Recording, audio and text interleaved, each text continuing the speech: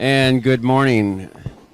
Welcome back to the 39th annual Portland Masters.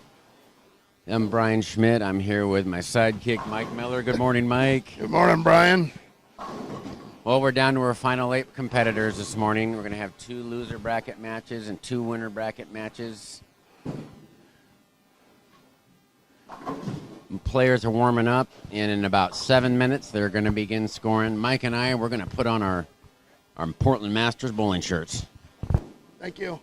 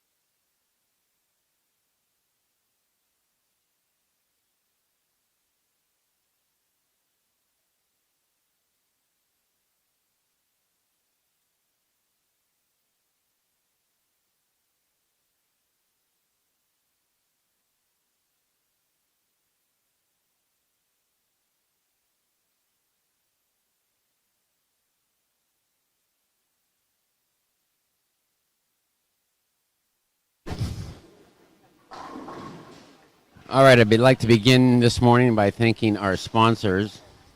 I'd like to start with Edwards Construction. Rob Edwards, thank you so much for your donations to the Portland Masters. Benny Salinas, Benny's Diesel Repair. And, of course, the Houston family and Milwaukee Bowl and Hazeldale Lanes. It's early.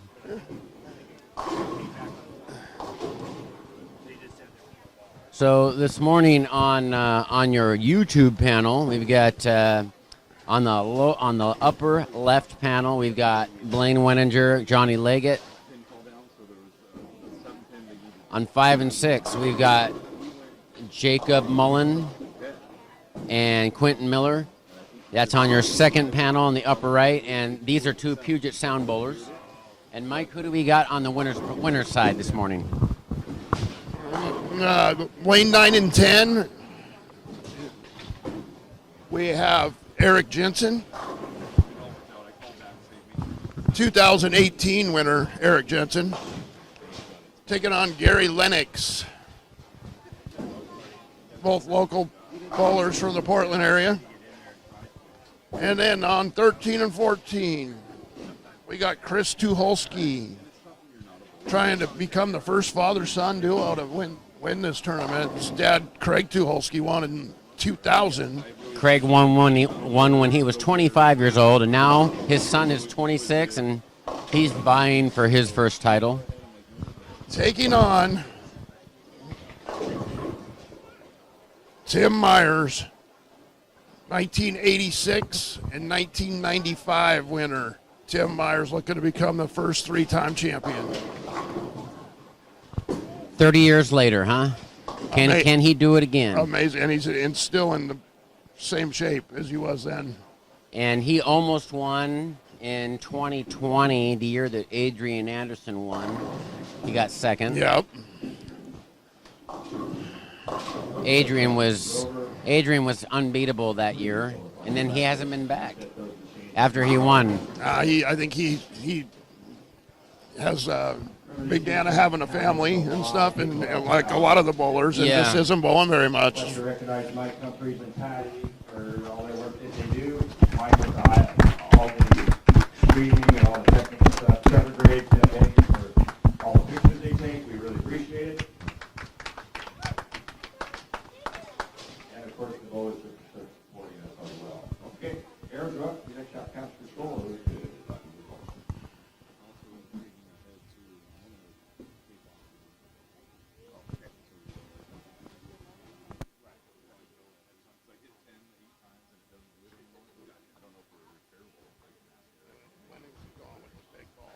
Yeah, I see he's playing out this morning. Gary doesn't have to play the fourth arrow bar. He's going to try the track area early. I think he's trying to wear in a little hook spot for him. Oh, he moved in a little bit. Yeah. Oh, that was a great shot. But and is that Ion Max ball he's throwing? That's the Ion Max, yeah. And so as soon as that one's a little too early, he'll go to that summit again he threw yesterday.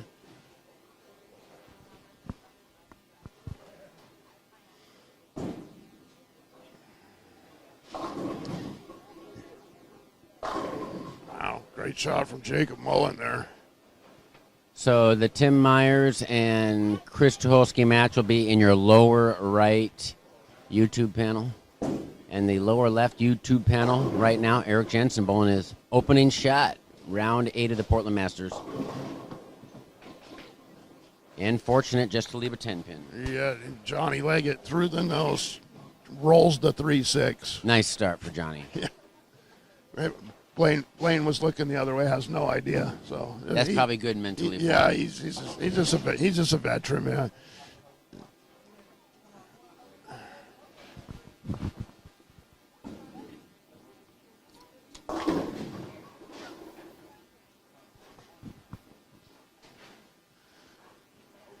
Okay, getting up on 14, Chris Tucholsky.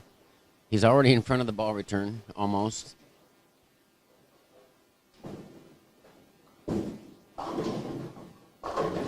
Oh, almost left the 4-9. Just a 4-pin to start. And Johnny Leggett out with a quick double. Uh-oh. And Eric, the first chink in the armor of the day. And back to back, we got Mullen missing a 3-pin right after Eric missing a 10. It's shocking to me. I've seen quite a few 3-pins miss this weekend. It's amazing to me. And two. Remember yesterday, Jeff Noggle missed a 2 and a 3-pin. Yeah. Right? The same game. Yeah. You know, Blaine started off with a 5-count washout after a strike. Leggett's got a small lead early. Quentin Miller going for an early double. Not happening. And we should mention he's also aiming to become the first father-son duo to win the Definitely, Masters. yeah. Hi, there you go. His father is Hugh Miller, as we all know, and Hugh won this tournament in 2015. Almost won it again in 2017. Yeah, Mike, you're going to make me pull up the list again. I think Hugh is the third all-time on Earth for regional titles. Him and Chris Warren are up there near the top. Yeah. Another bowler with amazing longevity. Similar to Tim Myers, has always kept himself in great shape. All right, Eric covers the 3-pin. Tim Myers going for a second frame strike. And it looks like he caved in the bucket from the back. That's the old patented Timmy roll there.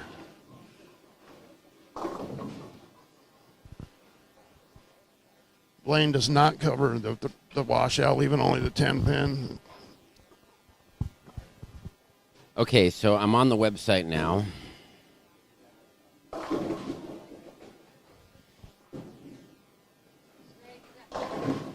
Okay, Mike, quiz for you. Who has the most in the world, regional titles?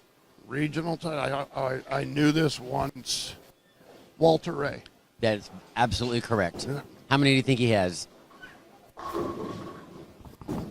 I believe it's probably over 100. 67. 67. Yep. Okay, in second place, Chris Warren. He moved back to Texas, didn't he? Yes, got a pro shop He in the has Dallas area. 59 regional titles. Then Pete Weber, 56. Dale Traber, I was going to say one of the Traber boys. 52. Yeah. And then Hugh Miller is fifth. Now, Fifth of all time with 47 regional titles. I do have to mention that I have seen this list at one time, so that's how I kind of remembered. I knew there was a Traber on that list. Yeah, and then Mike Scroggins, 44. Steve Jarros, 44. Wow. Ross Packard, he was a lefty in the San Jose area, Yeah, 42. I remember him. Guppy Troop, 42. And Sam Zurich, 40. Wow. And Darker Bone, 39. And then how many did Hugh have? Does Hugh have? 47. 47, yeah. I think he should come in and win 3 more senior titles to make it an even 50. Amazing, yeah, he should. Well, now with the PBA 60, that opens the door for some of the older bowlers as well. Yes. We should look up how many did Husted win? Yeah, I'm going to look at that. But he was on tour so much. know, He didn't bowl a lot of regionals for a while. It seemed like everyone he bowled, he won, though. And a huge break for Gary, tripping out the 4-7 high.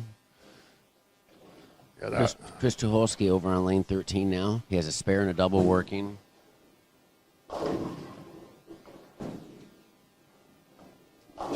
Oh, bad. 2, 4, 8, 10.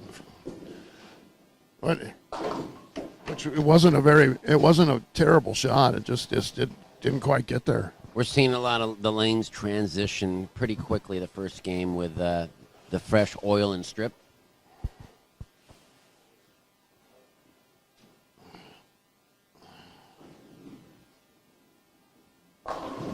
Oh, Eric runs away, Brooklyn. Yeah, that's the payback there. Both players carrying Brooklyn's there. And Chris only able to get 2 off the split. So Tim Myers maintains an 8-pin lead. All right, so let's see if we can find Dave on this list. Oh, great shot. Jacob Mullins throwing some good shots down there. Yeah, and also, we didn't mention this yesterday, but after my evening research, if Jacob Mullen makes the show, he has the longest road. He lost in the opening round with a 549 series. And since then, he's gone 4 consecutive match play victories. That's awesome. Sometimes you don't ever want to do that, but sometimes when you're keeping ball in every squad, you have an advantage. You don't have to sit and wait. Yes. Also, Quentin Miller lost in the second round. So for Quentin and Mullen, this is their 6th match of the tournament. Blaine Wininger with a great shot, solid 9. See if he makes it today. He makes. He's not going to miss it today. Not today.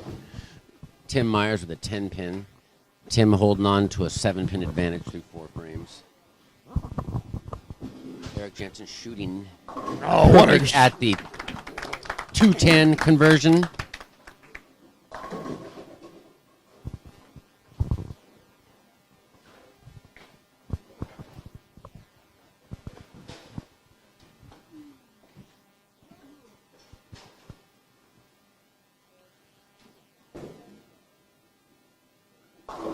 Oh, and Blaine trips the 4. Okay, quiz for you. How many regionals does Dave Houston have? 17. 26. Yeah. So a lot. That's a lot, considering he bowled for the most part time on the regional tour. And I would say the most glaring statistic looking at the regional chart is Ron Moore. Ron Moore with 1 regular regional and 25 senior regional titles. Wow. He's the latest bloomer ever in PBA history. Didn't he used to live in Alaska, right? And then he moved to Las Vegas. Yeah. Slight climate change. So I don't. Oh, and Tim wraps the head pin around the 10 on the washout.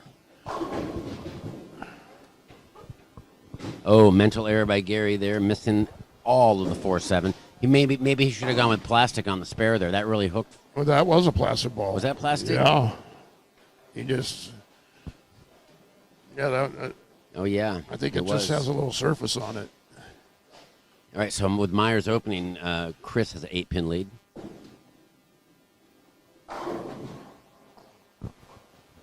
Chris has looked solid all weekend, and Johnny Leggett trying to cover the 5-pin. No problem with the 5-pin for Johnny Leggett.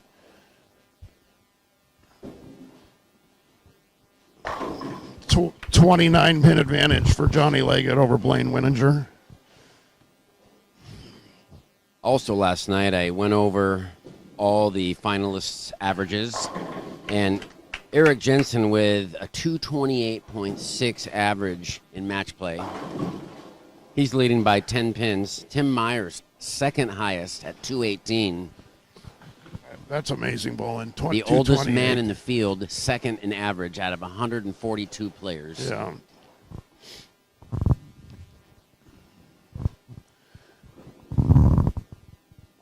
That was a much better shot from Eric there.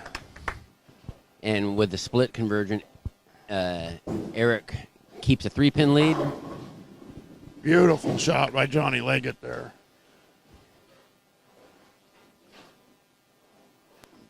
Blaine can cut the lead to 19 here if he catches a double. You know, it would be nice to be able to clock the rev rate of Johnny Leggett. Do you think he's in the 500 zone? Oh, yeah. The only thing that is because of the ball speed might cut that down a little bit, but he's definitely in the 500s, yeah. Okay, Blaine, going for a double on your upper left-hand panel. Perfect shot. Beautiful. Cut the lead to 19. Eric Jensen to extend his lead to 13 with a strike here. Okay, he hated it, but he just left a 2-pin. Yeah, there's a little hang down lane right now that he's trying to burn a little path in. Tim Myers through the face, fortunate just to leave the 610. Jacob Mullen with a 16-pin advantage over Quentin Miller through 6 frames.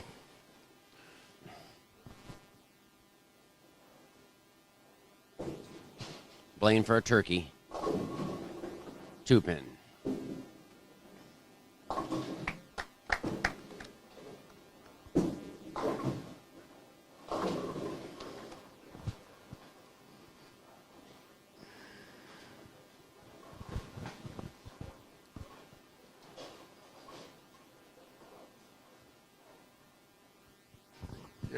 Gary Lennox could take the lead in the match here with the strike.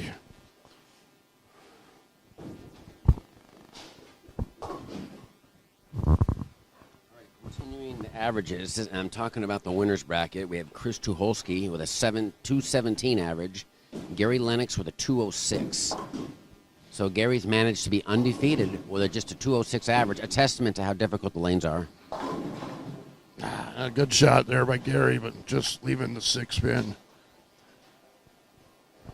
Now sorry, Brian, but I don't expect Gary to be in that ball much longer. It's No. it's already starting to pick up pretty early. He may go to the ball he was using late yesterday and move slightly deeper. Yeah, I think. Maybe that's the move. I believe that would be what he's going to do. So in the losers bracket, Blaine high average at 214, Jacob Mullen 204, Johnny Leggett only averaging 197 is still with us, and Quentin Miller a 192 average still alive in the tournament. No, it's not how you bowl, it's who you bowl.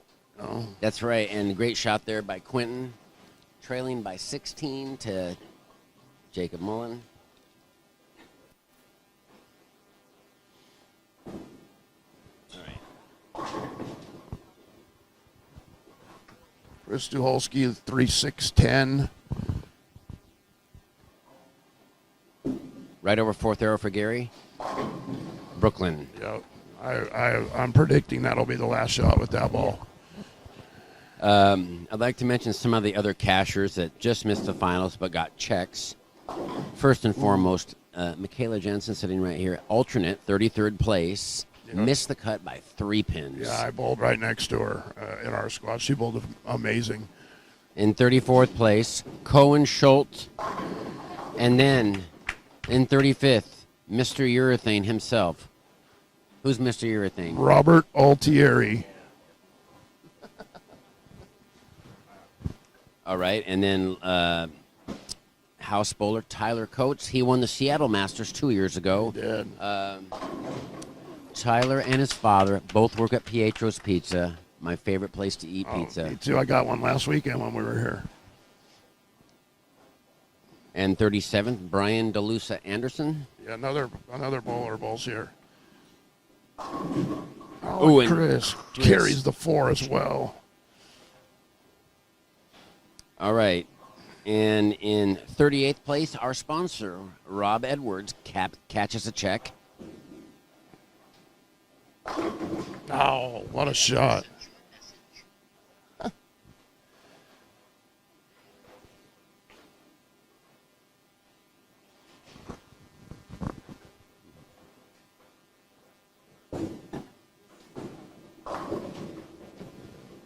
Tim Myers' ball change. He went to the lime. High Road Max. Rob Edwards popped off a 214, the 10th game, to grab a check at 77 under last week. That was a clutch performance. Oh, Eric caving in the 2 from the back. and after the trip 4-7, what? That's a good break there. And then it seemed like a sure bet that Matt Corrin was going to make the cut. Matt Corrin was 60, 70 over and had 3 consecutive 150 games. Still got a check at minus 77. Yeah, he was bowling right to the right of me, and he really bowled well on the short pattern, and not so well on the long pattern, which is kind of kind of the pattern here. The long pattern plays way more difficult than the short pattern. And our final check, 40th place, went to Peyton Coombs. Ball change. Well, you called that one, Mike. You could be his ball rep. Yeah, I could. That ball stayed on line much longer, so that was the right move.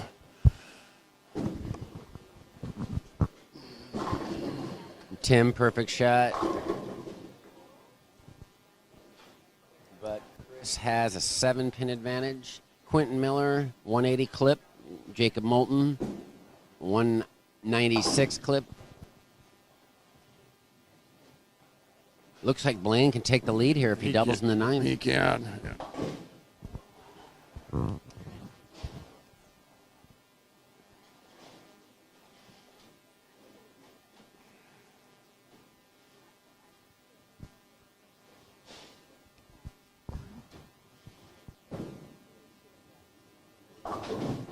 Oh, trouble for Chris coming up through the face.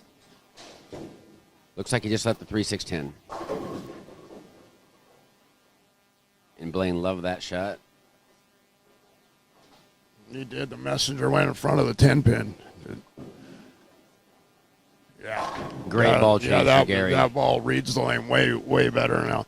But he was trying to groove that path with that bigger ball there. Yeah. So he may be able to go back to it later, right? yeah, maybe, but I'm assuming he's going to have this ball. I agree. And now that being said, he's the only lefty, so when he has to change pairs, he might have to be back on the fresh. So I think next squad we bowl on more fresh pairs, if I'm not mistaken. We bowl on 7 and 8 and 11 and 12. yeah, so he's probably be back to that other ball just for half a game.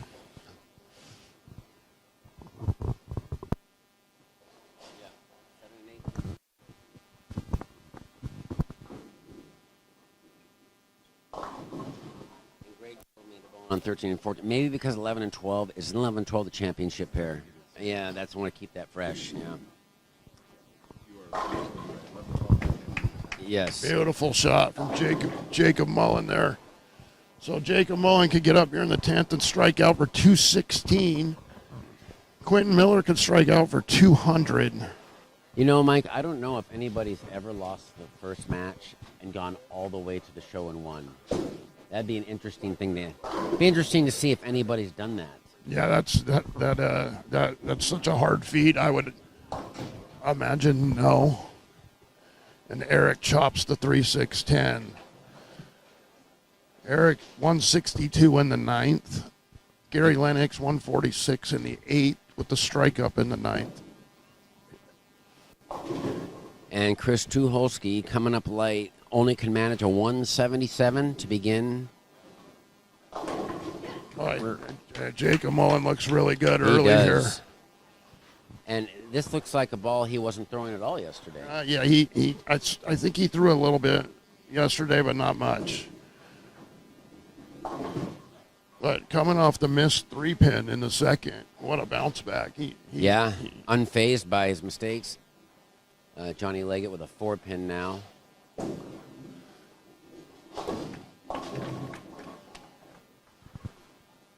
Well, it seems like Eric has an early hook or no hook right now. So I expect him to a jump left with his a little jump or a ball change. Yes. Yeah. Get away from that hang. Tim going through the face, just leaving the 3-pin. Oh, Mullen's going to be tough to beat down here. He's throwing some great shots right now. So 170 for Eric Jensen. And of course, the 2-8-10, probably almost one of the toughest splits. I've only made splits like that maybe once in my life. Yeah. Last night on YouTube, someone took out the 10-pin and bounced it out of the back and took out the double wood behind. Nice. I saw that on YouTube. That's nice. Crazy. Okay, so we have Tim's going to shoot 182 if he strikes. To Chris's 177. Gary up in the 10th. That's a great shot. Yeah. 215, Jacob Mullen. Quentin Miller can strike out for 200 even. Johnny Leggett got the first strike in the 10th. He could shoot 214 with another couple strikes.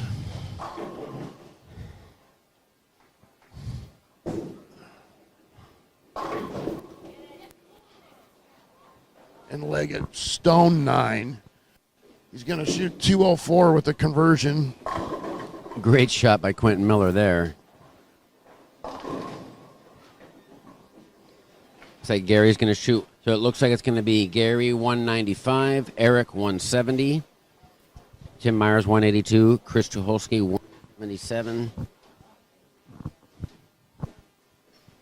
Chips for breakfast.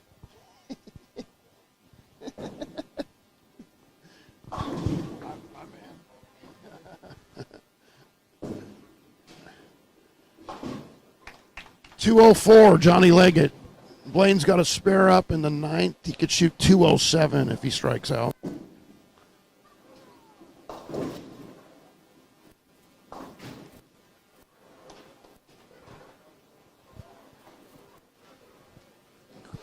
Quentin Miller with the washout. The conversion here, he can shoot 186. Chris picks up the 4-9 to start off game 2. Nice. Tim Myers, great sportsmanship, gives him the fist pump, Howard Stern style. Yeah, he didn't mean it. 185 for Quentin Miller. That's like the nice spare, but not really, you know. Yeah. I had to pick that up for $1,200 in Vegas. A 6.8 or a 4.9? A 6.8. Yeah. Yeah. Oh, it carries the Brooklyn. Tim Myers. That pair is playing real difficult right now.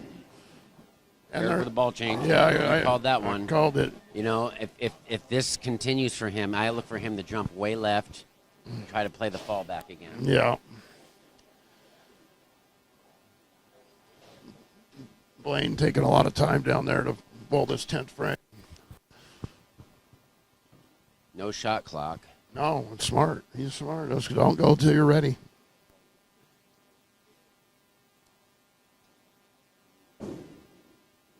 He likes it. No, why wouldn't you like that one? That was a beautiful shot. And Myers, instant payback, ring 10 after the Brooklyn. Eric shooting at the bucket. Perfect shot. Boy. Wow. Jacob Mullen's ball reaction is the best in the building right now. For certain. Yeah. And he drove further than anybody, all the way from Bellingham, Washington. Yeah. Yeah, both of these players from Seattle and Bellingham are on the trek. Everybody else is local. And Tim misses a 10-pin by several inches. Blaine- Uncharacteristic. Blaine with the 4-pin, he could shoot 197, so Johnny Leggett's going to have a 7-pin advantage. Gary breaking down the split, just leaving the 6-10.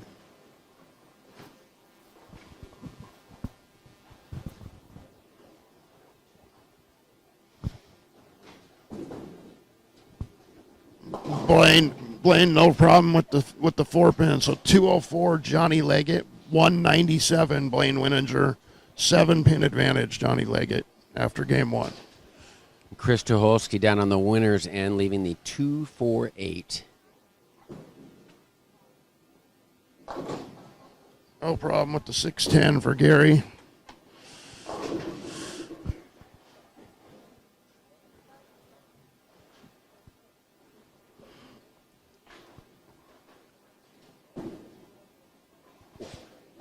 And Chris misses the 2-4-8. Yeah, that pair is playing very tricky right now. It looks like the bowlers of the caliber of those two, and they can't get a double. Tim up by 7 pins. Great shot. Yeah, Bird dog for Gary. yeah, that was a great ball change, Brian. You called it, Mike.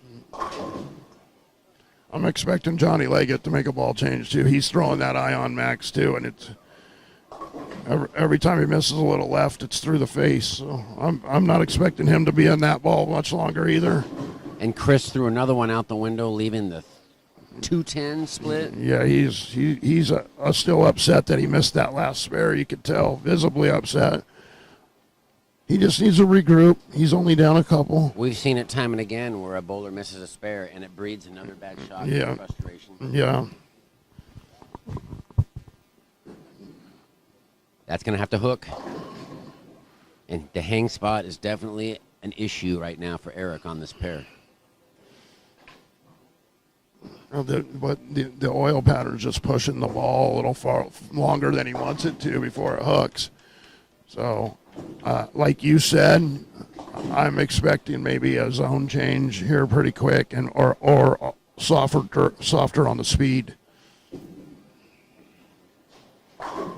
Jacob Mullen, unbeatable right now.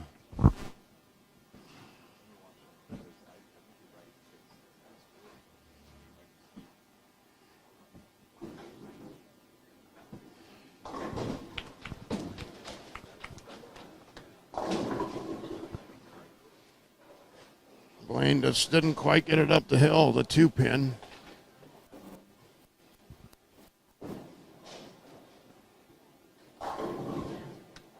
Perfect shot for Tim. And with that, Tim has an 18-pin lead through 13 frames over Chris Tucholsky.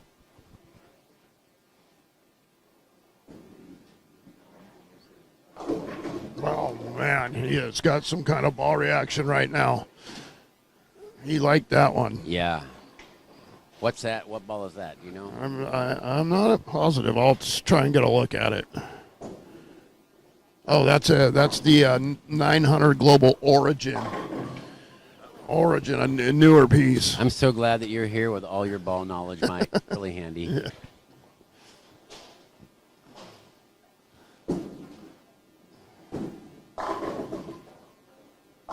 Meyer, the double. 28-pin lead now. No. Yeah, 28-pin lead for Tim Myers. Eric leaving a 9-pin, getting closer. Beautiful, beautiful shot for Blaine.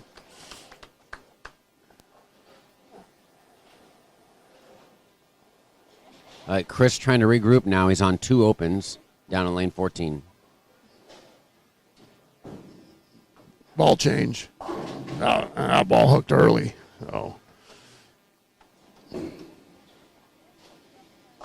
Oh, and Quentin carries the Brooklyn for a double. First double of the match, He I does think. a left-handed curtsy. You take him any way you get him, Brian. Shout out to his dad, Lefty. Oh, that, Gary misses left, leaving the bucket. that was a good shot. I don't think he caught all of it.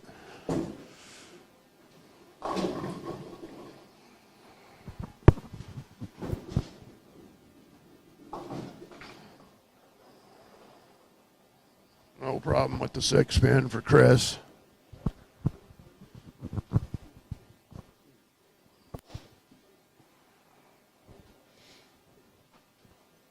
Okay, the difficult bucket conversion. Can Gary do it? He sure can. Boy, Wow. I'm telling you right now that the players right now are lucky in the losers bracket because Definitely. he's got the best ball reaction in the building. That being said, with that ball reaction, he could go on and not lose another match. Chris Tucholsky through the nose, but tripping out the 4-7-10 for his first strike of the game in the 5th frame. That's going to have to hold for Gary. Oh, disaster. 4, 6, 8, 10.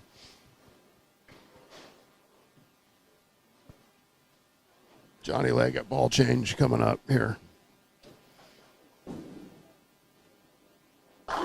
Wow. Well, he's making some unbelievably good shots right now. And so Jacob Mullen lost 573 to 549 his opening match to Lucas Cobb. Oh, and Gary, big mental error, missing all 4 on the split. Johnny Leggett with the ball change looked much better.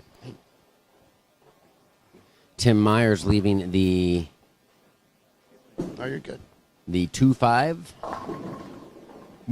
Quentin Miller with another Jersey squasher, Brooklyn for a turkey. He's got back-to-back Brooklyns. Yeah, he needs it because Jacob Owen is unflappable right now. Myers covering the 2-5. Myers 26-pin advantage. Blaine just can't get it up the hill a little bit. It looks like the ball's going to make the turn, and it just lays off. Oh, Ah, and Eric there gets you it go. to climb the hill. He slowed it up a little bit. Slow, yeah, that's what I think that's the right move, you know. Where No way. A 3-bagger Brooklyn. Listen, that might be the only thing, maybe get in his head a little bit. You know, Yeah. you see 3 Brooklyns in a row. you Wow. start. I think I see a 10-pin in his future. All right, Tim just flagged the head pin.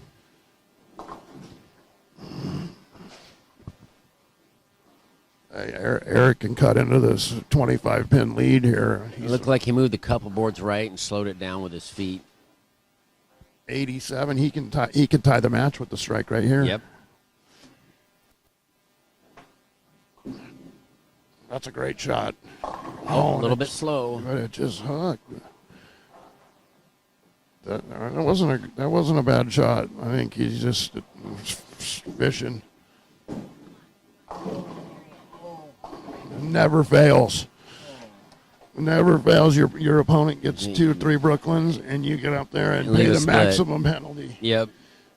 Well, it wasn't quite maximum. At least there's not a 10-pin with that. No, It's but just a baby split. Could have very easily been just the 2-pin as Yes. Or he could have tripped it forward. All right, Eric only down by a mark now. Halfway through this round 8. The Portland Masters. well. Great spare. All right. And Chris Tucholsky with the bird dog.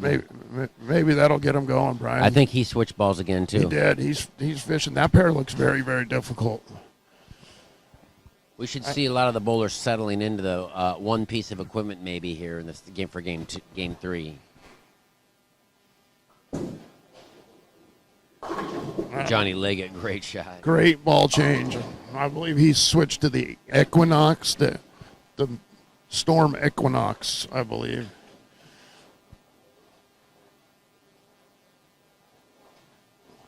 Could be wrong about that. I'm not certain exactly what ball Johnny changed to.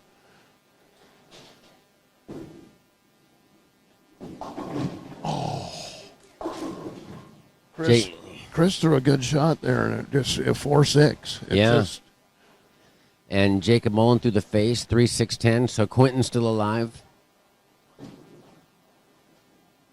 Gary covering the 8-pin, almost carried that.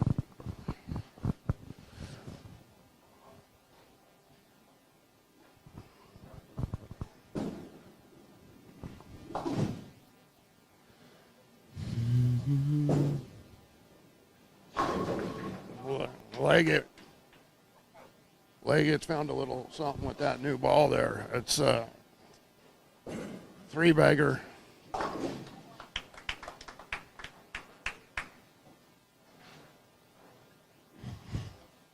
Gary between 4th and 5th arrow. That's a good shot. That is. Beautiful shot for Gary Lennox.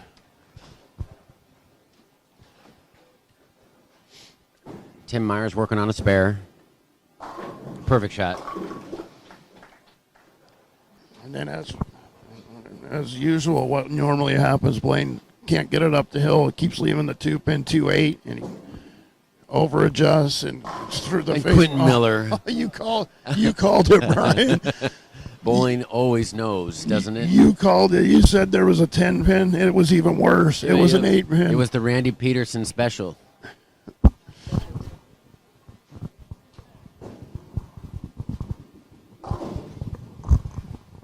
That was a perfect shot.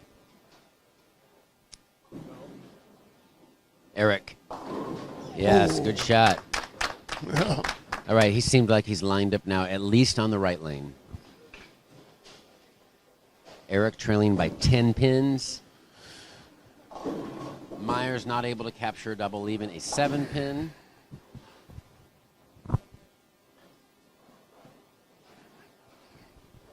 Blaine up on lane 3. He likes lane 3. I don't think he liked that one. No. Fortunate just to leave the 1-2.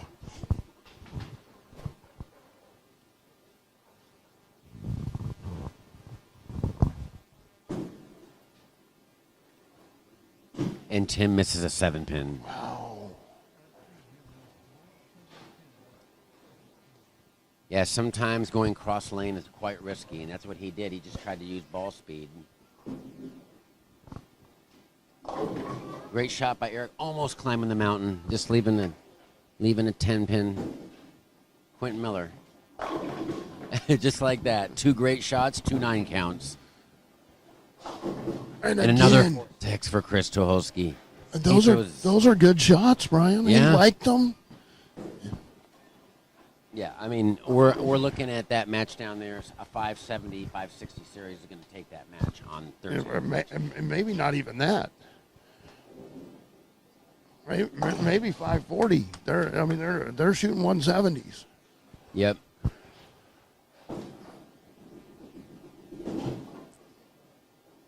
So here's the situation. Johnny Leggett can get up here in the 6th frame, working on a 4-bagger, working on a 3-bagger. He can extend his lead to 39 pins with the strike here. Gary Lennox looking to throw on his first double of the game right now. That's going to have to hold, and it does not. That looked right off his hand. Chris Tucholsky trailing by 26 up in the 9th frame.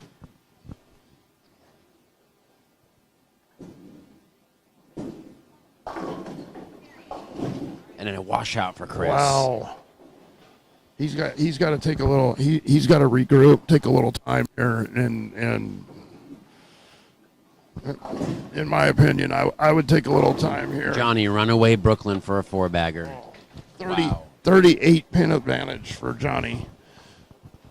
Kind of good timing on the Brooklyns, just like yesterday in the 10th frame. Got to capture those breaks. Jacob Mullen stays clean, 174 in the 7th. He's up 36 pins. 108. 108. What's he saying? Eric has 108, is what he said. Oh. Eric has 108. Oh. Gary with 108 in the 7th frame.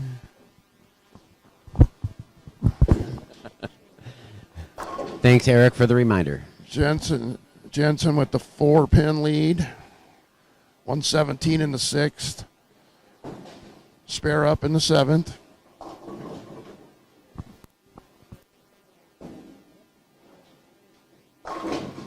Bad break for Jacob Mullen right there. That was a good, well-executed shot.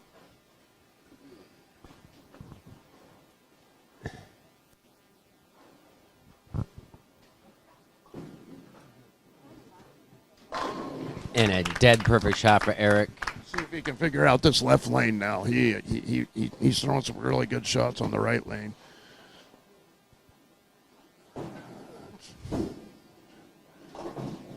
Tim with Johnny Leggett just missed a 10 pin.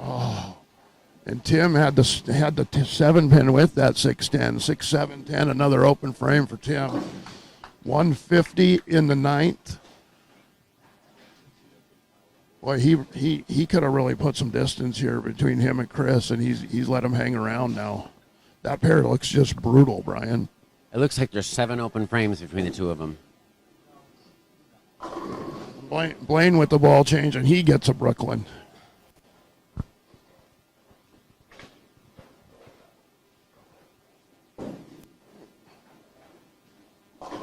Tim flagging the head pin.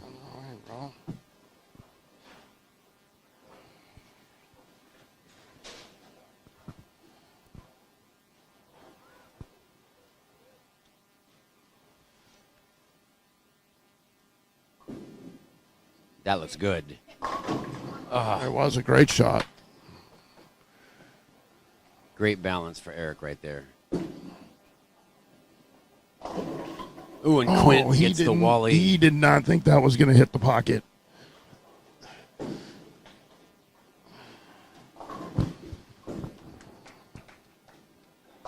Boy, these two look like they're bowling on a totally league condition. Yeah, down here. yeah. And, you know, Chris needs not to get too upset down there. Tim's having trouble, too. Yeah, exactly. You know, yeah. He's still in this, so he's up there with his dad. Hopefully Craig will give him some calming words, letting him know that. So this is a big moment for Gary. He's 108, and he can strike out for 198.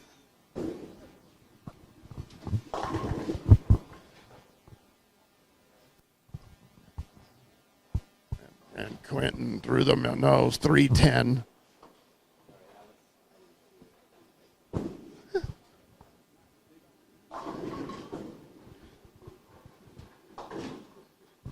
Blaine with the conversion on the 6-pin. 138 in the 7th for Blaine. That's going to be a good shot. Perfect shot there for Gary. Johnny Leggett with a 25-pin lead through 8 frames. Quentin Miller bowled a great game, a clean 228 if he strikes. With 3 Brooklyns. I think everybody's had their share. Yeah. And Chris strikes in the 10th. So Tim finishes with a 169. And Chris can strike out here with the strike here. Will be in the 150s. 10th frame for Gary Lennox. That looks good. Oh, and just hang a little bit. All right. Might have been a touch firm.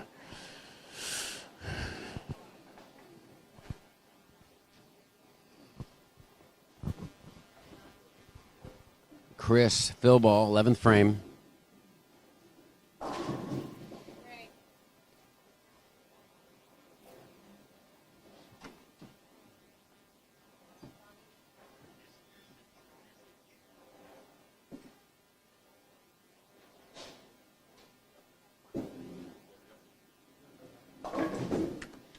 Good, nice double wood cover for Gary.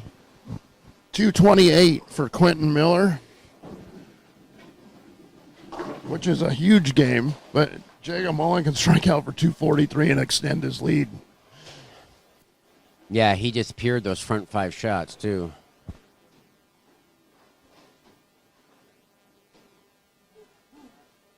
All right, we got Tim Myers 169 to Chris Tucholsky's 149.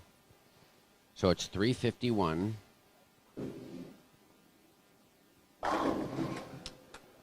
$351 for Tim Myers, and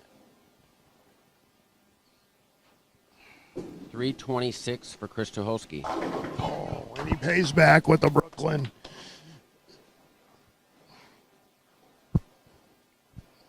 Leggett coming in off an open. Yeah, he got. There wasn't 10 pins in the rack. He left a 4-pin and got the redo and struck. I saw the missing pin. Yeah. Wow. That free practice shot in the middle of the game is always nice. Yeah, capitalize on it. Yeah. Okay, so with that, Eric has an opportunity now to take the lead if he doubles in the 10th. Another Brooklyn. Another run. They're about even now. Turnabout's fair play. They're about even. All right, so Tim Myers, the 25-pin advantage heading into the final game over Chris Tucholsky. However, both players started with a strike.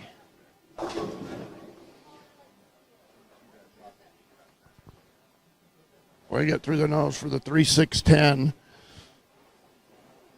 That's going to be a tight game down there here. 3 and 4. Okay, Eric with a clean game here. Going for his first double. He gets it. Yeah, oh, beauty. That was just perfect off his hand. Ball change for Jacob Mullen on the fill shot there. 243 for Jacob Mullen. At 458 after 2. Quentin Miller 4-13. Yeah, they're just bowling Thursday Night League down there. Yeah. So there's a 45-pin advantage for Jacob Mullen heading into game 3. Blaine still behind Johnny Leggett. Johnny narrowly picked up The the spare. 3-6-10.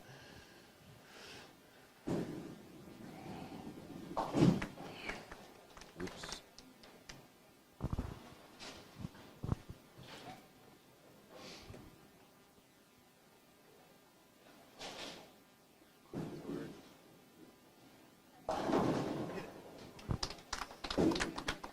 .206. And Eric 376. Gary Lennox 371. Eric with a 5-pin lead. I can't wait to see this last game, Mike. yeah. And don't look now, but Quentin Miller's got a ball reaction all of a sudden, and Tim Myers getting a early double there. And Tim Myers now with a 35-pin advantage on Chris Tucholsky. One of my horses is in no. potentially going to loser bracket. We'll see. One of mine is getting eliminated as they're bowling each other right now. Oh, and a bad shot by Jacob there. The 3-9-10 difficult spare. And he did make the ball change, and stuck with it, and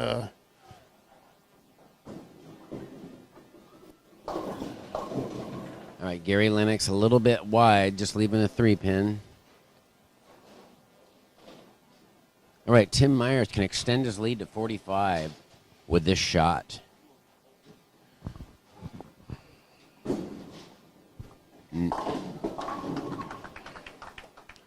Jacob Mullen makes the 3-9-10. Difficult spare.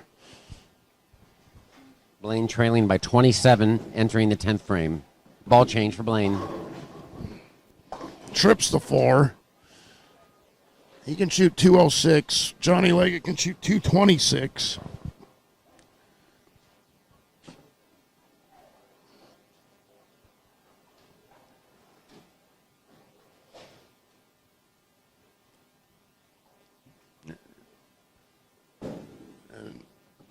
And that ball change wasn't very long for Jacob Mullen. He has such a good look with that piece. Yeah, he went right back to that origin. He's got a 45-pin lead, but right here, Quentin Miller can cut into it. Eric a little slow there. Fortunate just to leave the 6-10. Blaine with the big double in the 10th. Squeezing out a 2-0 game. A clean 2-0 for Blaine. And, you know, his 2-0 is almost identical to what Eric just did. Yeah. Goes to the 10th frame, the double.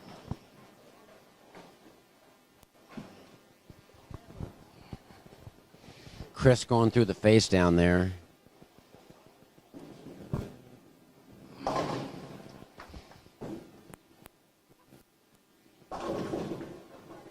Oh, nice break for Blaine on the count ball. 206. 206.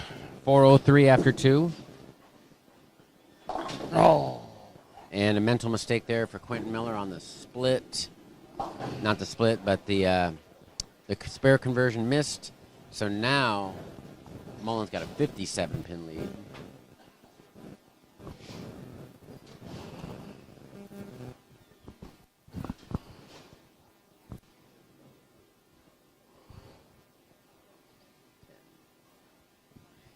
Myers by 35, Tucholsky up in the 4th frame. That's going to need to set. It does. Yeah. Perfect. He's starting to see a good ball reaction, Eric is. And Definitely. Leggett, fortunate only to leave the 2-pin. With the spare strike for Leggett. He can shoot 195. Or check that. He can shoot 215. Blaine shoots 206. Johnny's going to have a small lead going into the last game. That's going to need to hook. It does not, and Gary just leaves a 3-pin.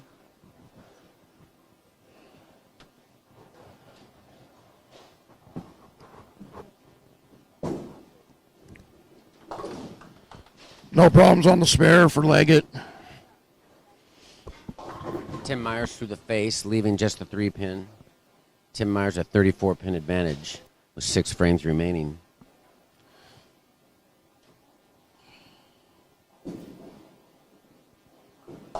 Oh my goodness.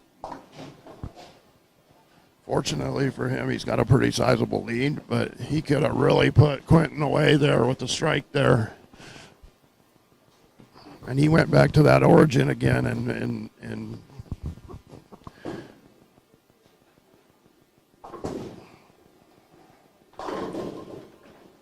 214 for Johnny Leggett. 206 for Blaine Winninger. 15-pin advantage. Johnny Leggett 418 after 2. Blaine Winninger 403. Going into the third game. Best game down there.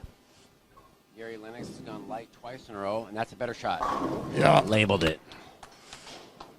Looks like he got it more hand in that one. Looks like he caught a little more of that one. Yes.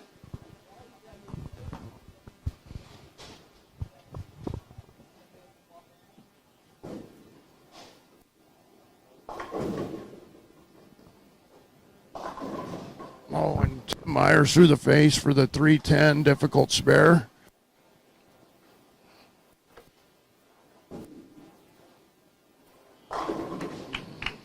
Beautiful bounce back from Jacob Mullen. Jacob Mullen 46 in the third with the strike up in the fourth. Quentin Miller 28 in the second with the strike up in the third. Great shot. So we're using 15 and 16 next squad, huh? Yeah, 1, 2, 3, 4, 6. So we got the end pairs. All right, Yeah. beautiful shot for Quentin, catching a double.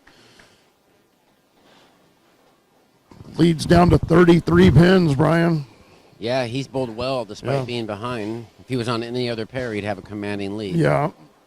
Well, I guess Johnny would be beating him slightly, but not by much.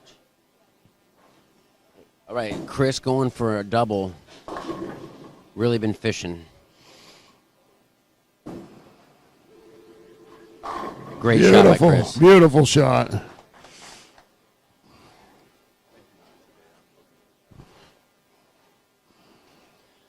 All right, Eric can increase his lead here. Absolutely perfect. Eric's found a ball reaction and leg out. Oh, and Quentin lets him know. 3-bagger for Quentin, 58 in the third. He's chopped half the lead off halfway through the game. That's a big shot right here for Jacob. He can see some momentum back here. Chris Tucholsky for a turkey. Oh, and disaster. The maximum penalty.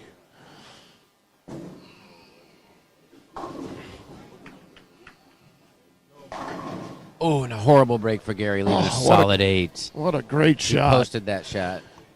That was a great shot.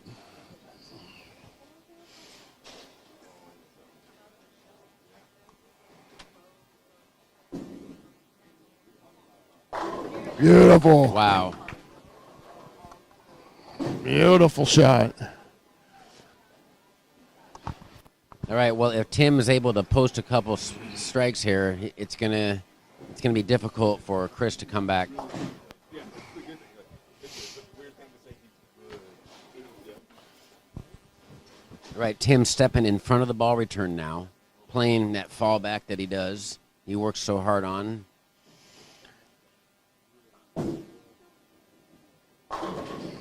Great shot, Johnny Leggett.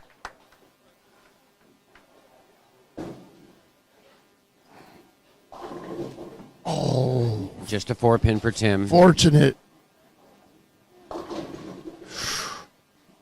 3-6-10 for Jacob Mullen. And don't look now, Brian. Opportunity for Miller.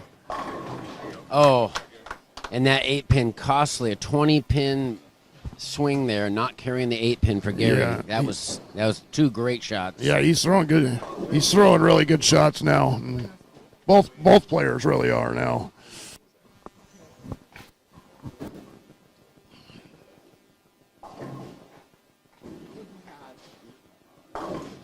Ooh, great spare. 93 in the fifth for Jacob Mullen.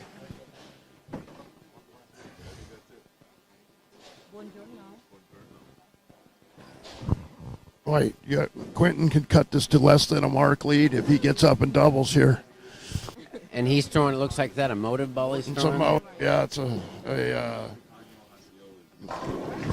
I believe it's a Venom Shock. And that's what EJ Tackett's wheelhouse, right? Yeah. That's going to go Brooklyn. And it goes high.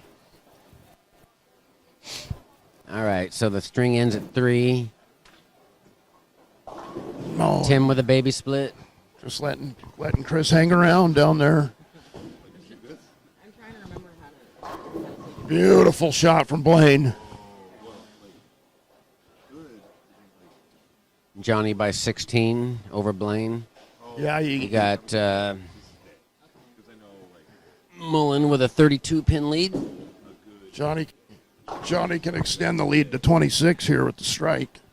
Meanwhile, in the middle of the house, Eric Jensen with 4 perfect shots, going for a 5-bagger, really going to put some heat on Gary with this one.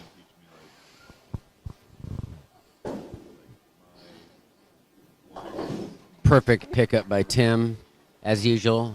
Flawless execution.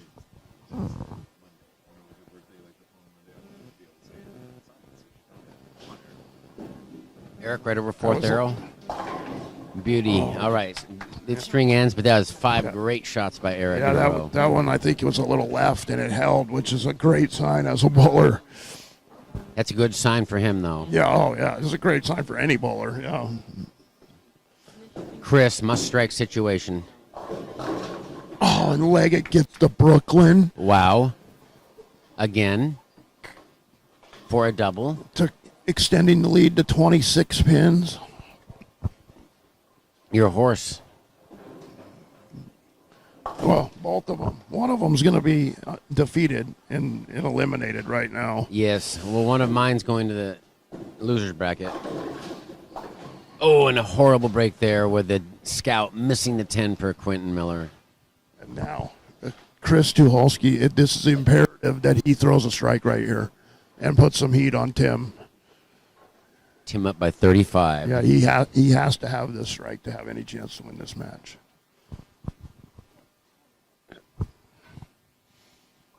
Must strike for Gary. That's a great shot. Hey, what a shot, Gary Lennox. And if you look at that 8-pin, that might be the difference in the match because that cost him 20 sticks. Yeah. No Brooklyn this time for Johnny. Fortunate only to leave the 5-pin. Chris flags a head pin. Out the window. He's got to refocus, though, because he's not out of the tournament. He's just in the loser's bracket, barring a collapse from Tim Myers. Not likely in the opening round. Yeah. That's going to good. So Eric up by 26 now. 3 frames remain. Decent shot by Gary, leaving a 6-pin.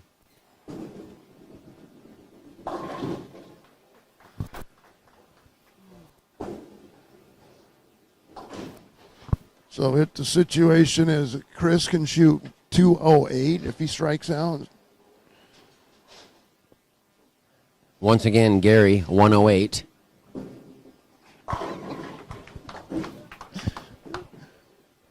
No problems with the 6-pin for Gary Lennox. 108 in the fifth, one with strike spare up. 129 in the fifth for Eric Jensen. Oh, and Blaine, pretty good shot. Doesn't get the 4-pin carry. Tim Myers up in the 8th frame. 9th frame. No, that was Was it the 8th frame? That 8th was frame. the 8th. Yeah, He can shut the door with one more strike. right now. Yep. Because he needs a 183, 184 to shut out Chris. Uh-oh. Oh. Uh-oh. Uh-oh. Yeah, well, look at Blaine. And we've got triggered bowlers in the building. We do what? Oh. I Just in think, case you were wondering, Jacob wants to win this match. yeah, I think they've been jawing a little bit. Yeah, And Tim with a bucket. Chris. Eric going about his business. Oh, and it runs away Brooklyn. He doesn't get the freebie. He definitely got in his head right there. He did, and I think what the issue is Quentin gets under a lot of people's skin Yes. with how emotional he is, and I think that there's been a little chatter down there Yeah. that we're not really kind of hearing them here, but Kind of like what Tom Doherty mentioned about Sean Rash yeah. on tour. Yeah.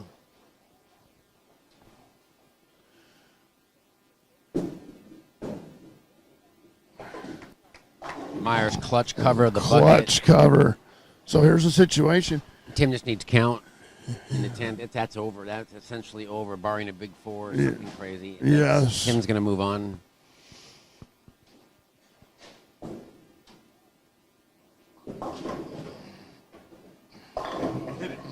So it's looking like now it's going to be Eric Jensen versus Tim Myers, two previous champions for the top seed, Mike. Yep.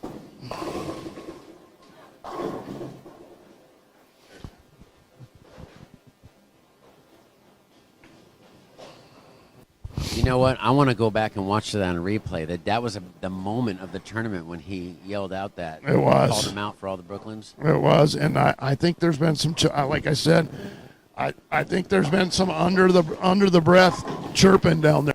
I'm quite positive. Oh, yeah. You don't just do that if there's nothing going on. You know.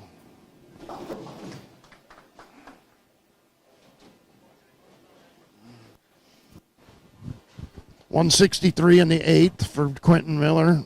Spare up in the 9th.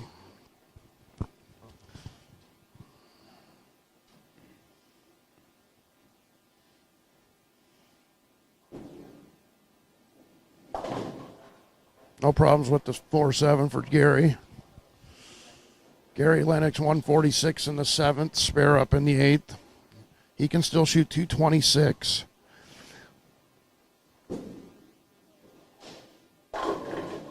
And that's going to wrap up Quentin Yeah. Miller. And the way Josh is executing, he could go all the way if he keeps executing like that. It's Jacob. Oh, that's right. Hey, I haven't. It's funny. I keep calling Josh Scott. Yeah, I know. I'm calling Jacob his brother. Is that? Yeah. I remember the year when both of them made the cut. That was confusing. Yeah. Well, Scott Wills did bowl well yesterday. Just Ryan Nicholas shut him out. 2 messengers. Yep. Oh, excuse me, Josh Wills.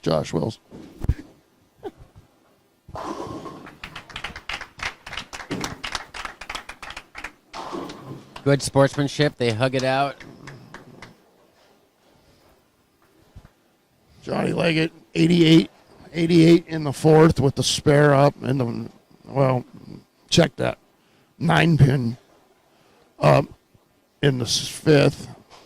Quentin Miller showing the ultimate respect. A little whisper in Mullen's ear. All right. Eric with a potential 269. He closed this match out with a strike right here. Wow. That's gonna do it. Eric's on autopilot repeating shots. Barring a Greek church or something here, if he just gets any decent count, he'll shut the door on Gary Lennox. Yeah, so Eric needs a 222. He's 230 with an open. It's over.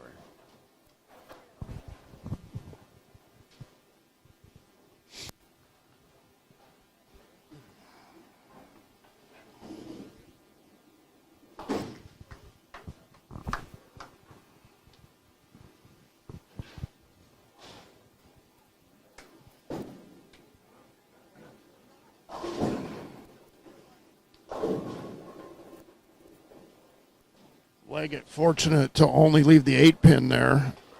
Could have been 2-8-10 real easy. And that's it. Eric Jensen moving on. can now finish no worse than third in this tournament, I believe. Trying to become the first player to win in both bowling centers, Oh, Tim misses the 10 pin. Didn't but it was matter. academic.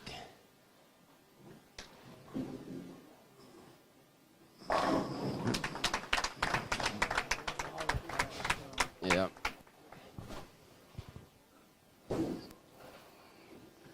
Gary can't hang his head. He bowled a great game.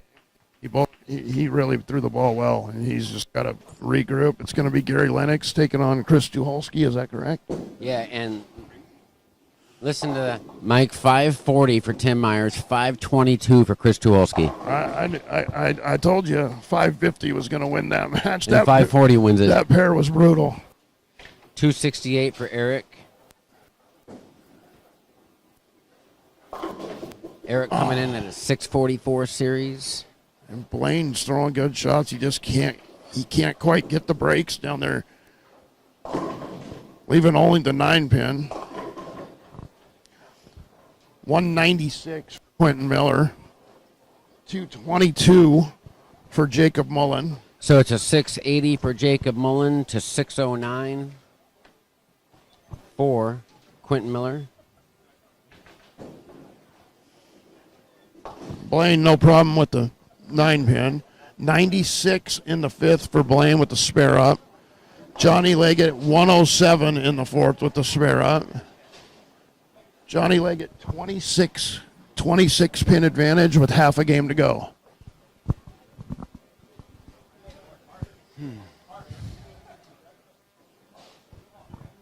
Lennox, smart move. He's taking a look at some different pieces here, it looks like.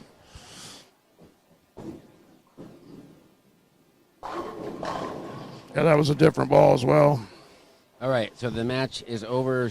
644 for Jensen, 577 for Lennox. Gary drops the loser's bracket. Tucholsky drops the loser's bracket.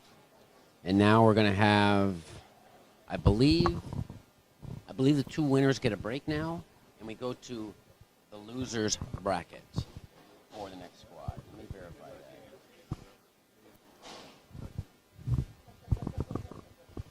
Leg it up right now. 107 in the 5th, spare up.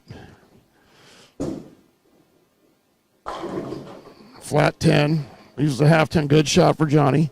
So our next squad, we just have 2 matches. It's the final 4 players in the losers bracket. The winners will be back at 10:30 for their showdown. Johnny with the spare here. The lead will be 25 for Johnny through 6.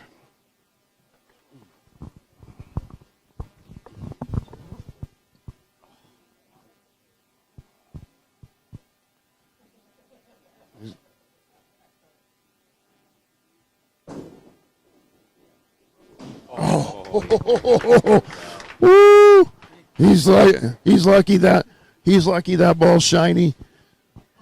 Rob, what does Rob Stone say on those? Skinny jeans. I believe on FS1 there's some bowling today. I'll have to watch it on YouTube when I get home. The doubles. Oh, is it on today? Yeah. What time's that on? I think there's a couple shows on. We can put it on the TV back here by the I booth. think it's at 10 o'clock. Yeah.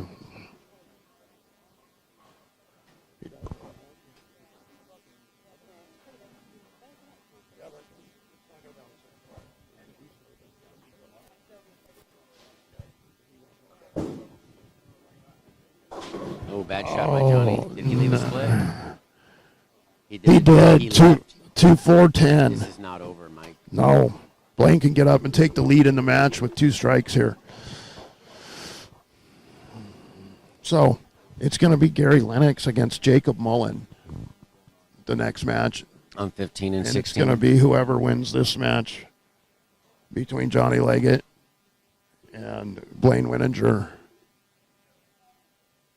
taking on Chris Tucholsky. Yeah. 2-time champ Blaine Winninger can get off the bench and take the lead in the match. Unless Johnny makes this. And Wow. he did make it. What a spare by Absolute John clutch. Leggett. What a spare. Blaine's up quick. He's up quick. There. Blaine's a veteran. He probably expected him to make that. Yeah, if Blaine doesn't double here, he's only got one more chance. That looks pretty good. And he leaves the half 10.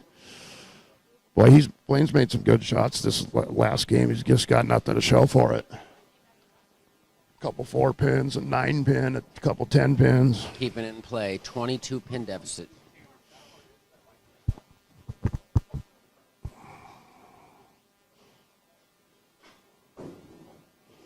No problems for Blaine on the 10 pin. So 136 in the 7th with the spare up for Blaine in the 8th. Johnny Leggett 143 in the 7th with the spare up in the 8th. 22 pin advantage, Johnny Leggett with 2 frames to go. Still anybody's match. This is must strike time, I think, for Blaine. He has to set himself up for the 10th frame here. Foundation 9 Yeah. right here. And that looked left off his hand.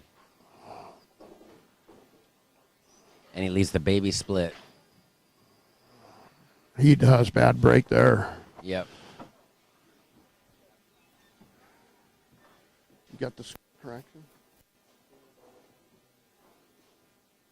Oh, they got it. Yeah, he got it.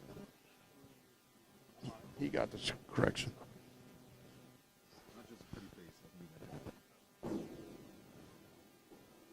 Covers it. No problem for Blaine. So essentially, any sort of mark, and So Blaine can shoot 204. yeah, so any sort of mark in the next 2 frames, he'll seal the deal for Johnny.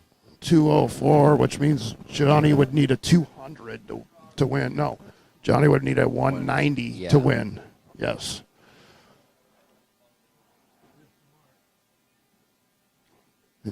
He needs 2 marks. Mark in both of these frames. Because he's low on the count. Oh. And that's the best kind of mark That's right the there. best mark. So now he just needs a 9 count and 2 shots. 9 count will win the match. Anything less, Blaine's still alive. Remember, he just 2-4-10'd on this lane. Is he going to make an adjustment, or is he just going to throw a better shot?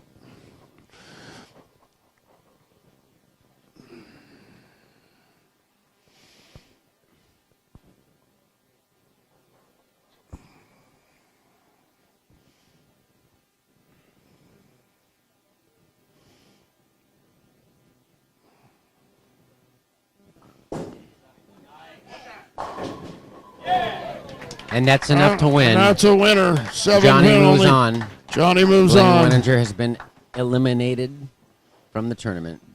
Good sportsmanship as they Yep. shake hands. That was a great match down there. Yeah. Blaine just got no breaks that game, and Johnny capitalized. So we're going to have Chris Tucholsky taking on Johnny Leggett, and we're going to have Gary Lennox taking on Jacob Mullen at our next match. Yeah.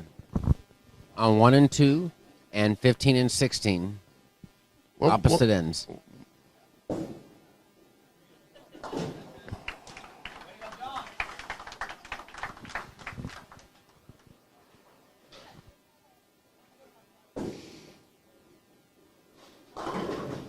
And still no breaks for Blaine. Still, no, he bowled a great game. Another impressive run for Blaine Weninger. Finishing in the top 8.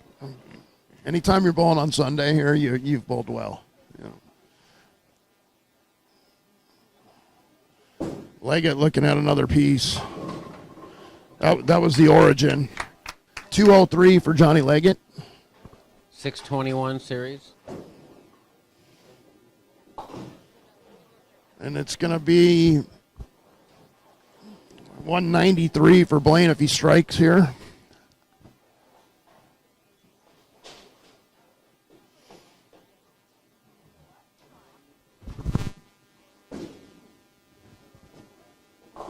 And the count ball always Any carries. It always carries. 193, Blaine Wininger. Great performance. All right. So rundown. 621 for Johnny Leggett. 597. 596. 596 for Blaine Wininger. And that'll conclude our round of this morning. Yeah, round 9 coming up here at 9:30. Just 2 matches. We'll be back shortly.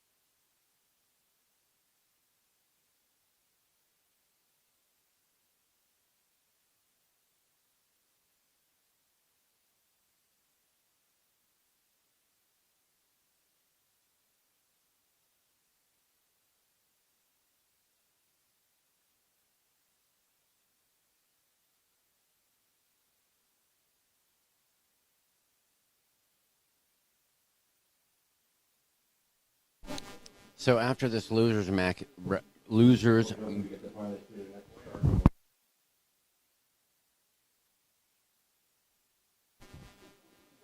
after this bracket is over, the 9th round, the 10th round will feature our 2 winners, undefeated.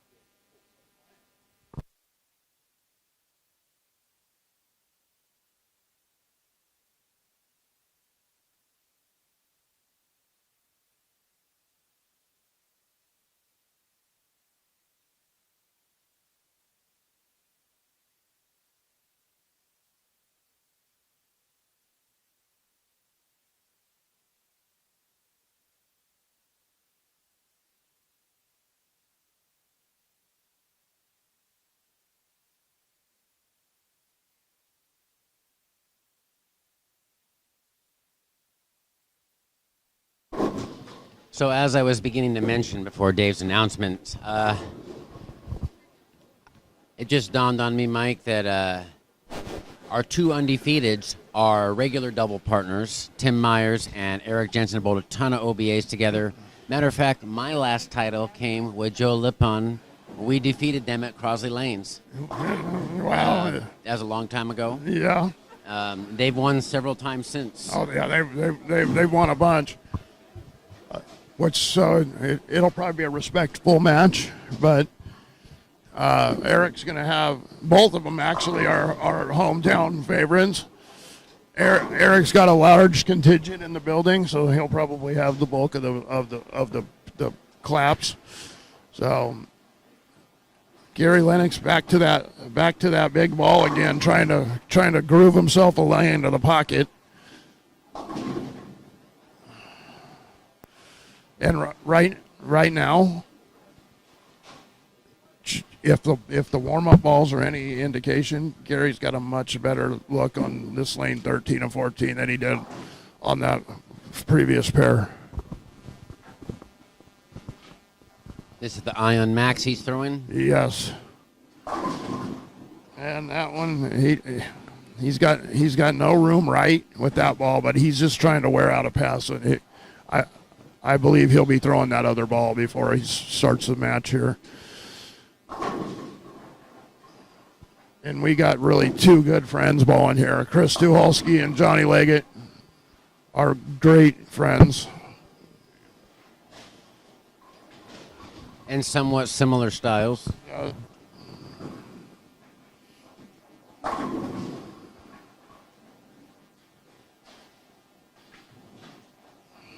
They're bowling buddies. They're vaping buddies.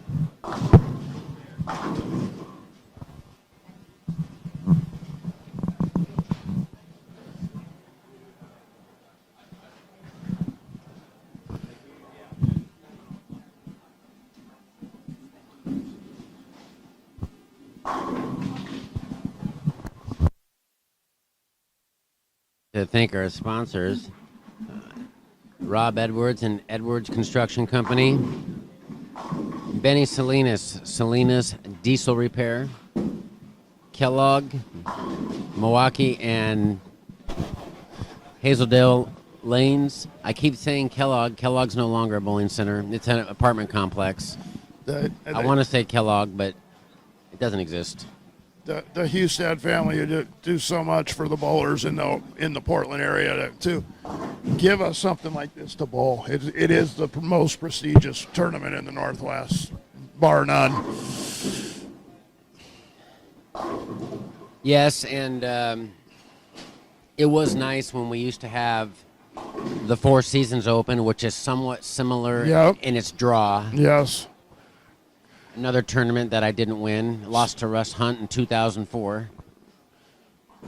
So I fell in love with the Portland Masters back in the day when it was here and it was 4 games.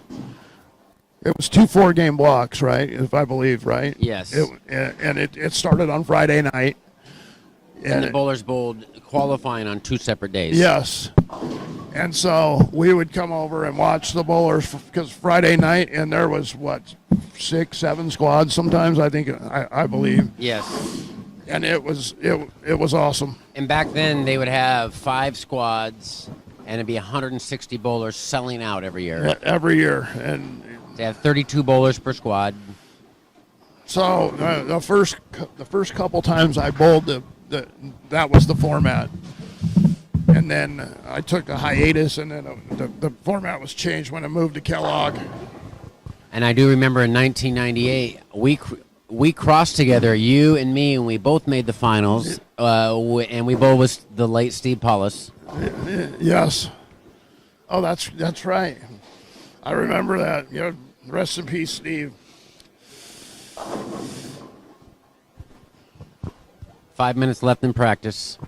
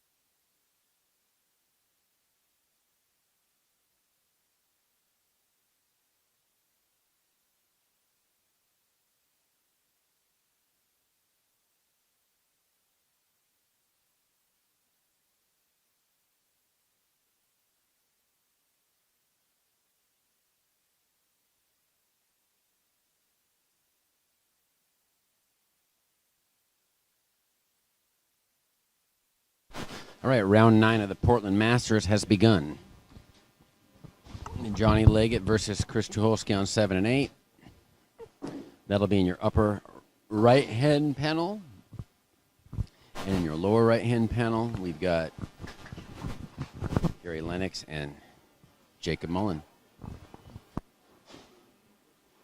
Blaine's still really upset about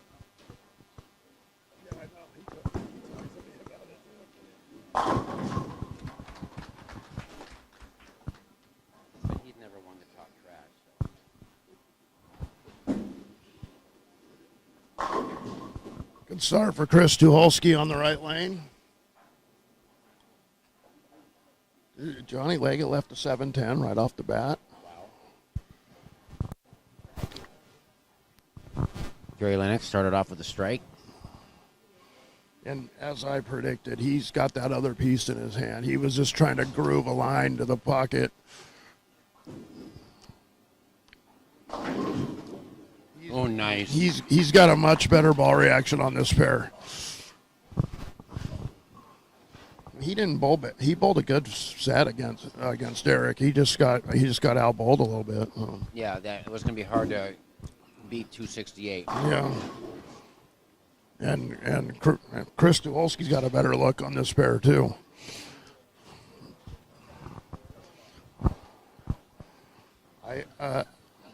I look for Chris to bowl a much better set, much better than he did last. Him and Johnny may be playing on top of each other at one point. Yes, which might help. It might help the.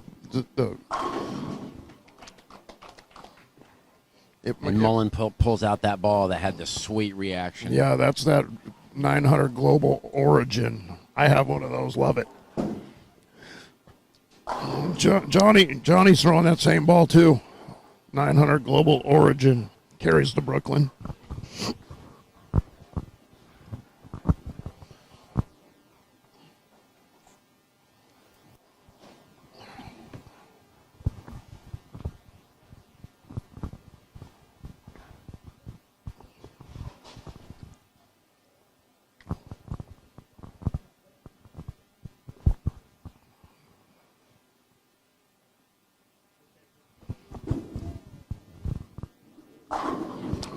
Beautiful shot. That ball is rolling great for Jacob Mullen.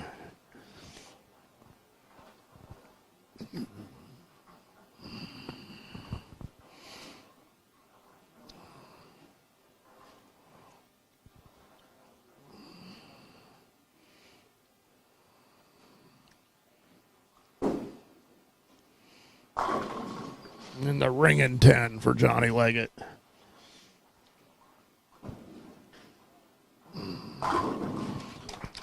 And Fantastic start for Gary. Yeah, G smooth. He's really throwing the ball well.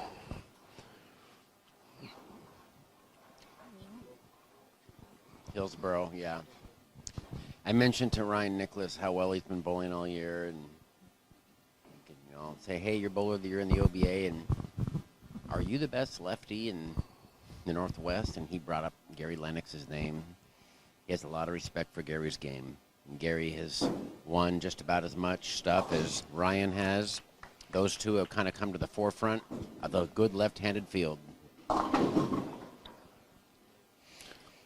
247 for Gary Lennox.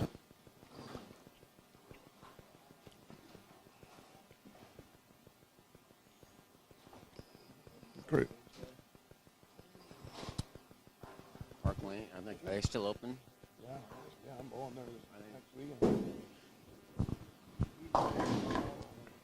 Washout.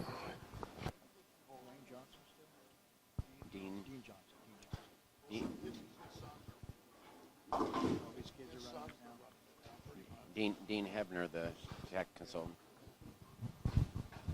Gary chops the 247. 83 in the fourth for Gary Lennox. Chris Tucholsky left the washout, the 1-2-4-10.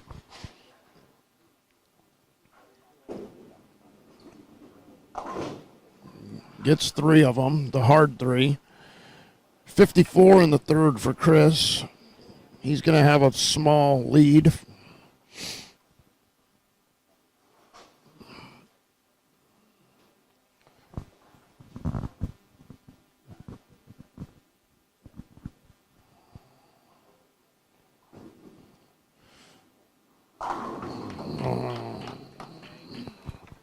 and Mullen capitalizes on the Lennox Open and takes the lead in the match.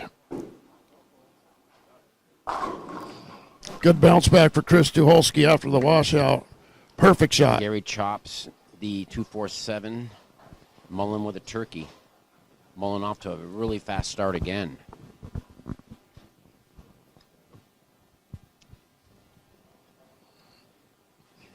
And this is Jacob Mullen's 7th match, Mike. He's 5-1 now.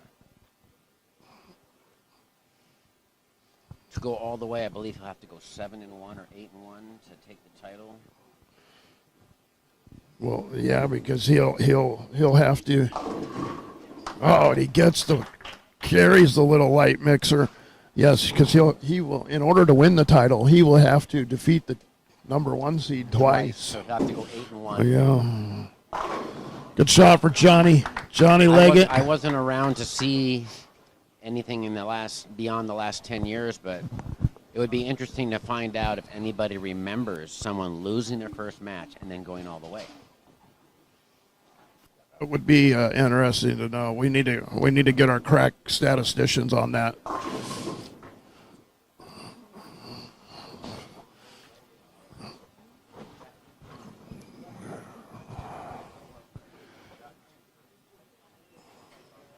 Johnny can take a small lead here with the double in the 5th frame. Chris Tucholsky with the 5-pin advantage through 3 frames.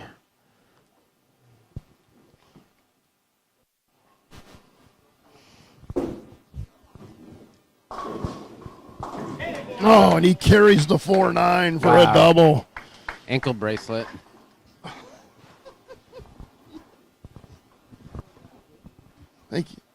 I think he's throwing that. I think he's throwing that Northwest embezzler.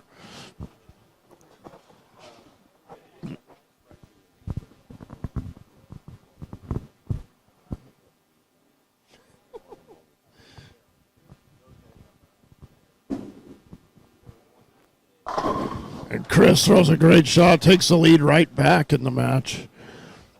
6th frame, Gary Lennox. That looks good. Well, it was 7. good. It was a good shot, though.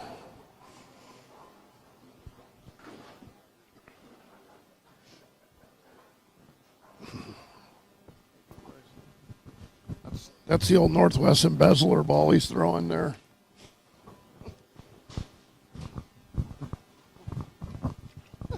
Yep, he won that ball at Ilana Casino. Yeah.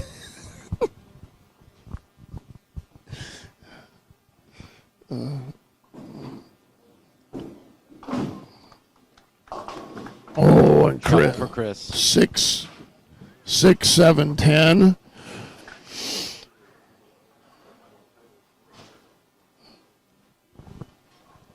So Gary, 102 in the 5th frame, despite beginning with a 3-bagger. Jacob Mullen, 4-bagger, 37-pin advantage, 27.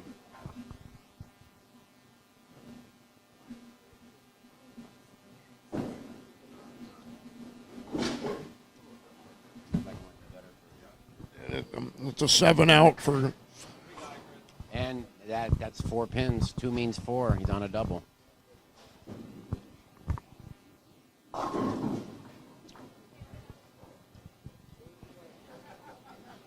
Jacob Mullen creeping high, just leaving a 6-pin. Lead remains at 27 over Gary Lennox.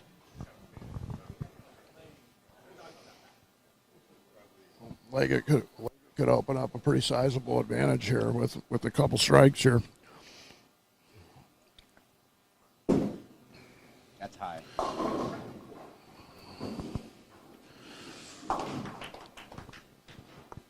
Problems with the 6-pin for Jacob. 129 in the 5th. Spare up in the 6th for both players. 102 in the 5th for Gary Lennox.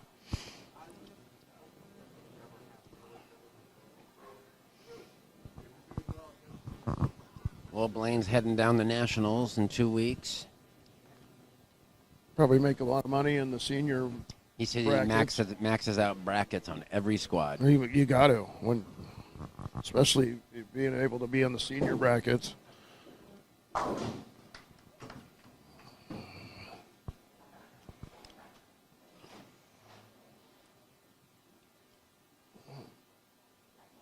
Johnny with the 12-pin advantage. Another perfect shot by Jacob. Gary has his hands with the hottest player on the floor this morning.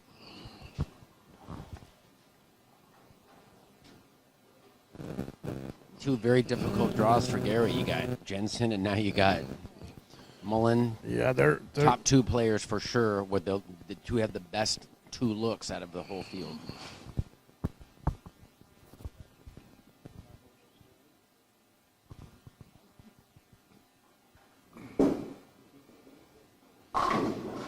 beautiful. Beautiful shot for Johnny Leggett. 117 in the sixth. 105 in the sixth for Chris Tucholsky. 12-pin advantage for Johnny Leggett.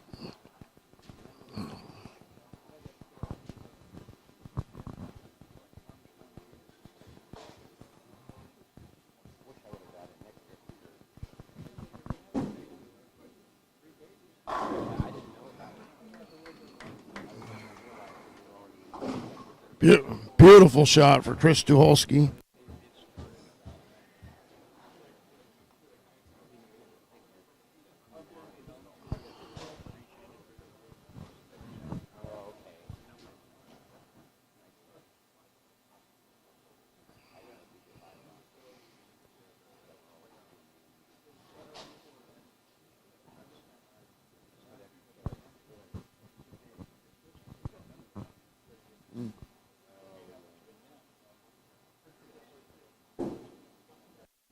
Oh, Great shot for Chris.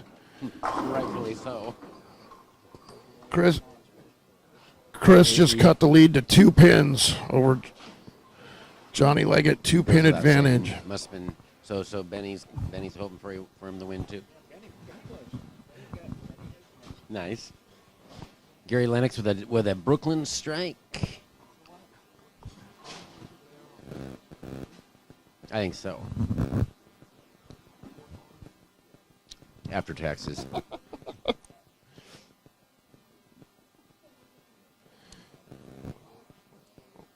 Leggett to extend the lead to 12. Oh!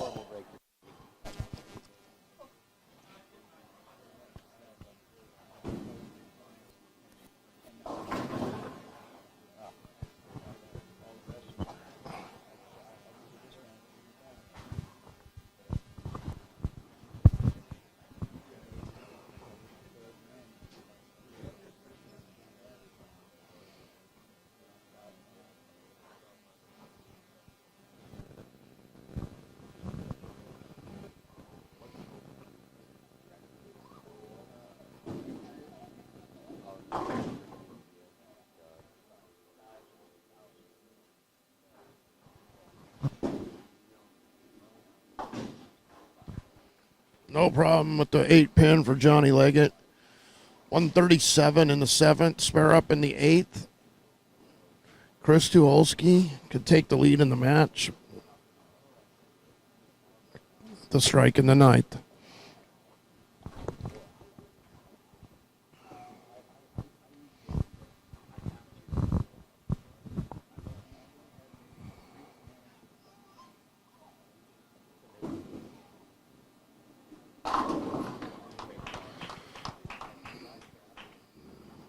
Jacob Mullen, 189 in the 8th. Strike up in the 9th. Gary Lennox, 141 in the 7th. Strike up in the 8th. Looking for a double.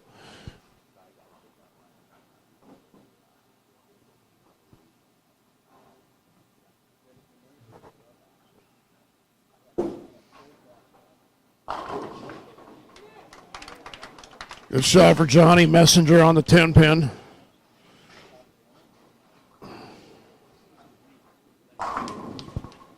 Beautiful shot for Gary Lennox, catching a double here. Gary can still shoot 231.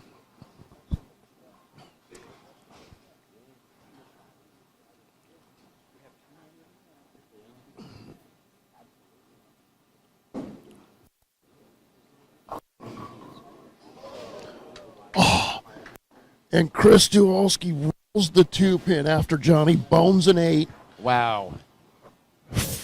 for the 3-bagger.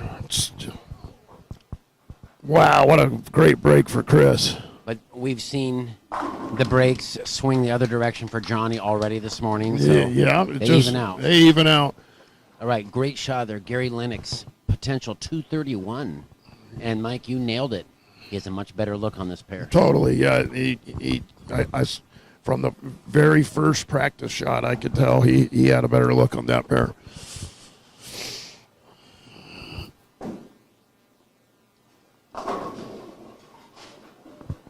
And he gets the shaker. Potential 225 for Chris. Gary Lennox in the 11th frame. That looks good. Nope. Yeah, he just got a little wide and didn't quite catch it, I think. Be 218 for Gary if he covers the 356.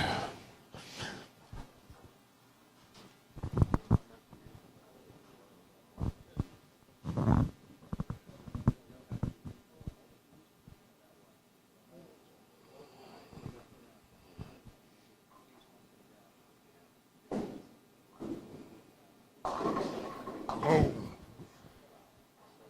Only one. 216 for Gary Lennox.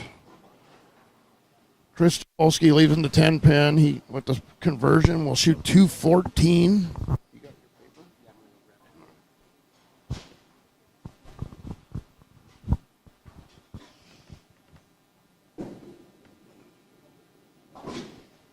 .214, Chris Tucholsky. Johnny Leggett with the strike in the 9th. Could shoot 217 if he strikes out.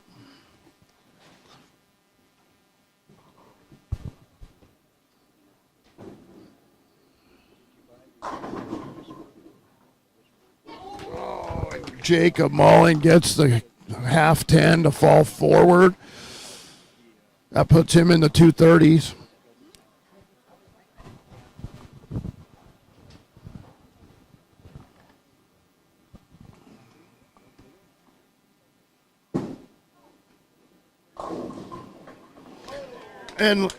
And Leggett rolls the 2. Turnabout's fair play.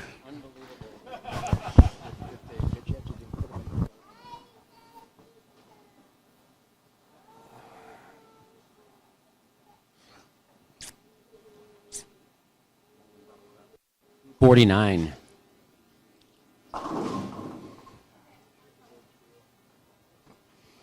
So 238 for Jacob Mullen with the conversion here. He's going to have a 22-pin advantage over Gary Lennox. Both guys bowled great games. All 4 guys are bowling great games, to be honest with you. Yeah, we're looking at everybody shooting over 210 if Johnny's able to strike here. Brooklyn. Nope. So it'll be 206 for Johnny Leggett with the conversion. 8-pin advantage for Chris Tucholsky after 1, barring Johnny makes the 6-pin. And on the other side, we have Jacob Mullen, 238, and Gary Lennox, 216, 22-pin advantage for Jacob Mullen heading into game 2.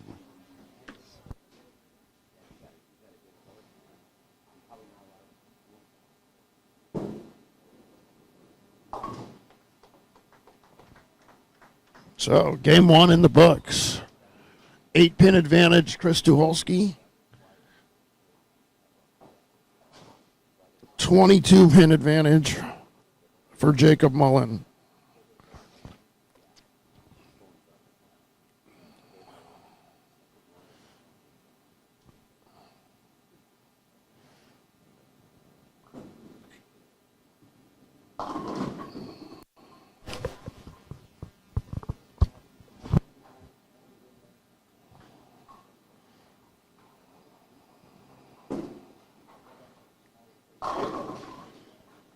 Chris starts off with a Brooklyn. Brooklyn strike for Chris in the first.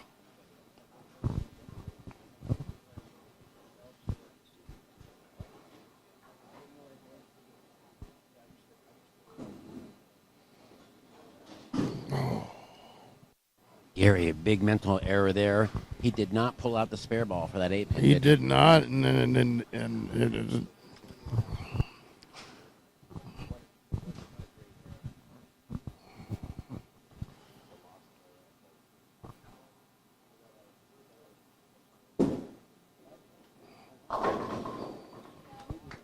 Shot Johnny Leggett with the light mixer.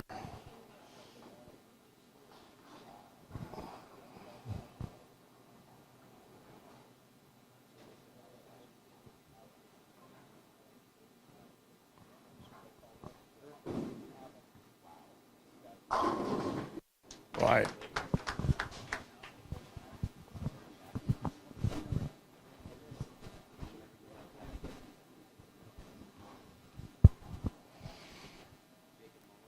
Off with a strike, extends his lead to 34 pins now. Boy, Brian, his ball reaction is phenomenal right now. Yeah, he may post another 680 again.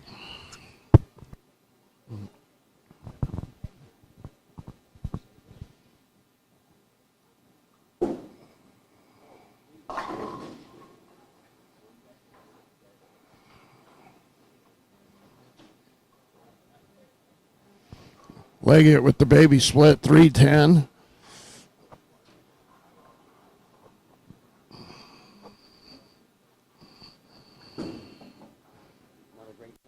Oh, it's wide. Oh, he does not leave. He just leaves a 2-4.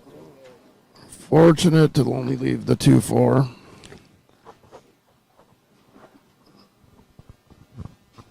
Leggett trying to convert the 310 baby split.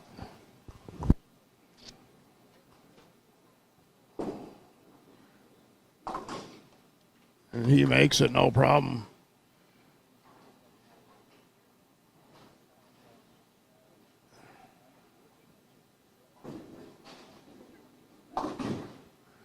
Oh, wow. Up on the 2-4, very uncharacteristic. Wow, both players missing pretty simple spares there. Yeah, although that was kind of a bad break for Jacob. Generally, you don't have a reverse chop. Reverse cowboy, yes.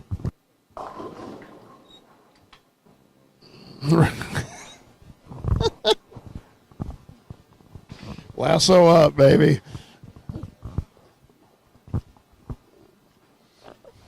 Right, Lennox coming in off an open. Great shot. Oh, it goes high. Oh, and he's right back. He's got another chance to move. Got another shot. I'm- Shoot it an 8-pin again. I'm predicting he's going to make this one. I think so. Chris covering the 3-6.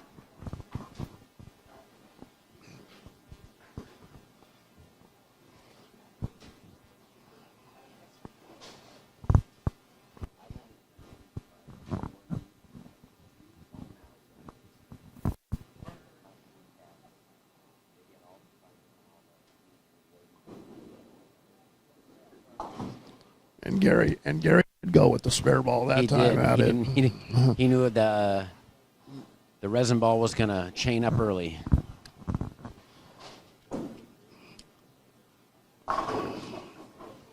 Oh, Get the 10 out. he got the 10 out. Fortunate only to leave the 7. Good shot. Good shot for Chris. Looks a lot more comfortable than he did with Tim.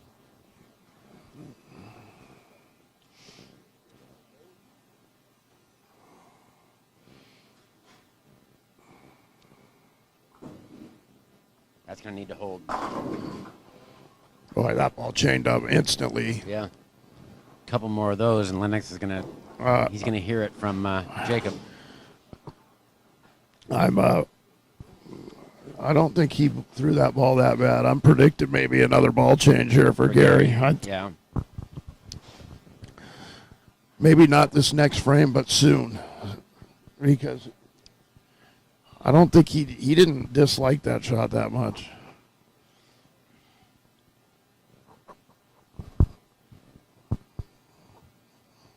.21 pin advantage, Jacob Mullen. That's high again. Oh, And he breaks down the split again. fortunate to only leave the 6-10.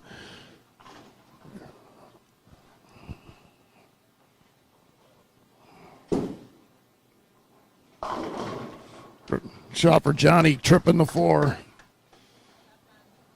40 in the second. Chris Tucholsky with the 7-pin advantage. Johnny could take the lead in the match right here with the strike in the fourth. Jacob Mullen shooting at the 610. No chop on that one. Jacob Mullen up by 21 sticks after 13 frames.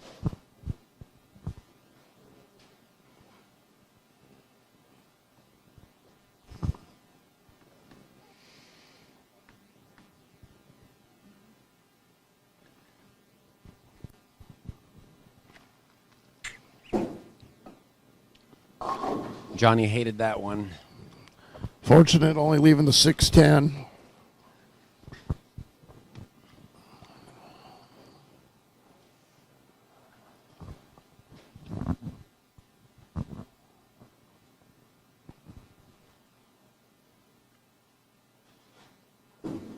Mullen crossing fifth arrow.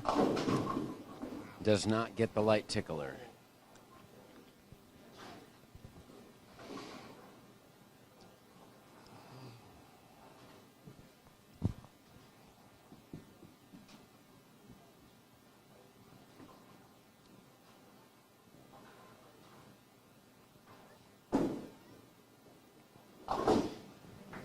No problems with the 610 for Johnny Leggett.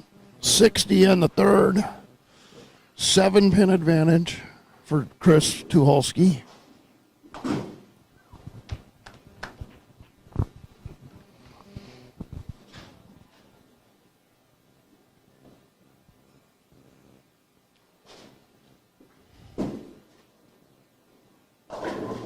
Beautiful shot. Chris Tucholsky with the light mixer. Okay, Gary trying to close the lead down here. Needs a double. He can cut the lead to 11 with a strike right here. Staying with the same ball. He can cut it to 10, actually. That looks good. Yes. Gary. Shot by Gary. And with the next shot, he can tie the match with the next shot. Capitalizing on that, Brooklyn.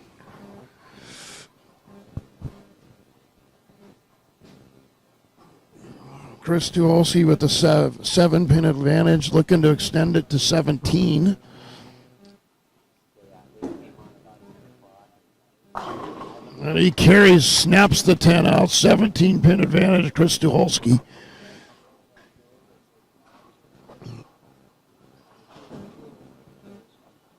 And a beautiful shot for G Smooth.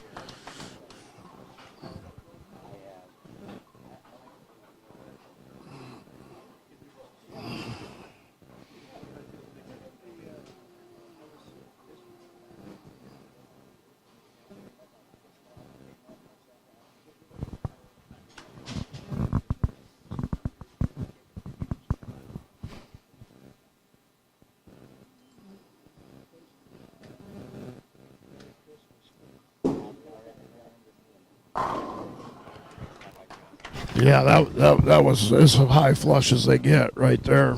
And I suppose good marketing for the bowling ball currently being used by Mullen and Leggett. Oh, almost gets almost a backdoor blast for Jacob Mullen. Yeah, they sprayed pins all over the deck there. Yes, both players using the 900 Global Origin. What's the hook rating on that ball, Mike? Probably 9.5.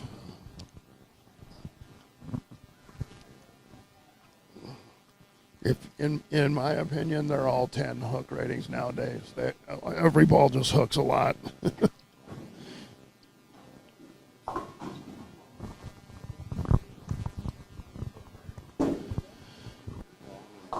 Oh, Johnny with the 4.67. What's that?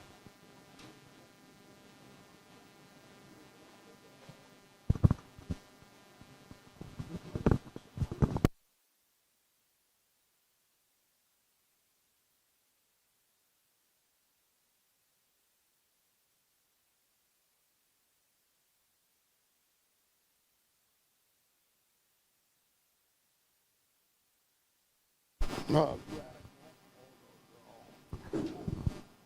Jacob Mullen ball change. Still not having a very good look. All right, Chris Two Holes going for a three-bagger and extending his lead on Johnny Leggett. And fortunate to lead the 2-4-8.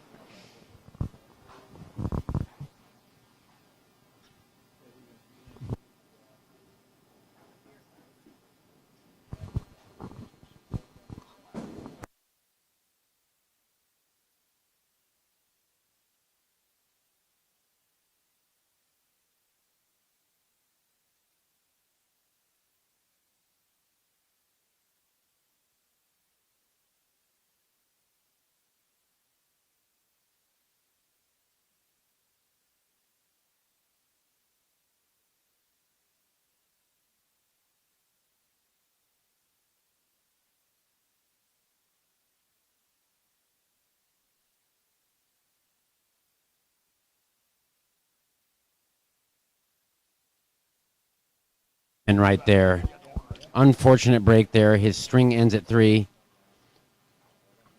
And so now Gary with a 3-pin lead over it. For the first time in the match, Gary has a small lead over Jacob Mullen. 3 pins. Chris Tucholsky flagged that spare. Yeah, So he still has a 14-pin lead through 16 frames.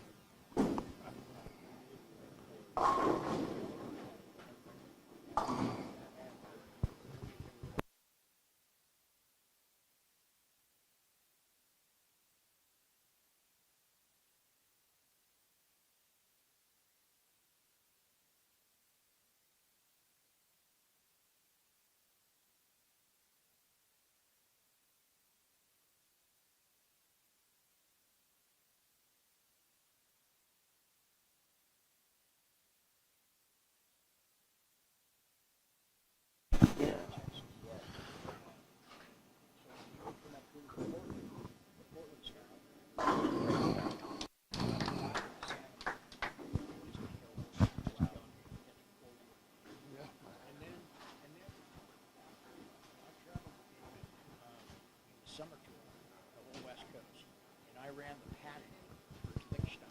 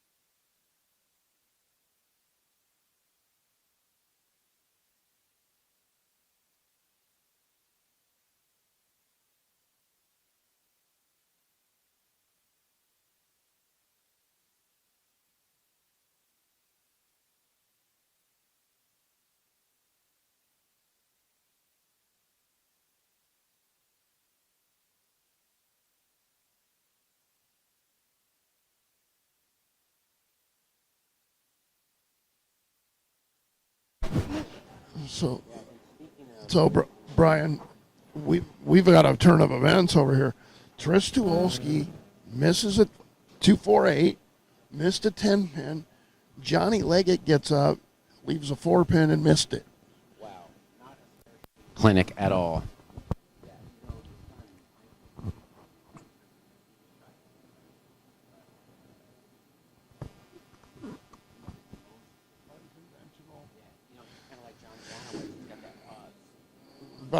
But when he gets to the foul line, it's amazing.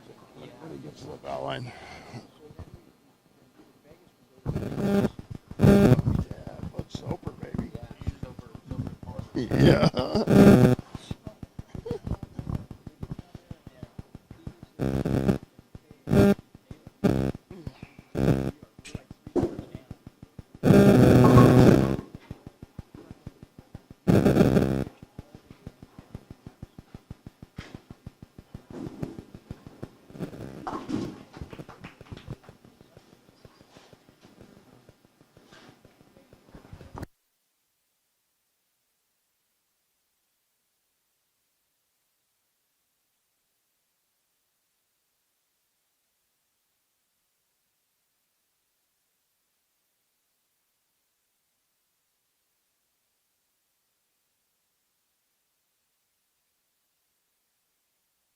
Out here for Gary, coming up in the 8th frame. Ooh, almost a horrible break. And Jacob Mullen seems to have lost his look, Mike. He has, yeah. Jacob Mullen has gone 7 consecutive non-strikes. And Johnny misses the 3-6-10. So, Mike, let's take a look. How many makeable spares have been missed in that match? 1, 2, 2 by Leggett, 2 by Tucholsky. 4 in the last 4 frames. 4 consecutive spare misses. We've seen this before, though, with high revolution players being a little suspect on spare shooting.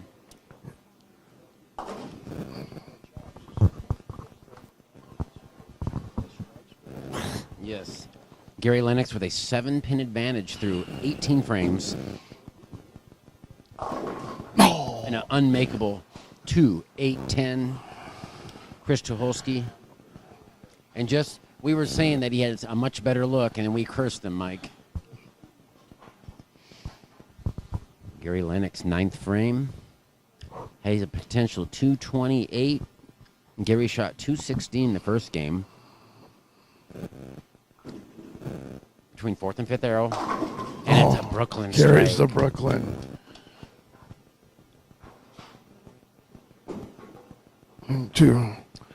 Chris just going for the count.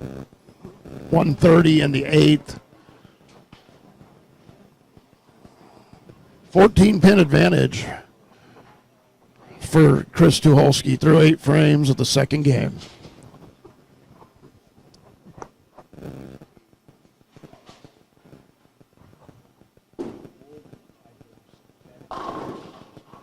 Stone 9, Chris Tucholsky.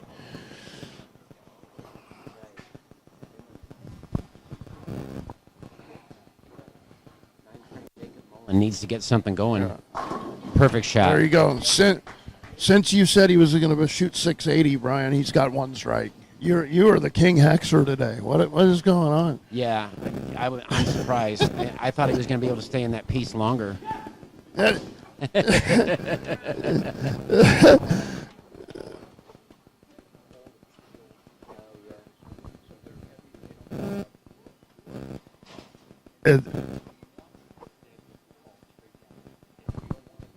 Yeah.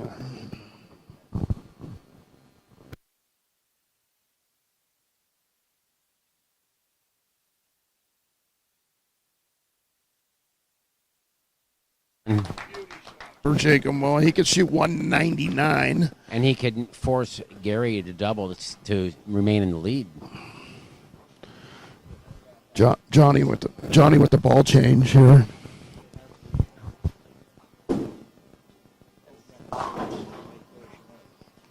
Through the nose, leaving the 10-pin only.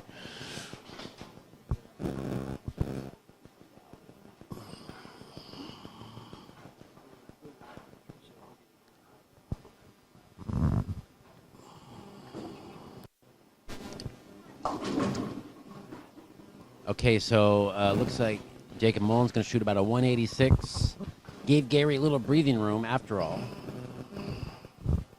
So now, will Johnny be able to pick up a spare here? Yeah, this is a question of the moment. I predict he's going to make this one, He's Brian. taking some extra time. Right? He is. And the answer is no. Oh, my goodness. And It's the 5th routine spare we've seen missed out of 6.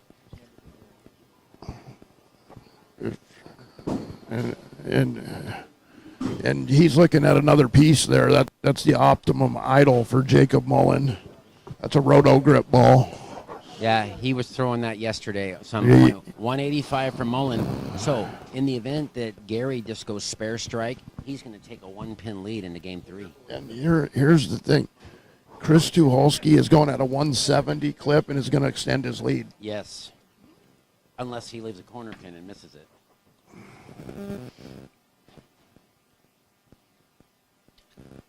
Okay, Gary right here. Pivotal shot because he's got a foundation strike in the 9th. Can Gary extend his lead? That's going high. Solid. G Smooth is really throwing the ball great down there. He's on balance. Ball speed looks good. and Jacob lost his look a little bit after that game one.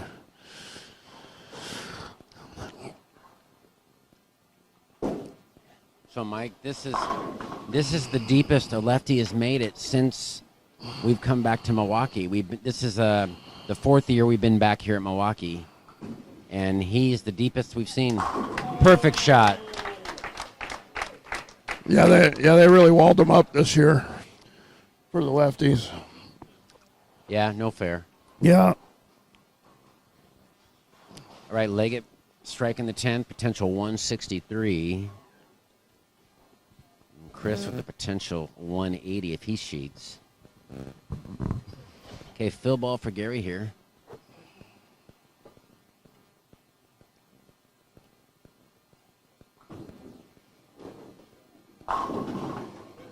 And the bird dog.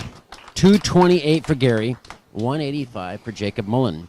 So we have a 444 for Lennox and a 423 for Jacob Mullen.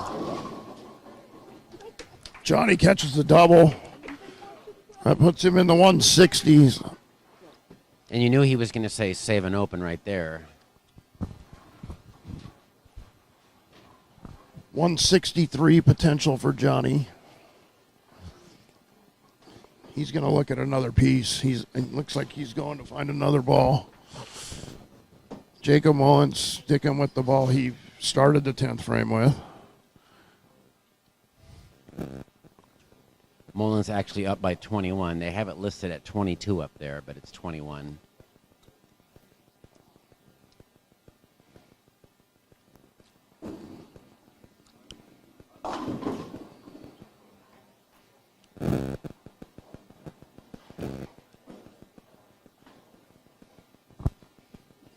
Thanks. Yeah, Lennox has the lead. That's right. Oh, they changed it. 21. They updated. Yeah. Gary Lennox, 444. Jacob Mullen, 423. 162 for Johnny Leggett. Puts him at 368 after two. And a chop for Mullen.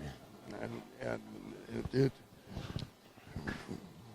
with Gary's look right now, he could put the hammer down. Gary's grabbing another ball. He is grabbing another ball. It's interesting. He must be anticipating a change shortly. He's throwing it right now. He is. Maybe it's just on one lane. I wonder. I don't know, because he struck out the 10th frame with that other ball. That's weird. Maybe he didn't like the way that it was finishing there, because the last two shots were half pocket. Yeah. That he sure knows looked good. He knows his game. Yeah, he sure does. He knows his game. Maybe he's trying to create some hold with this ball. Chris had the 2-4, 3-6-10. And you called it. It was just on one lane, Brian. Oh, no kidding. Okay. Yeah. He's going back to So the other ball. The 10th on the other lane. Yeah, I figured that. He's going back to the same Very ball. smart. You know, I had to do that before here in the 9th round. I had to use a the Gunsmoke Cobra on one lane and the Purple Quake on the other. You drilled both those balls. Oh, no, disaster. He can cover this.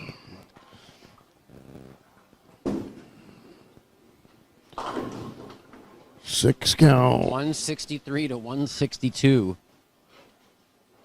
Wow, Chris could have really put the hammer down in that match. 377 for Tucholsky, 368 for Johnny Leggett after two. And Gary just gets 3 there. Gary with a 20 pin advantage now for Jacob Mullen.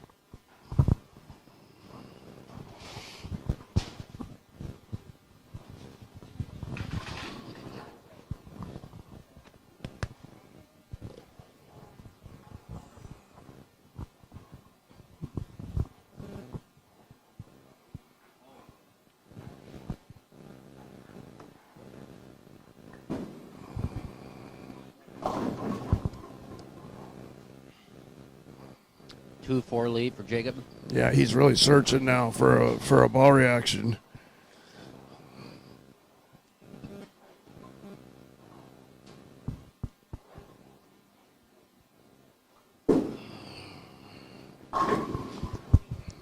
Brooklyn for Johnny.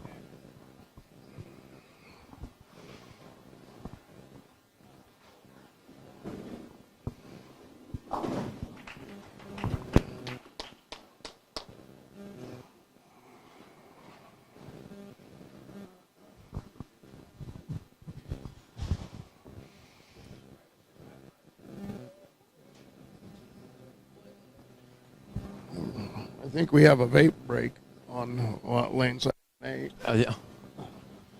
Yeah. I think you're right. I think we're checking. Vape break for Johnny and. I think we're Chris. checking. We're checking the battery acid in the Oldsmobile. Yep, checking the air pressure.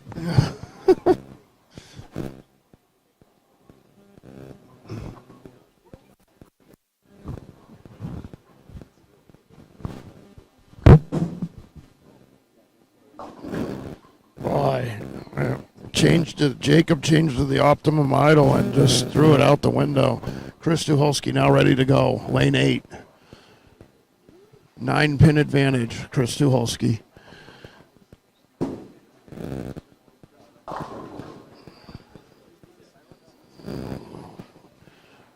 High in the head pin, leaving only the 3-6.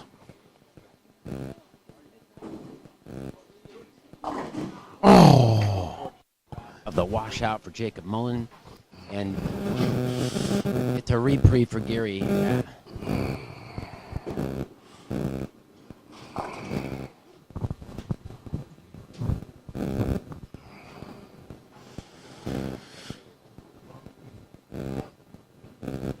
No problem on the 3-6 for Chris Tucholsky. 8-pin and 9-pin advantage, Chris Tucholsky.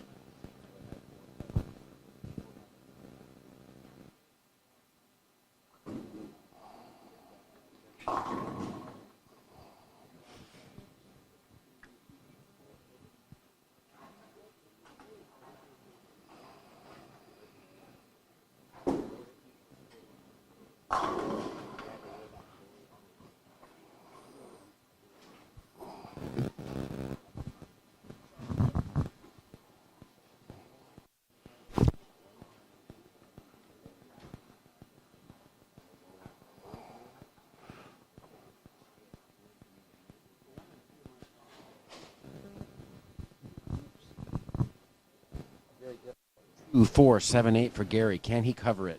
Perfect, He can. Perfect cover. So Gary, 34 pin advantage now, despite the struggles early this game. Now, can Johnny take advantage of the Brooklyn? Well, he could take the lead in the match with the strike right here.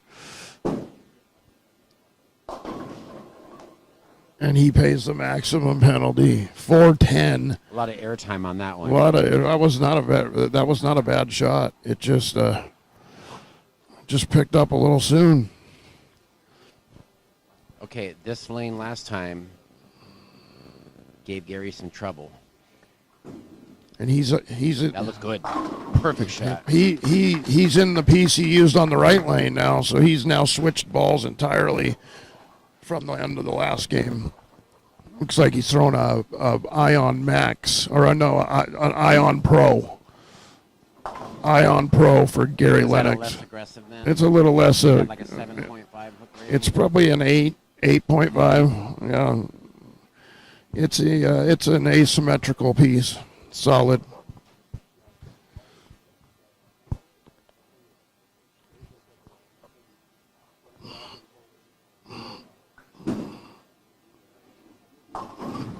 Trouble for Jake. Back-to-back washouts with that Optimum Idol Pearl. He switched to that ball and hasn't hit the head pin with it yet. So I'm wondering if he's going to continue. He might go back to that IQ tour.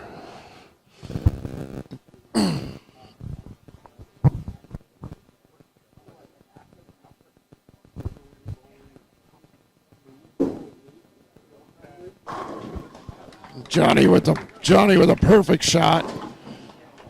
And this time he covers the washout this time. I'm Jacob.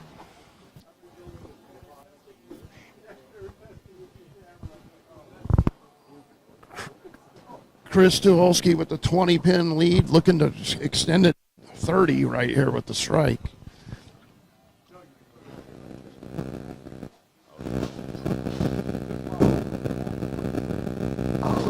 And Chris almost gets the light tickler. Only leaving the 4 pin.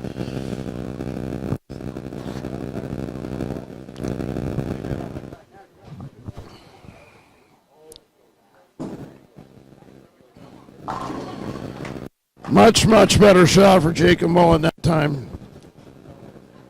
Strikes in the 5th, 55 in the 4th.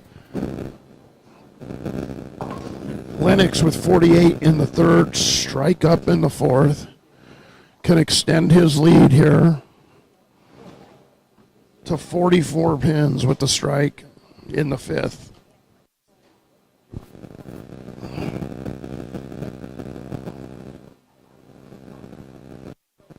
Gary Lennox on a strike.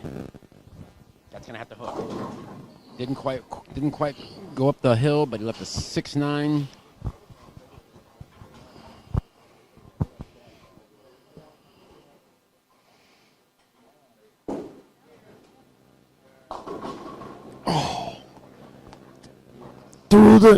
Through the nose, carries it all. Chris Tucholsky.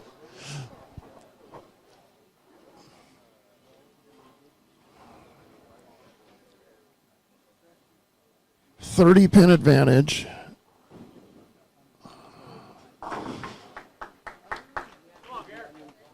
$20-pin advantage for Chris Tucholsky. Johnny Leggett could cut it to 10 with the strike here in the 4th.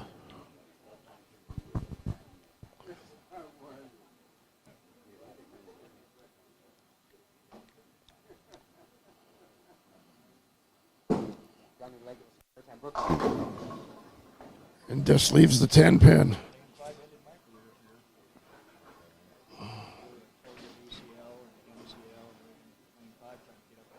Oh, Gary Lennox, good shot. It goes high.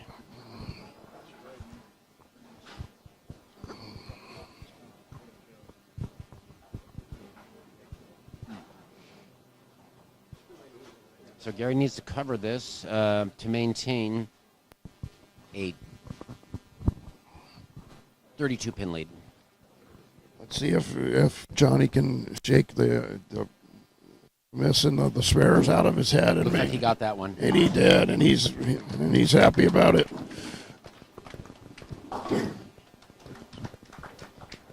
Green, bowling, 20-pin lead. Chris Tucholsky through 4 frames. Game 3. He's earned it.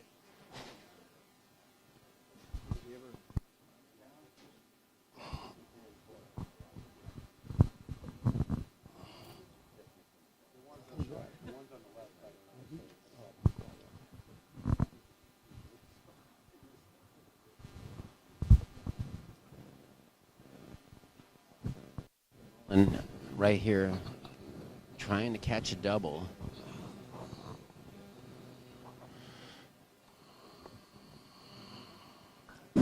Ion Max. That's the Optimum Idol Pearl. Optimum Idol Pearl. Roto grip ball. That's a symmetrical pearl ball.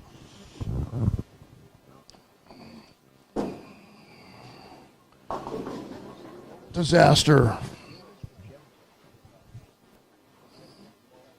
Yeah. I think Big 4 for Johnny Leggett. 64 in the 4th. Chris Tucholsky can put the hammer down in this match. Both players struggling on that pair of lanes right now. This is a important shot here, Brian, for Jacob Mullen. Yes. That's going to have to hold. It did. It Great did, shot. and he got it. And Jacob just made up a bunch of ground there. He did. Jacob took the lead. He has the lead back after that. Anybody's game. Both these matches coming down to the wire, Mike. Except, unless Chris strikes here, he can take a pretty good lead. Yeah. Look how short his approach is. Wow. Great shot for Chris.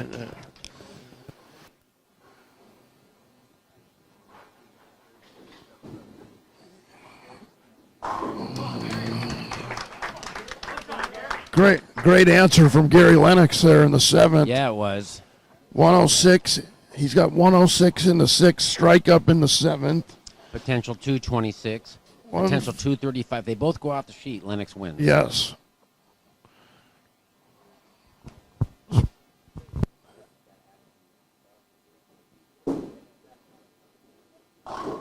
Oh. Chris carries the Brooklyn.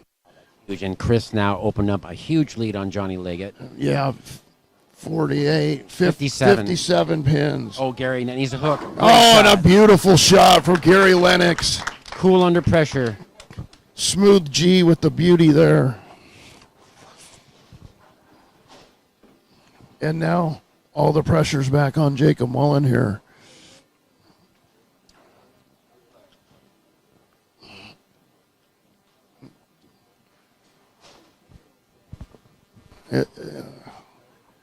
He has to strike here, or this match is pretty much over.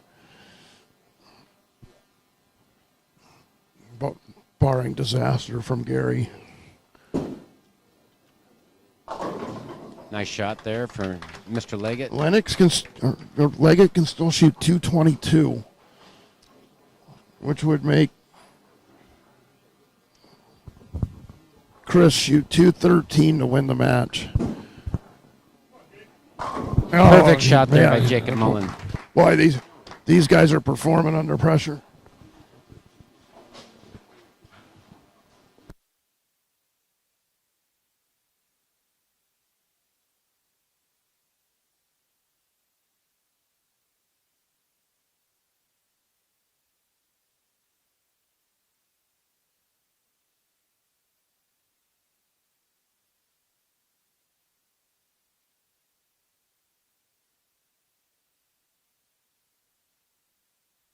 Okay. 9th frame. It's crunch time, everyone. Jacob Mullen coming up here. A must-strike scenario. He's trailing by 12. He can cut the lead to just 2 sticks with a strike here in the foundation 9th frame. That looks good. Oh, when it goes wide. Third washout of the game. Third washout of the game for Jacob Mullen, Brian.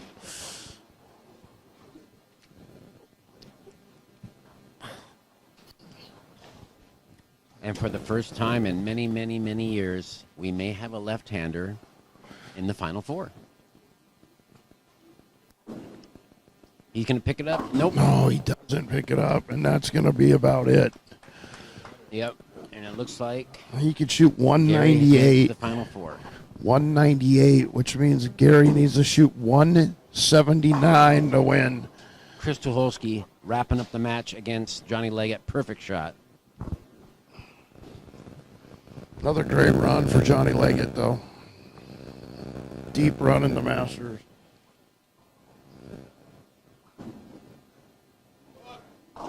Smooth shot by G Gary. putting the hammer down. That's it. Great performance by Gary. Even with the open here, he'll be in the 190s.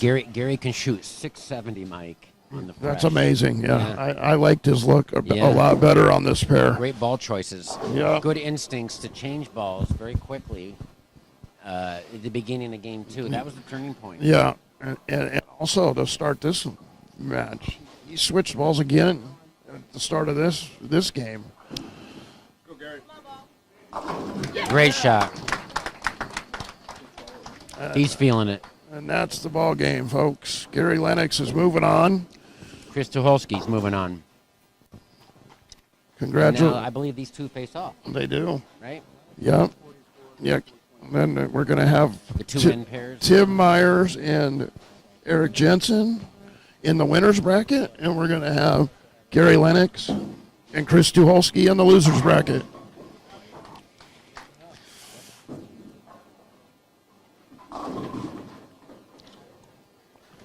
Congratulations to Jacob Mullen and Johnny Leggett on great runs in this 2025 Portland Masters. Johnny Leggett seems to be a mainstay in the late rounds here. Most definitely. I believe he finished third. Was it last year or the year before he finished third? And this is Chris Tucholsky's first deep run in the Masters. Yeah. Ever. And both of my horses are still alive. They Mike. are. Unbelievable. They are. Mine are both gone.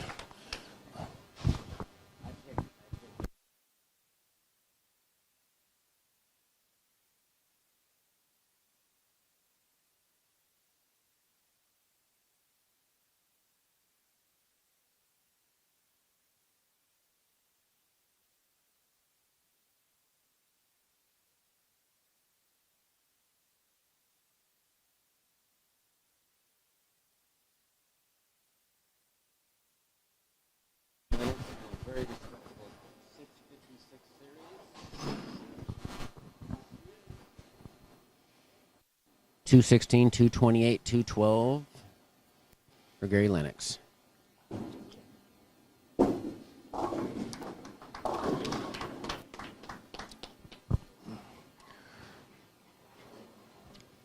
Right, 2 men embracing out the foul line. Vape break. We're gonna have a vape break. Vape break number 2. Yep.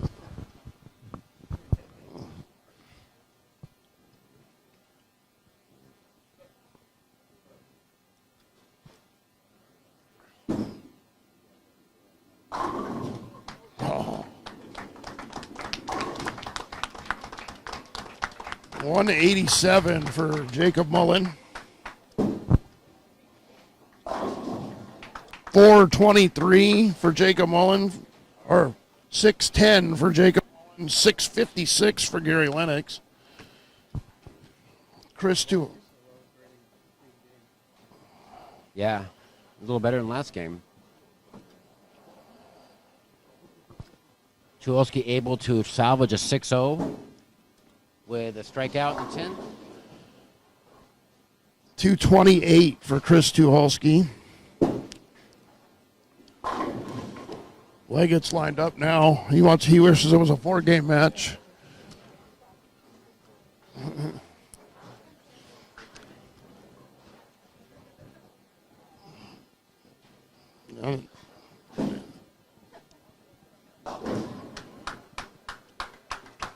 $199 for Johnny Leggett.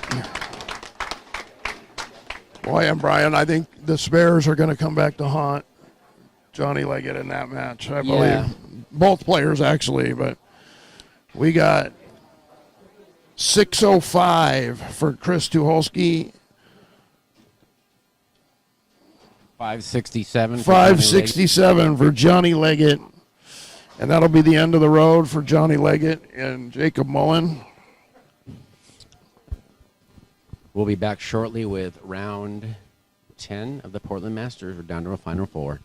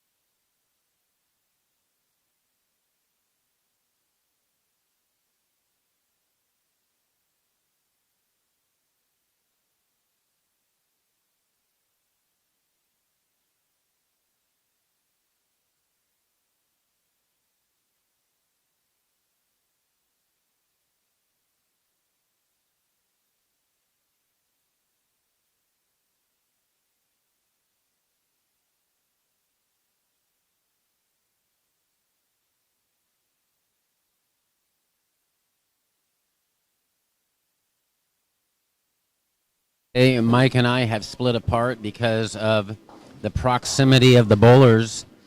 We've got the losers bracket on 1 and 2, the Lennox and Tucholsky, and on 15 and 16, we've got our two undefeated players. Both Tim Myers and Eric Jensen are 4 and 0. The winner of this match will secure top seed in the Portland Masters.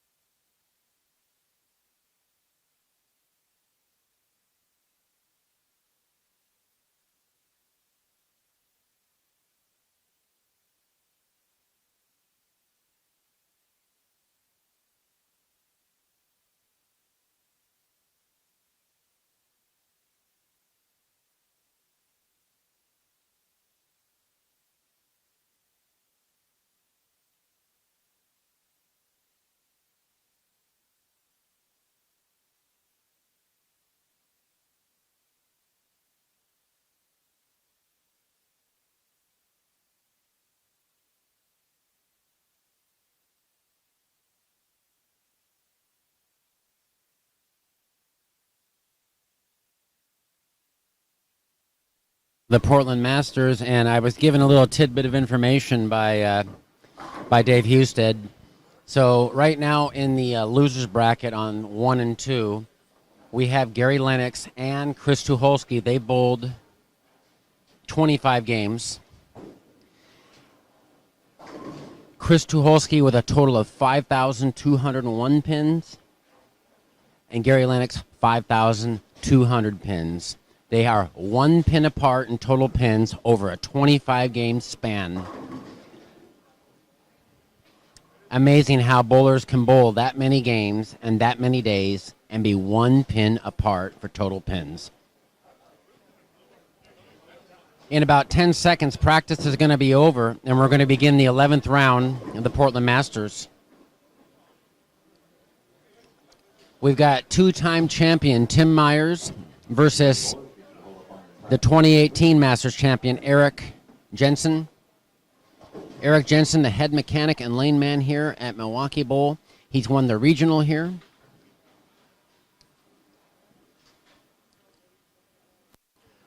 Tim and Eric bowl most of the OBA doubles together and are generally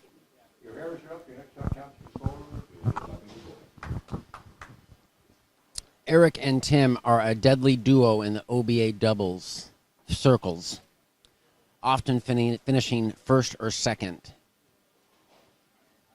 Extremely difficult team to beat when they're together, and now they're facing off for the first time in a high-profile match here, round 11, Portland Masters. This is Eric's first shot right now on lane 15. Mike will be covering 1 and 2. Eric's going to start us off.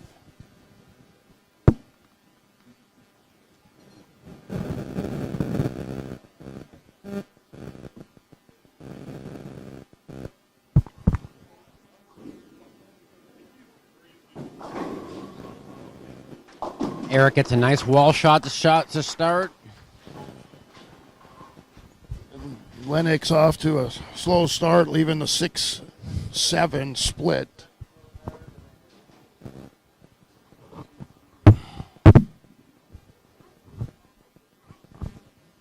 Six, 7, 10 split. Pardon me.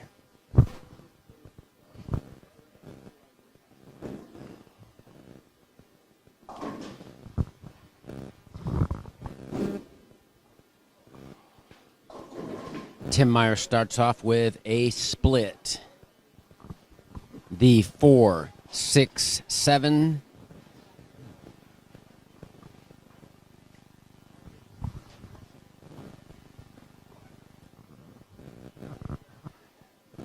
I'm going to go over some of the other people who have cashed in the tournament in the top 32.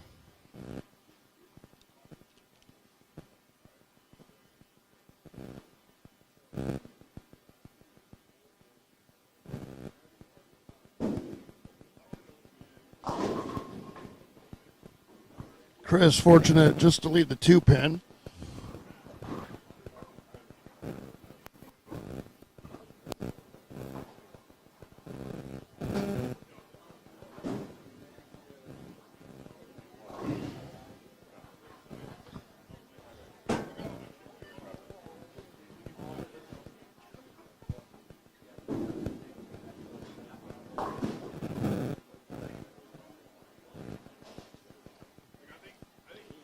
All right, in 32nd place, we have Shane Helm for $300.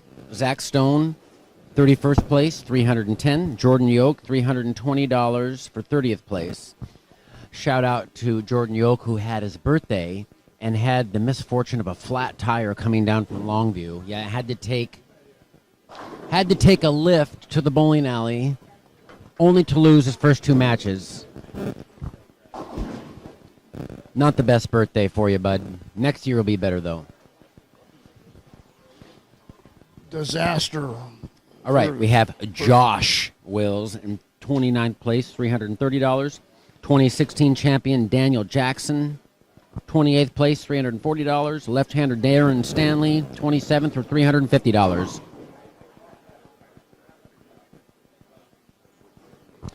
We have Kyler Crevier, 26th place for $360.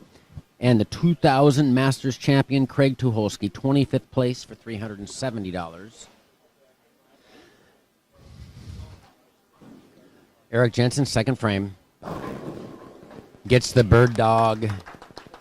And Eric's opened up a 21-pin lead. First two frames. Tim's got an open and a strike.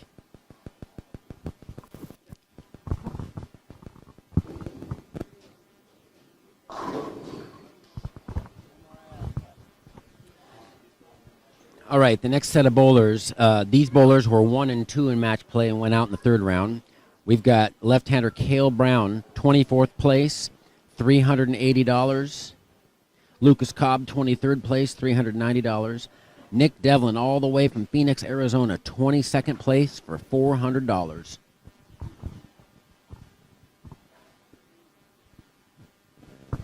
And right now, Brian, you called it before the match started.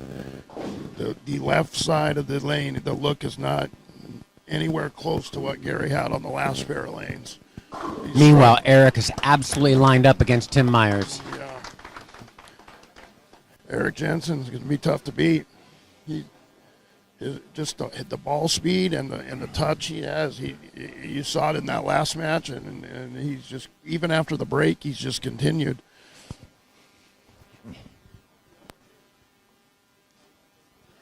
Continuing on our list, we have Eagle winner Jason Hollingsworth, 21st place for $410.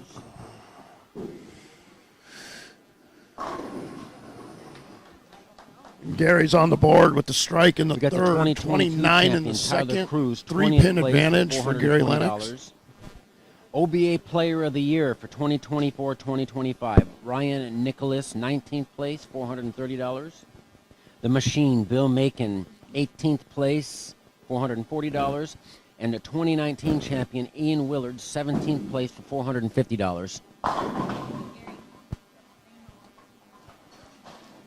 Vicious ring and 10 for Chris Tucholsky. Tim Myers labels the second strike there. Early on, we've got a 3-bagger for Jensen, an open and a double for Tim Myers.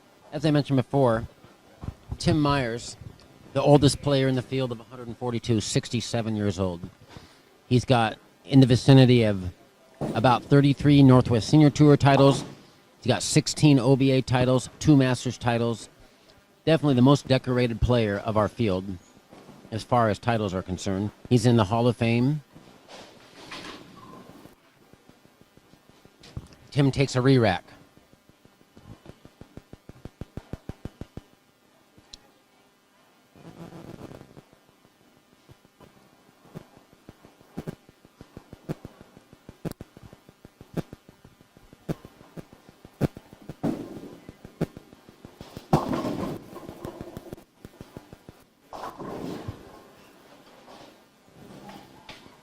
Tim creeps up high, leaving the 310 baby split.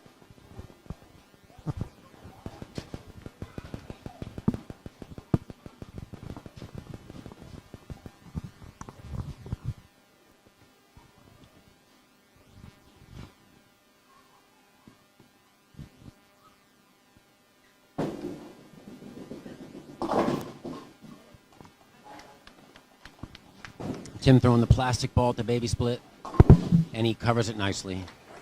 So early on here, we have Eric Jensen with a 22-pin advantage through 3.5 frames.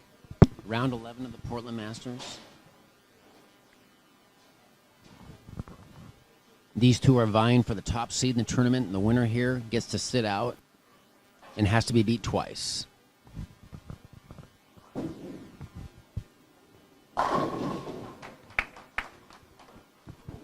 Beautiful shot for Gary Lennox, catching a double, extending his lead to 17 pins. Another perfectly executed shot by our 2018 Masters champion. Eric, by the way, finished second last year in this tournament, losing to Jake Clemson. As I mentioned before, Jake had an injury and had to quit during the qualifying this year. He was down here yesterday watching.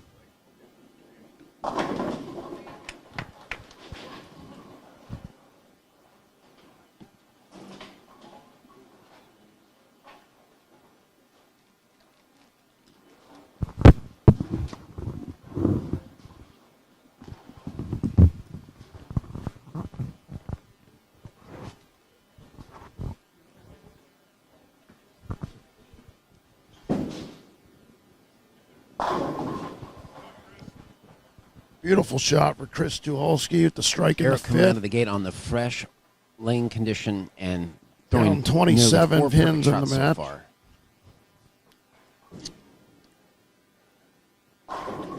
Make that 5 perfect shots. Doubles partners and great friends. Eric, 31 years old. Tim, 67 years old. Age is just a number when you're talking about Tim Myers.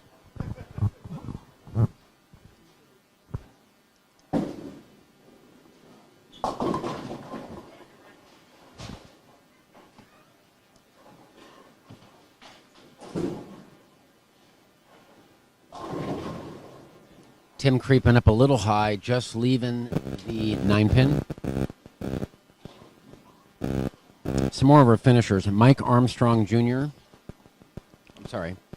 We'll go through the 9th through 16th block here.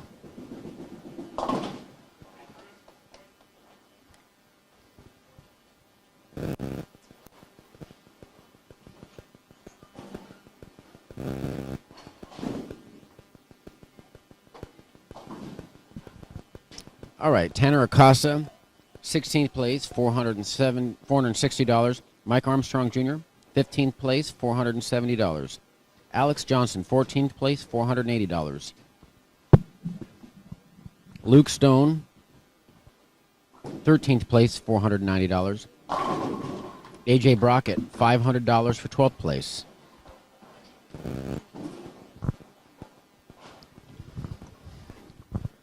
Okay, so early on, Eric has a 44-pin advantage halfway through this very first game.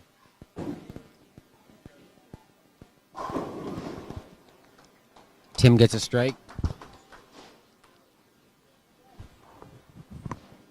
All right, we have Jeff Noggle, $510 in 11th place. And Michelle Smith, our Bend Masters champion, $520 for 10th place. And she had a thrilling match against Johnny Leggett yesterday. Great bowling, Michelle. Ryan Connor from Tri-Cities, finishing in 9th place for $530.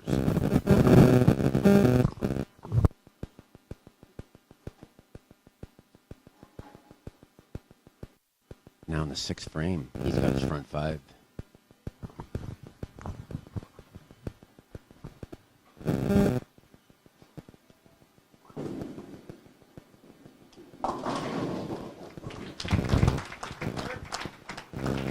And Eric is simply unstoppable at this point.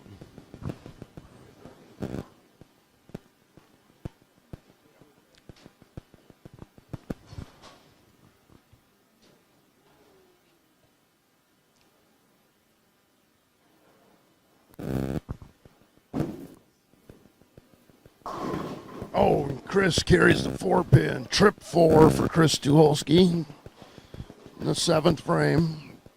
35-pin advantage for Gary Lennox.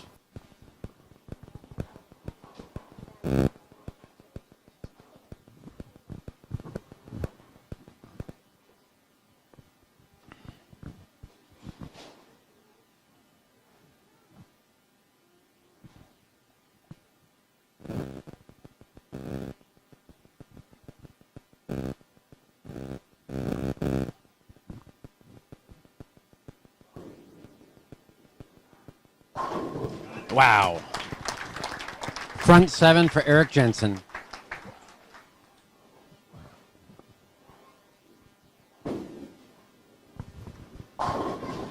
Beautiful shot for the double for Chris. Cut the lead to 25.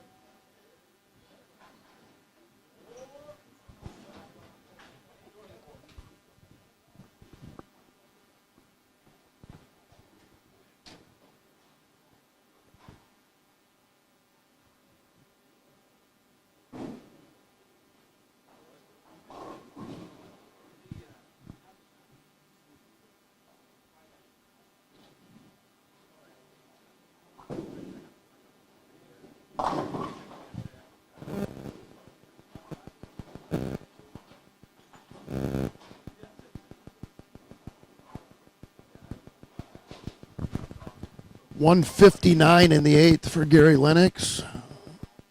Chris Tucholsky can get up and take the lead in the match.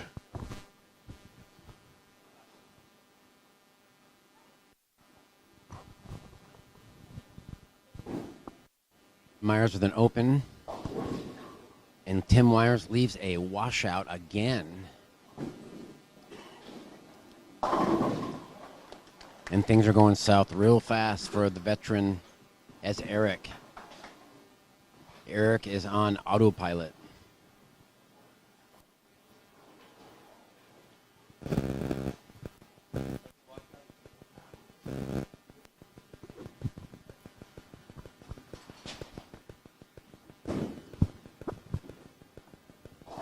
Oh, and he wraps the washout. Great effort there by Tim. 133 in the 8th frame for Tim. Front 7 for Eric. Tim's looking at being down by close to 100 pins after one game.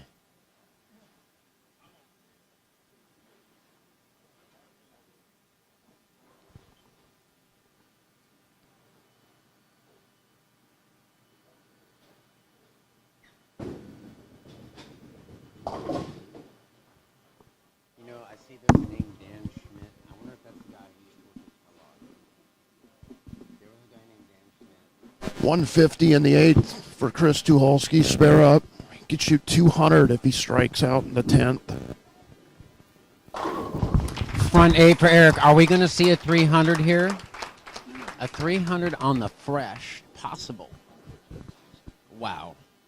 Eric's making history potentially. No one's ever won in both bowling centers. Chris didn't like that shot, but it was high flush.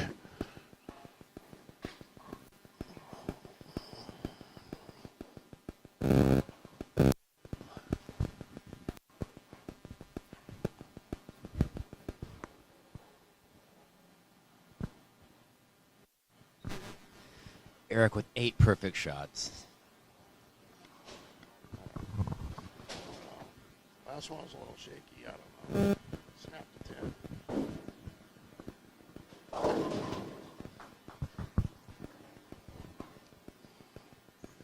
Chris catches the double in the 10th.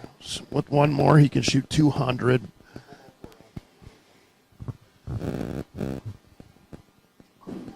Eric crossing 18 board. Nailing it. Front 9 strikes. Wow. Wow. Eric playing between 3rd and 4th arrow. He doesn't have to get quite as deep on the fresh. All 3 in the 10th for Chris. 200 even. Gary Lennox can shoot 219 if he strikes out. And Timmy with a strike in the 9th.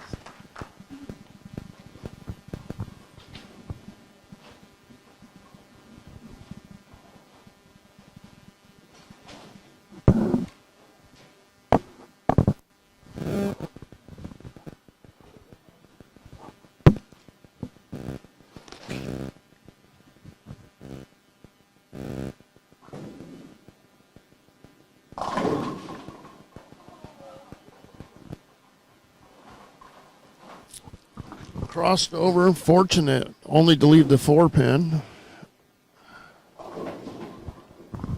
And For Tim Gary misses the Lennox. pocket in the 10th. Tim can only muster a 173.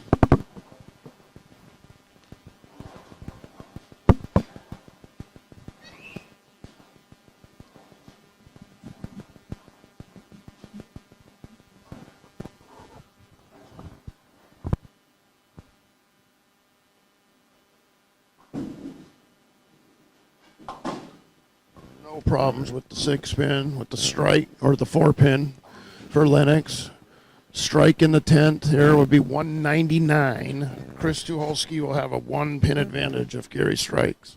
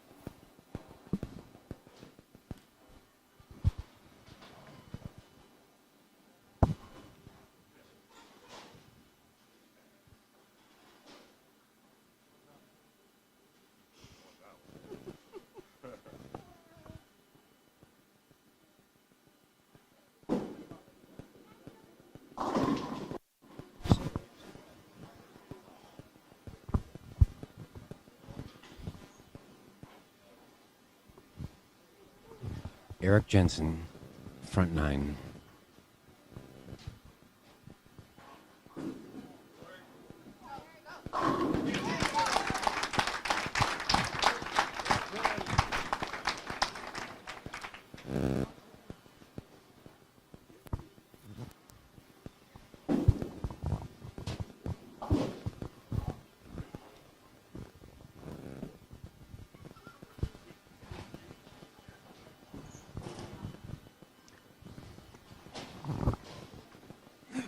Eric Jensen, front 10 strikes.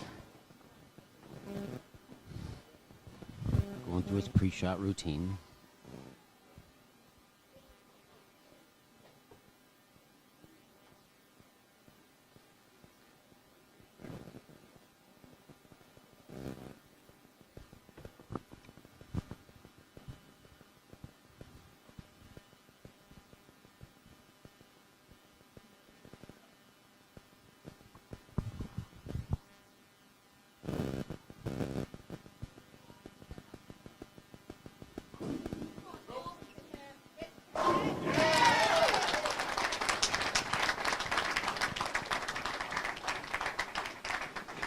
Front 11.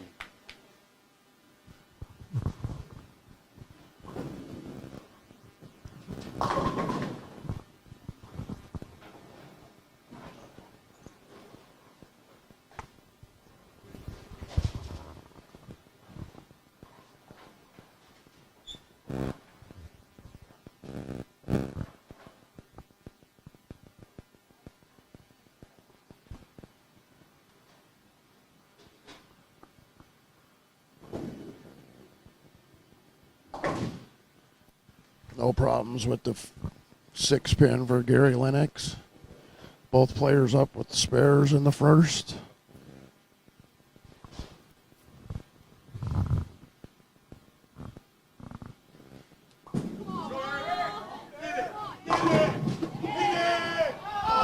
$2.99 for Eric Jensen. $2.99. Tim Myers 171. The opening game, round 11 of the Portland Masters. That wasn't much fun.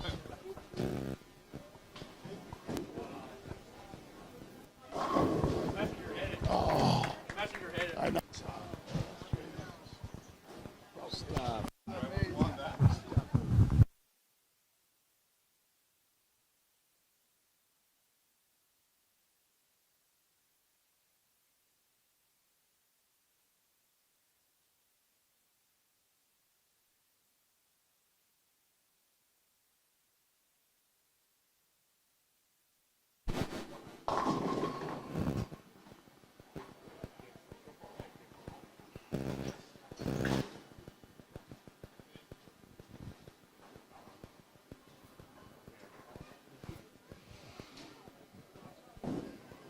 We got a dead even match through 12 frames.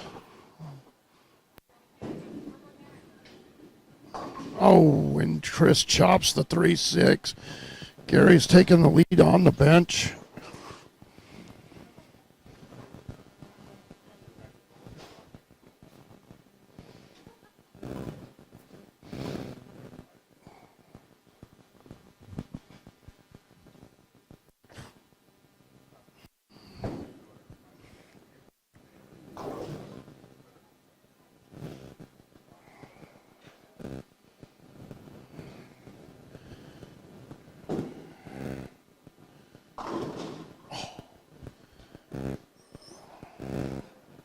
Four nine for Chris Tucholsky. Disastrous break.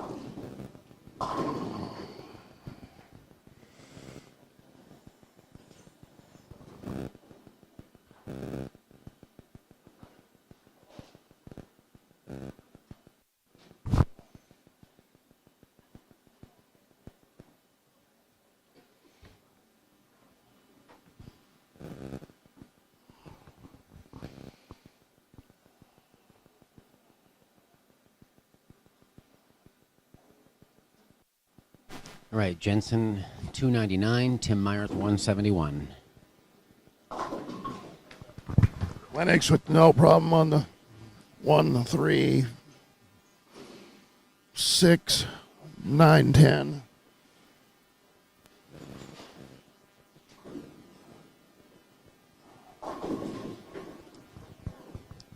An unusual lead for a face hit.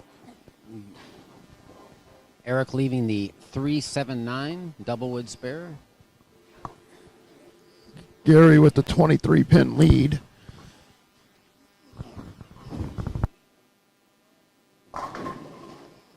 Crosses over, leaving the 5 pin.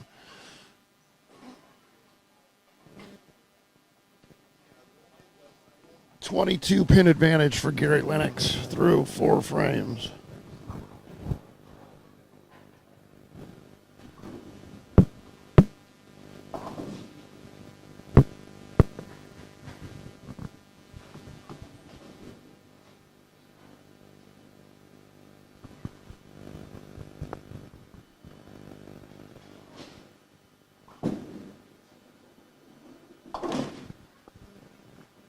No problem with the 5 pin for Gary Lennox. Now Chris Tuolsky's got to regroup here after a couple of poor frames there. 4th frame, trailing by 22.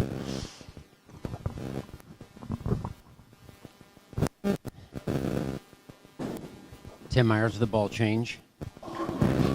Through the face, leaving the 610. And I'd like to go over some of the finalists that recently lost this morning. Light mixer Quentin for Miller, Chris. 8th place, $540. Two-time champion Blaine Weninger, 7th place for $550. Last year's 3rd place finisher Johnny Leggett, 6th place this year, $575. Jacob Mullen from Bellingham, Washington, $650. And Tim Myers just missed the whole 610 with a plastic ball. And is he already waving the red flag, waving the white flag with Eric? It's a tough thing to come back from.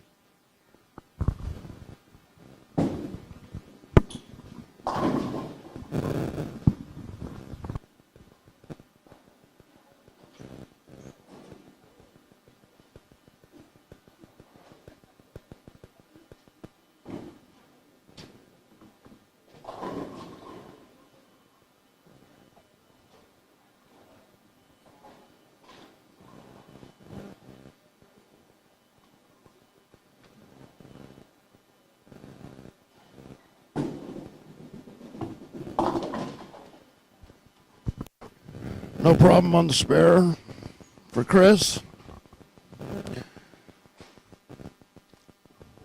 Gary maintains a 22 pin advantage.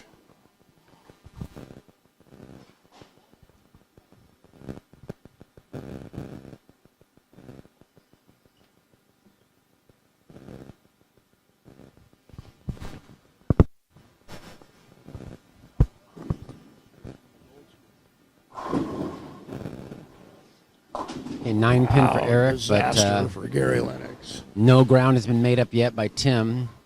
Both players open in the 2nd frame. Leaving the 1, 3, 4, 7, 8 washout.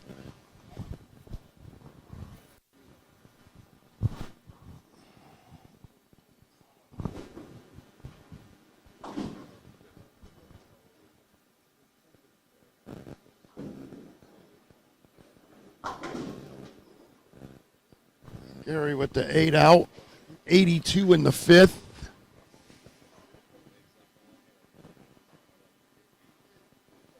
Five pin advantage for Gary Lennox through 5 frames of the 2nd game.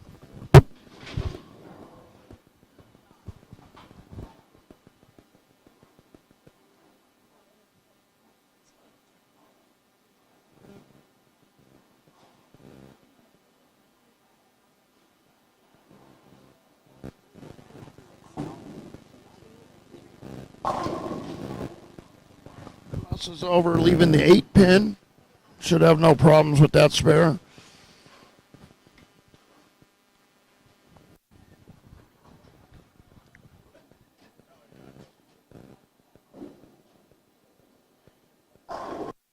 Eric back with a strike here.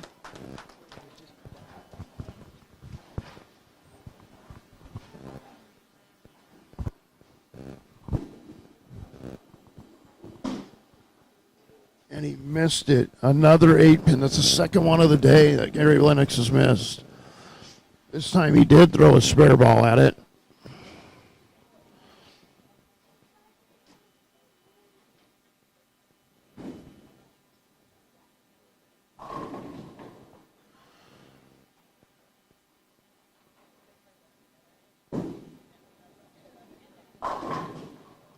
Chris crossing over, leaving the 5-9.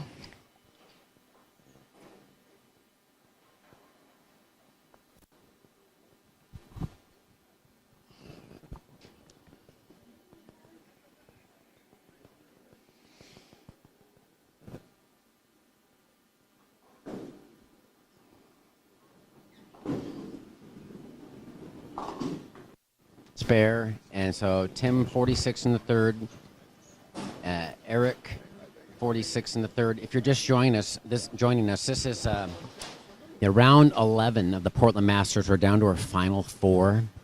The opening game, Eric Jensen posts a 299, leaving a half 10 pin on the 12th shot to Tim Myers 171.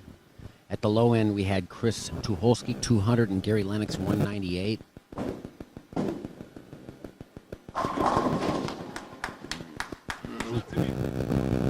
Tim now into a new ball and got a strike. Chris crossing over again and just leaving the 5-pin this time. Should have no problems with that. Chris has a 1-pin advantage through 6 frames. And he missed it 2 times in a row. I've made the early call on the spares, and they both missed. Wow. And Gary Lennox taking an 8-pin lead sitting on the bench.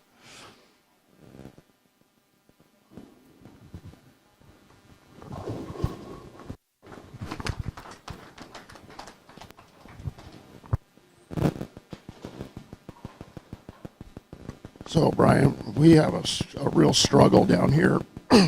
I'm 1 and 2. Gary Lennox gets up, leaves a 9-pin, misses it. Chris Tucholsky gets up the very next frame, leaves a 5-pin and misses it. Again. And then Gary Lennox gets up and goes through the face for the big split. 155, 160 is probably going to win this game. And we're having a real struggle on our hands down And here. it looks like he has a 4-6 standing right now. Yeah, it's Wow. You made the call. It's that pair's playing tricky, but it's also playing tricky for Chris. Yeah. Probably transitioning, probably difficult and transitioning at the same time. As we noticed, Eric Jensen's having no problems with the Mike, lanes. what did I say earlier? I said, you watch. I'll cover the winners, and it might be a blowout. I think that was a pretty good call. Yeah.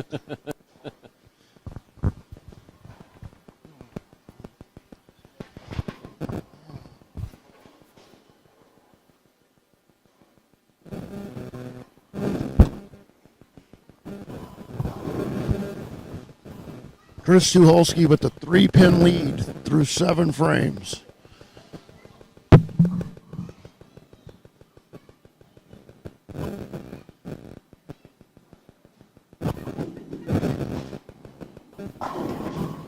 Gary with a great shot there, just searching for something on the lane. Strike up in the 8th.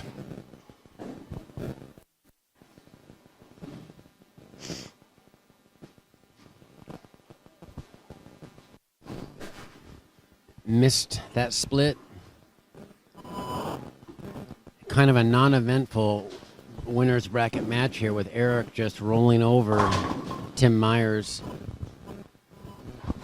It gives Eric a mental reprieve for the next match, so he will be well rested. Eric's going to be able to sit out now and regroup for the TV show. And honestly, at this point, I think it's a very tall order to expect anyone to beat Eric in 2 sets today.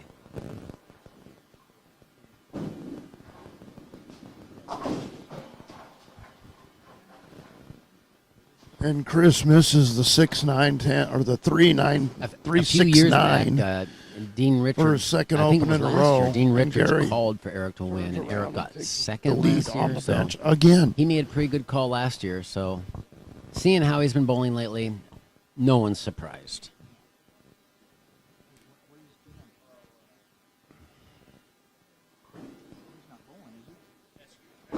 Great shot by Eric there. Disaster.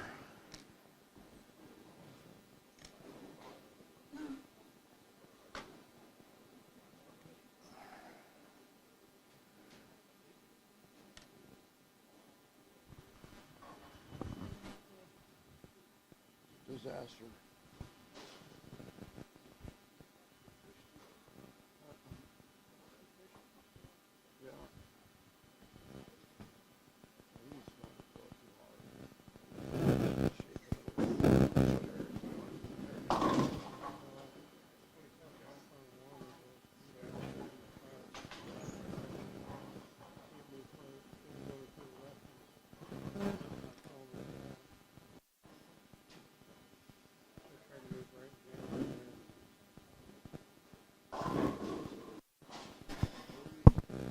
See, that's where I'm able to bowl on the tile because I don't slide. Is 35, 43, a 171 pin advantage for Eric through 18 frames. Just, it's unbelievable.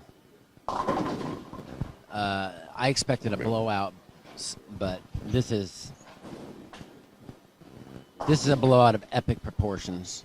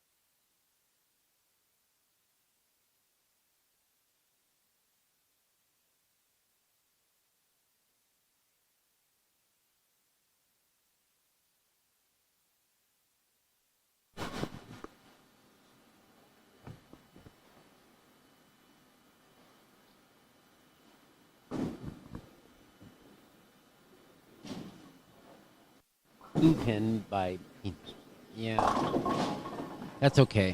Tim, he's okay because he's still alive in the tournament, and Tim loses this match. He's going to face the winner between Tucholsky and Gary Lennox. Our next round 12 will be the beginning of the televised final format where the final 3 face off.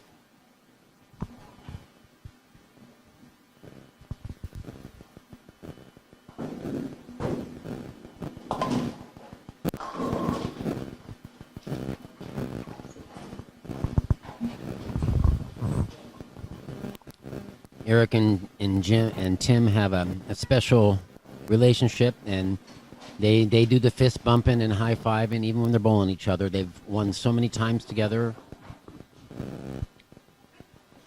36-year differential between these two pro bowlers. I guess they're not technically pros, but they both have multiple titles.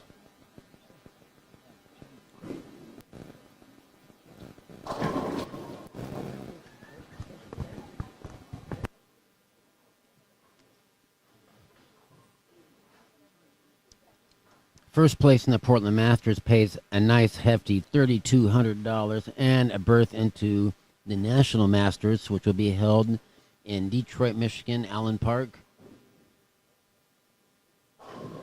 2026.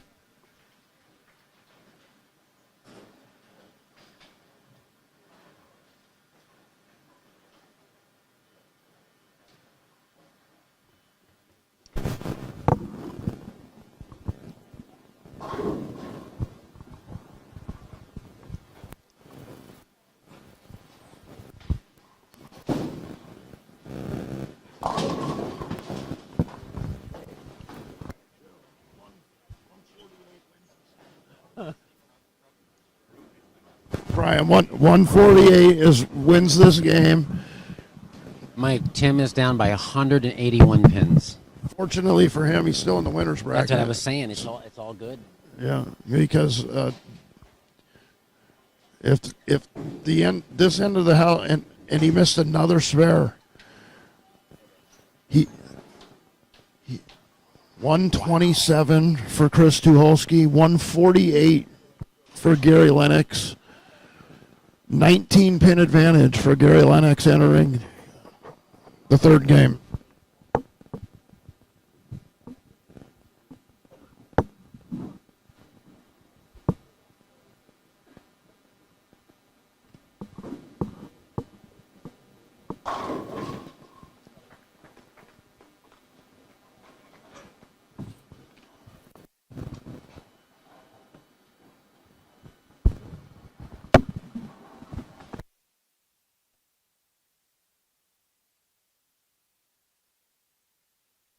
$2.99 and $2.15. Eric with a 5.14 after 2, a blistering pace.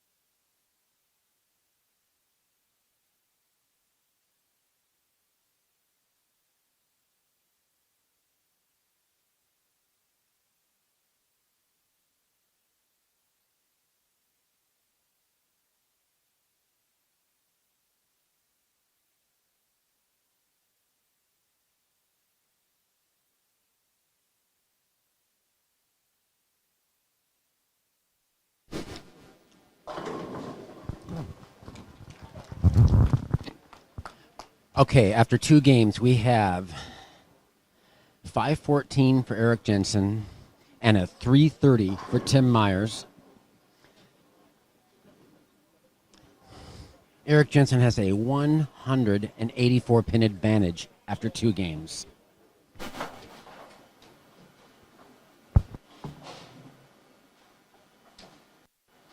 For Eric, 159 for Tim.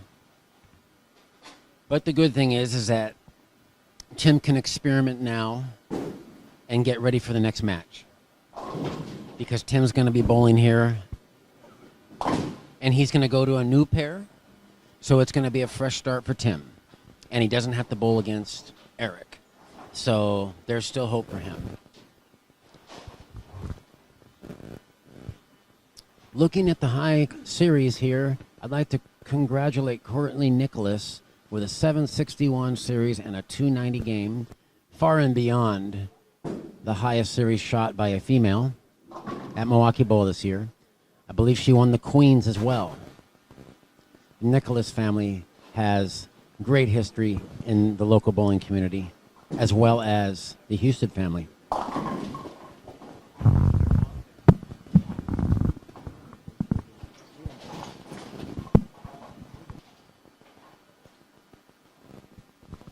Back-to-back 2-7s for Gary Lennox.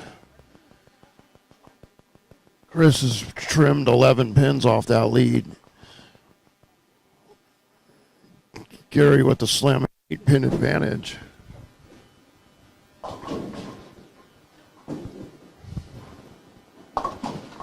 Tim with the Greek Church. So Eric up by over 200 pins now.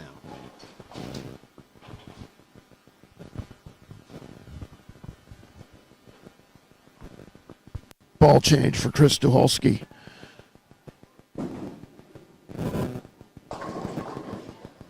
Ball change for Chris Tucholsky, Brian. Gary Lennox left back-to-back 2-7s and missed both of them. Chris Tucholsky has now taken the lead in the match.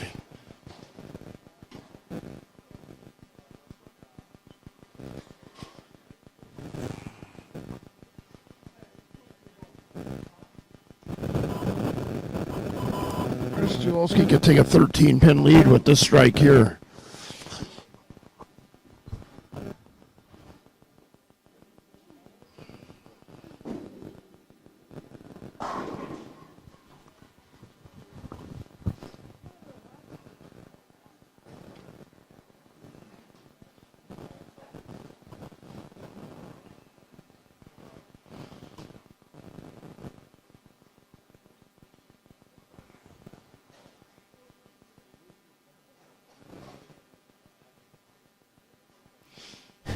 Third frame. Eric's gone with another ball.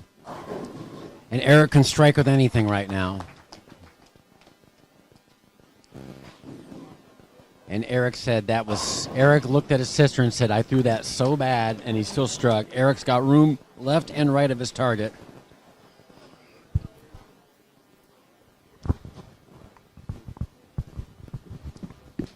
Not a heck of a lot to say for this winner's bracket match. Right now,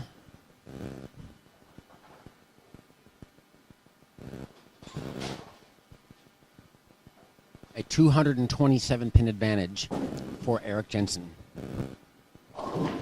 And another bucket for Tim Myers.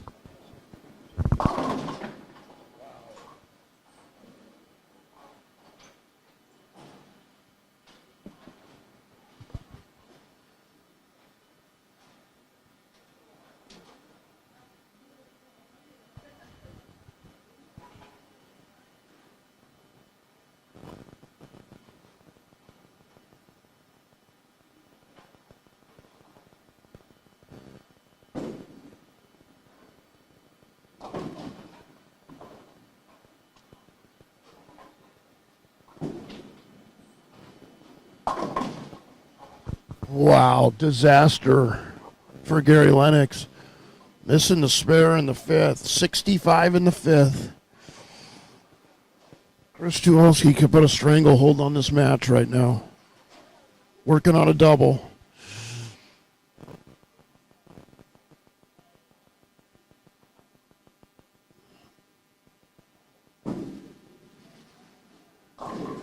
Oh, I need 2 8-10s maximum penalty. Gary Lennox still has life.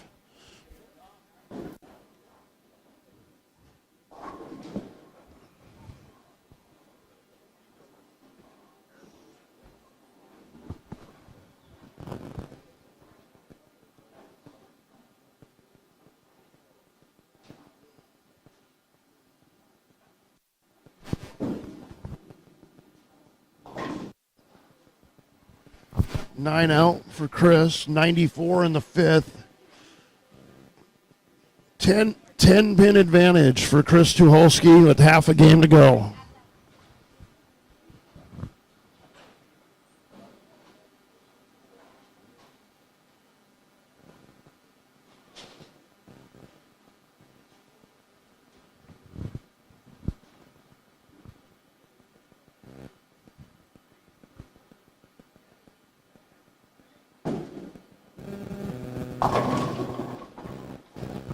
Good bounce back for Chris in the 6, strike up. Now Gary Lennox must get something going here. Trailing by 10 in the match.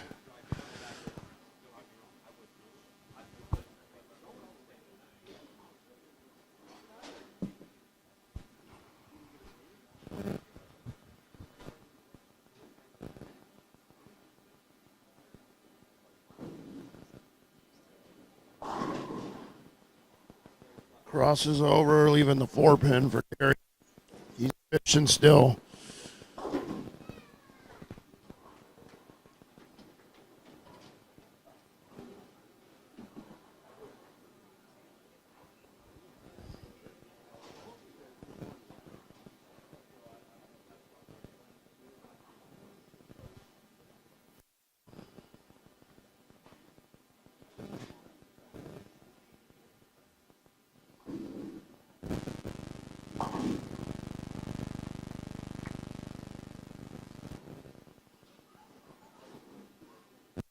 Six pin advantage now for Eric. There's got to be some sort of record that he's doing, and he switches balls and he has a potential 278.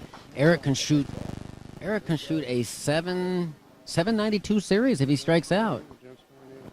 Wow, he's just on the level by himself. I really see an easy road for Eric to this title today.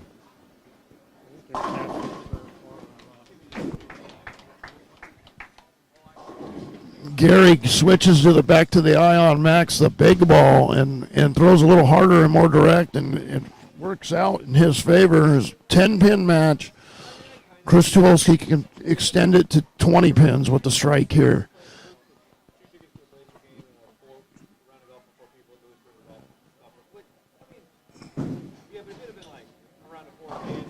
Oh, and he rolls the 2-pin for a double.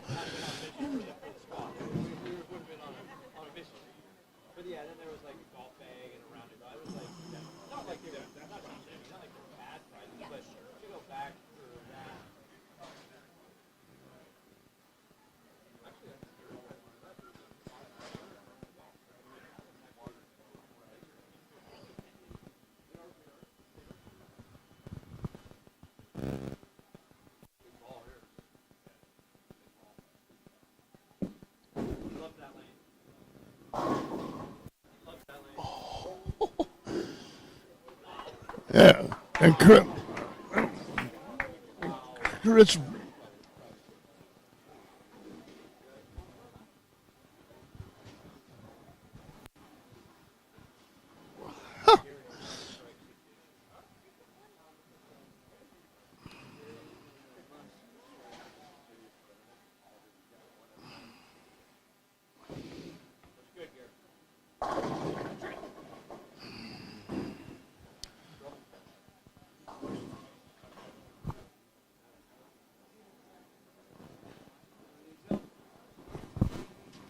Chris Tuwolski has got a stranglehold on this match. 3-bagger up. He rolls the 2-pin, carries the Brooklyn. Gary throws a good shot, leaves the 6-pin. Makes the spare. Gary can shoot 185 if he strikes out. Which means Chris Tuwolski would have to shoot 205 to win.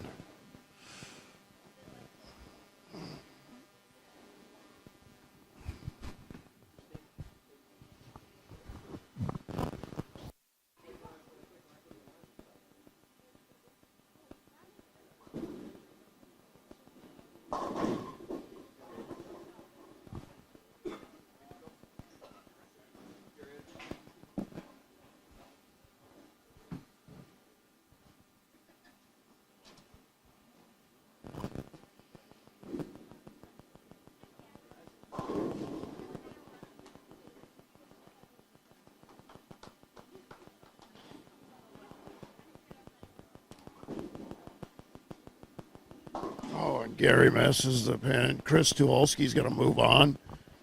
and face Tim Myers in the last 3 remaining.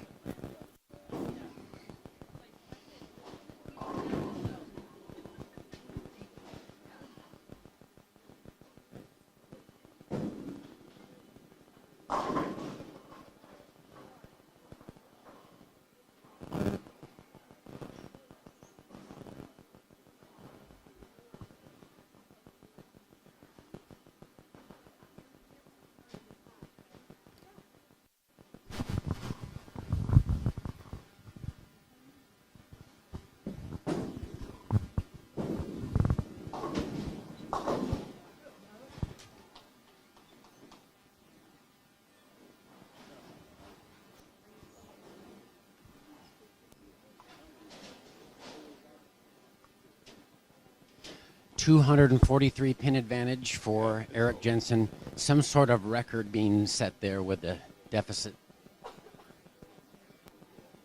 Gary Lennox could shoot 160. Chris Tucholsky has locked up the match, and we'll be moving on. My prediction held then. Yeah, It looked like the first game. I might have been incorrect, but that is so unforgiving on the left side. And also, when this match it's still up for grabs here in the 5th and 6th frame, 6th and 7th frame, Tucholsky, and this is how you have to do sometimes when you're going deep in these. He rolls a 2-pin and then throws a Brooklyn back to back. Gary gets up, throws a great shot, leaves a 6-pin, and that was it. Yeah, just right breaks at the right time. Mike, the lead down there is 250 pins. It's some sort of record for this late. That is amazing. I see both players have gone to the bags, and they're just they're looking for other looks Eric just for shooting later. 230 with the ball he hasn't used the whole tournament. 139 for Gary Lennox. Chris. Yeah, it's Gary shot like 5-0, I think. Yeah,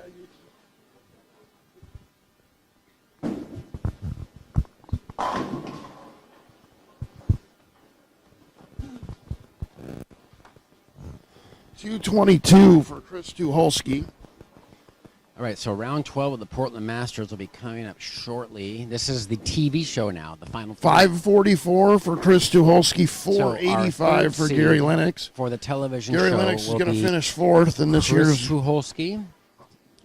Portland Our number Masters. 2 seed on the Chris show. Tucholsky will be moving on Tim to take Myers. on Tim Myers in the losers And our round. number 1 seed, The winner Eric of which will Jensen, face will have to be the beat twice. the winner's in order bracket to winner, not win Eric the title. Jensen.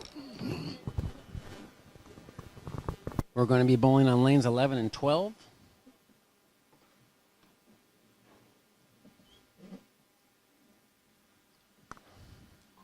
Got my spot reserved right here.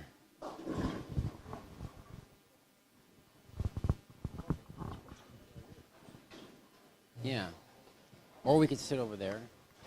Oh, you guys need to be back here. Sometimes I don't like to be right behind. Oh, this is good. You want to sit here? No, it's perfect.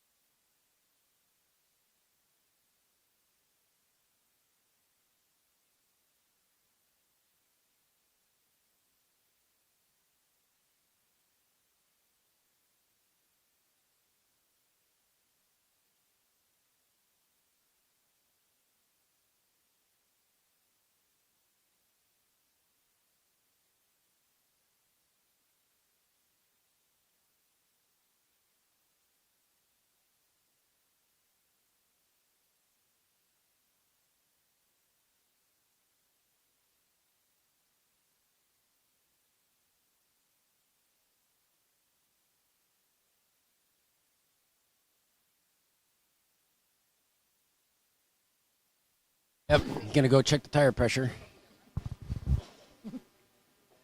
So, Bait break.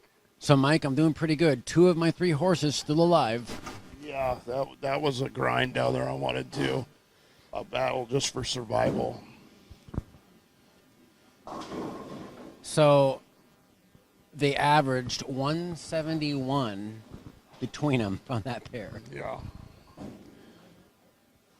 And that is the highest a lefty has finished here in a while, though. You know, I was talking about that. I think I finished 6th in 98. 99, Dane Wilmarth won.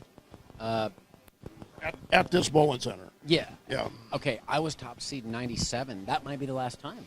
That very well could be the last time there was a lefty on the show here, right? Yeah. It almost happened again. Very close now. So that's 2 fourth places now for Gary Lennox. And John West finished second a couple times here previous to you. 5 times. 5 times. Yeah. 5 times he's had second. Yeah. All here. Yeah. Yeah. Yep. Mike Danielson finished second over at in 2000 to Craig Tucholsky. Hugh Miller finished second in 2017 at Kellogg to Scott Halverson. 7-10 to lose. I remember we Yeah. called that match. You got to clear out of Hugh's way when that happens. And then guess what? Scott Halverson had a celebratory bag of dicks after that. Yes, he tagged us. Yeah.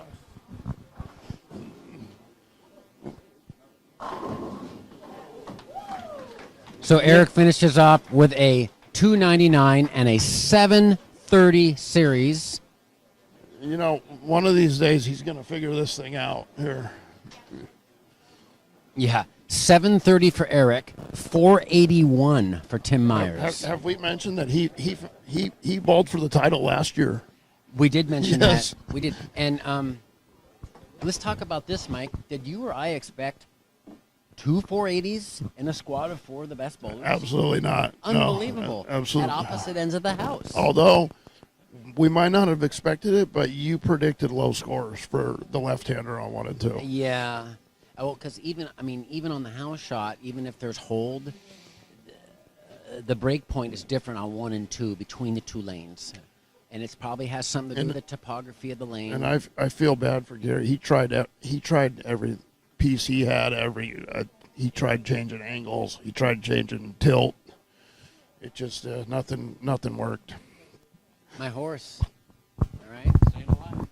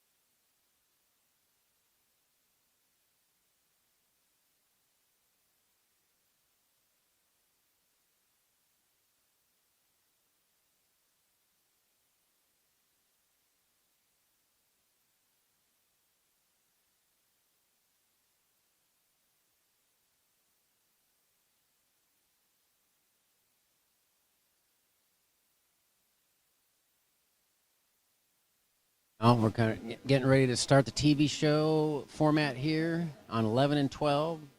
Coming up in a few moments, it's going to be 2-time winner Tim Myers versus Chris Tucholsky.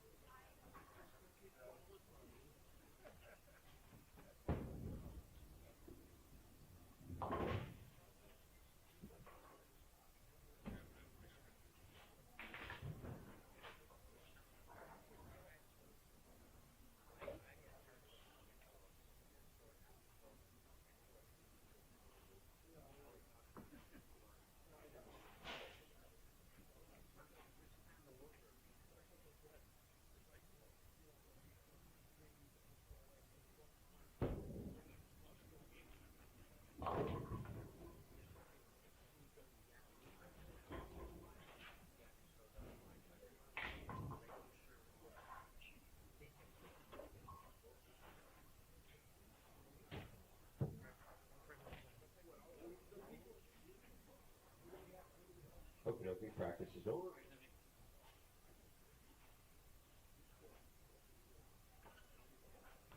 Down to, then there was 3 out of 142 entries. These are the last 3 remaining.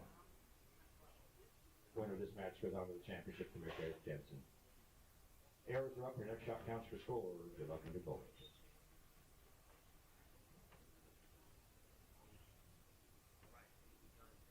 Show round 12 finals format. Chris Tucholsky versus 2-time winner Tim Myers.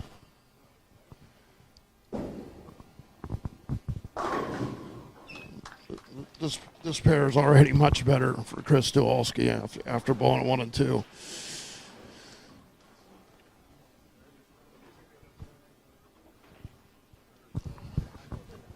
And a look of relief on Chris's face. I'm off 1 and 2.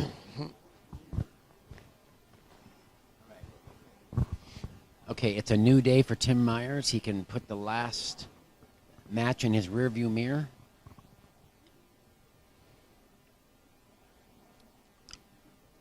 Already doing a truncated approach on the fresh. Wow.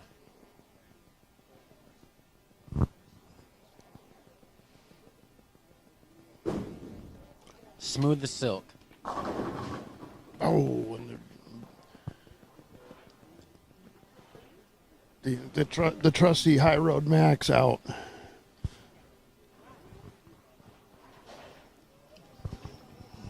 Tim,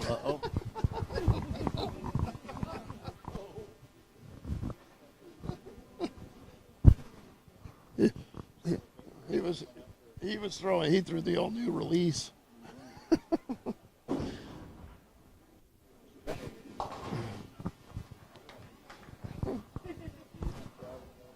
Yeah, he's got to get out of here for that 108.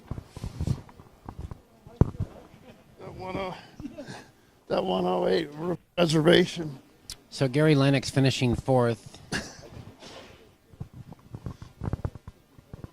Gary Lennox receives $750 for his 4th place effort. Great job, Gary.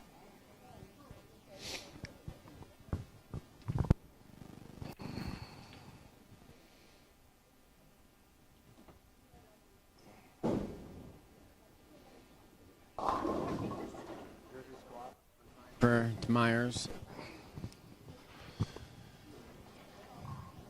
I often wonder, Mike, like, what does it feel like to be in the body of Tim Myers? Is he sore right now at 67? He's got to be. I Yeah. doubt it. Man, he's always stretching. He eats right. Respiratory therapist. I think he's retired now. Is he still working? He'd be eligible next year for retirement. Did he miss that 10 pin? He missed He that did, and that's a lot of spares for him to be missing. Wow. I hope he lives to 100.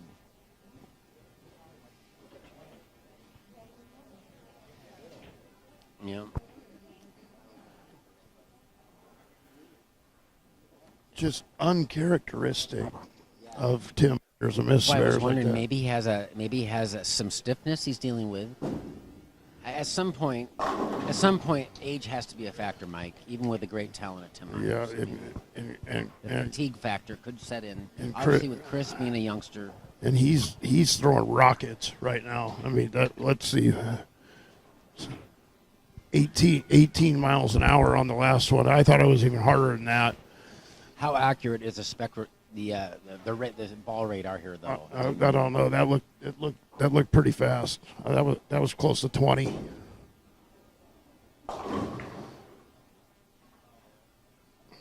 That says 17.4. Yeah, That was definitely fast. just still that's about the average of the tour players throw speed wise.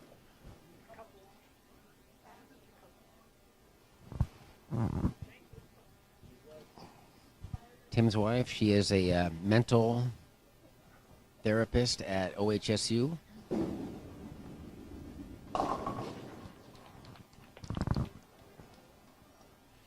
I just see Tim. He looks like he's limping a little bit to me. He He's might not be. walking as smooth as he normally does, and that's why I'm wondering maybe when he's shooting at the 10 pin, it's a little awkward for him. Yes. So he's not going to tell anybody that he has an injury, but I'm starting to question him whether he does. That looks good. Yeah. Beautiful bounce back for Tim Myers.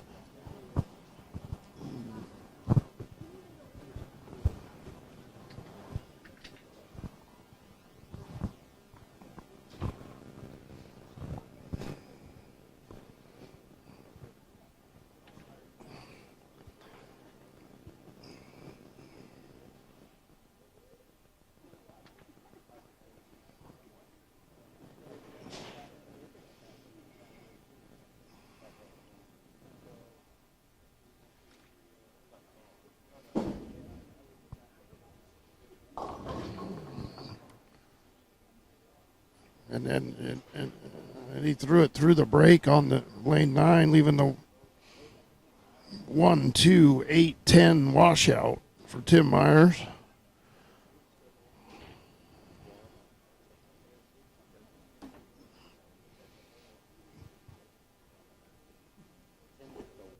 Two, 8, 10 washout. And Chris Tucholsky with a 19-pin lead through 3.5 frames. This is the semifinal, the Portland Masters. Picks it up perfectly. Beautiful, beautiful spare. If you're just joining us, Gary Lennox was just eliminated by Chris Tucholsky. And we're down to our final 3.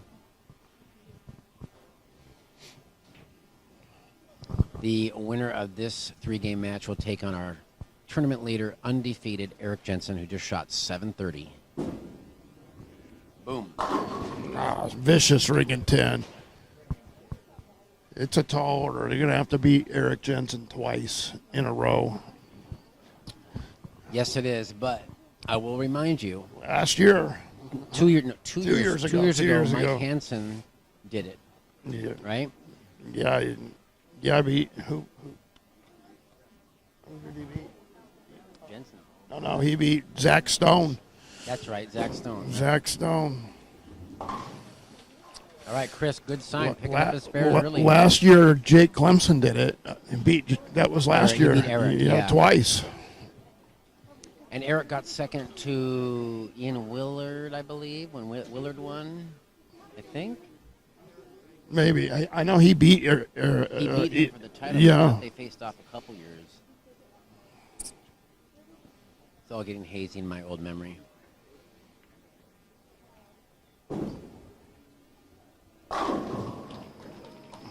Perfection. 17.5 on the ball speed. He's pretty consistent with the speed right now.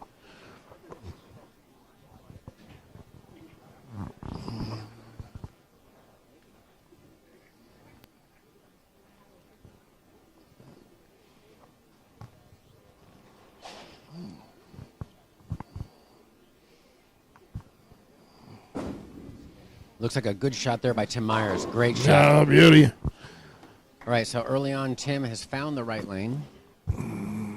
Down by 18 sticks.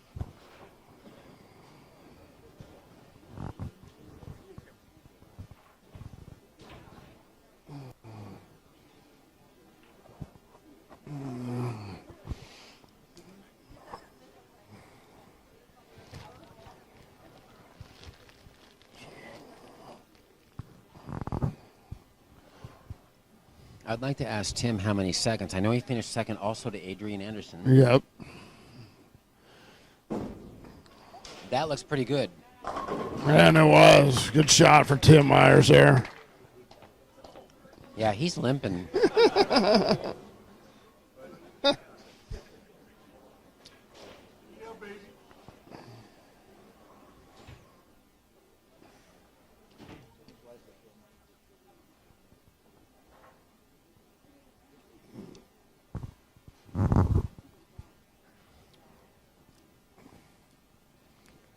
Chris crossing sixth arrow and in trouble.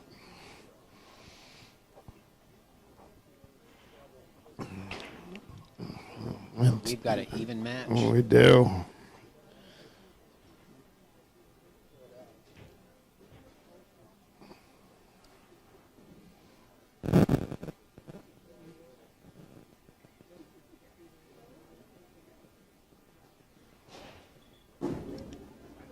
Looks good.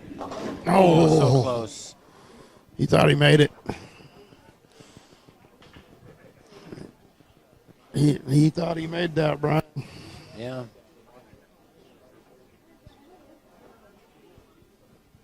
From the back.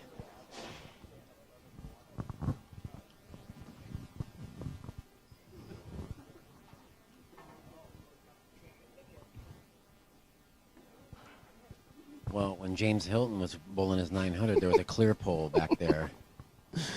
Yeah. It was the legend of the black stick. Lane 3 and 4. Firebird lanes.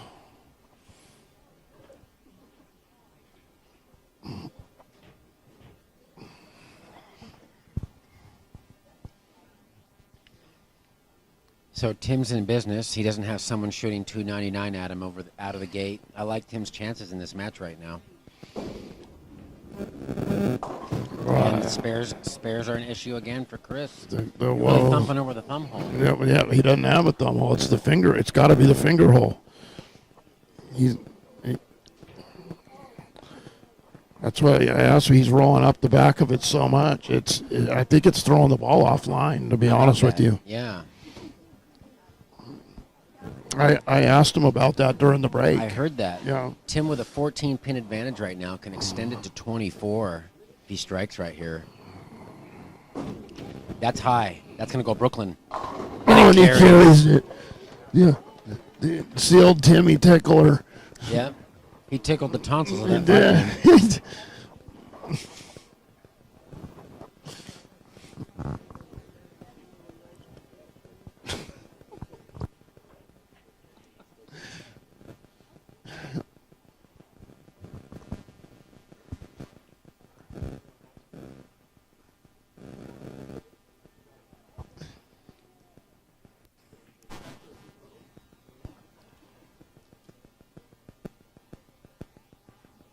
All right, Tim, will he capitalize on that great break?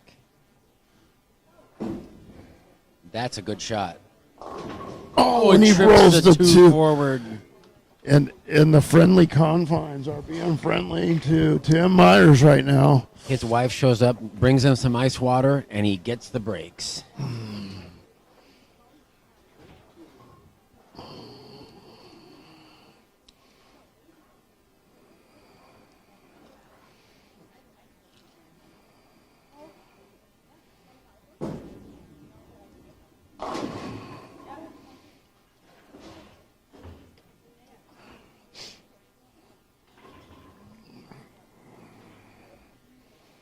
Boy, almost every one of his shots are right on 17.5 miles an hour, if that's accurate. I think one was 17.4, but Yeah. most of them have been 17.5. That would explain why he's been dominating regional play up here.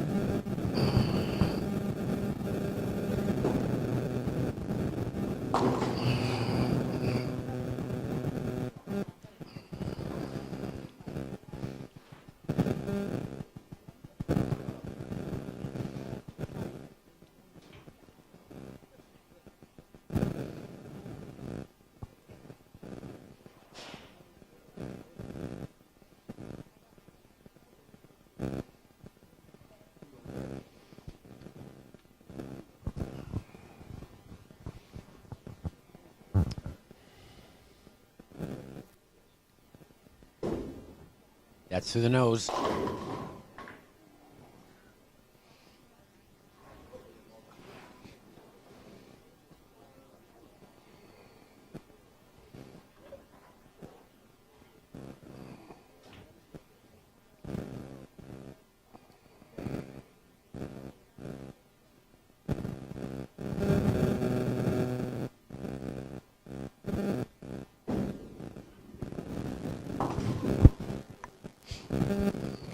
Chris has a 248 book average at Hazeldale Lanes. This year? Last year? Last year. Wow.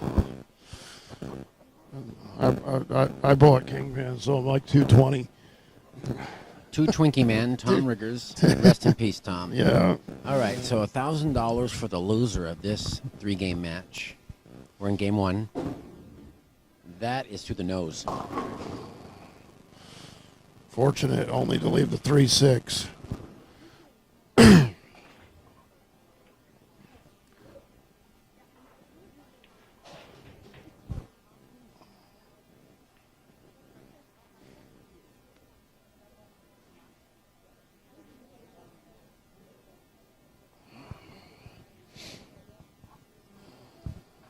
He might be okay.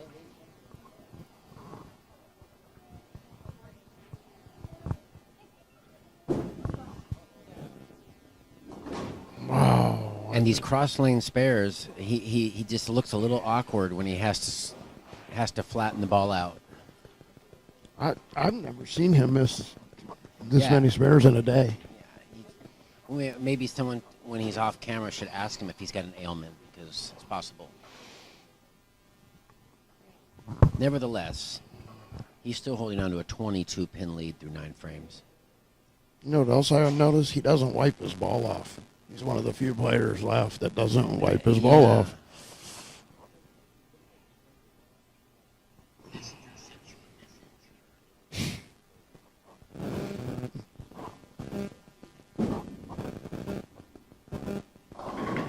And another Brooklyn. Another for Tim. Brooklyn.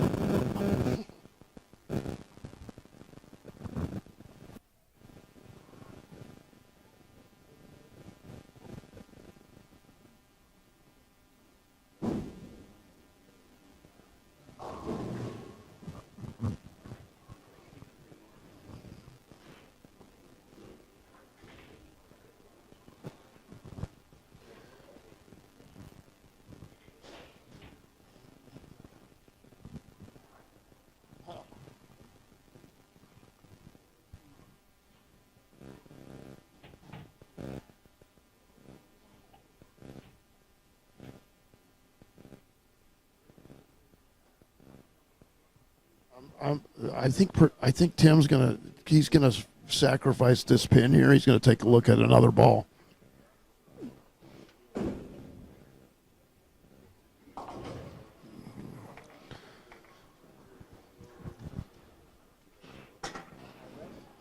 .204 for Tim Myers.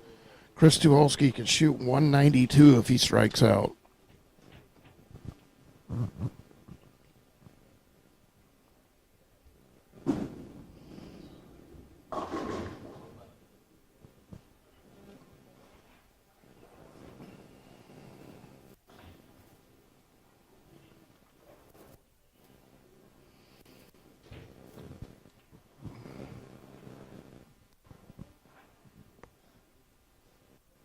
.204 Tim Myers. Chris still fishing.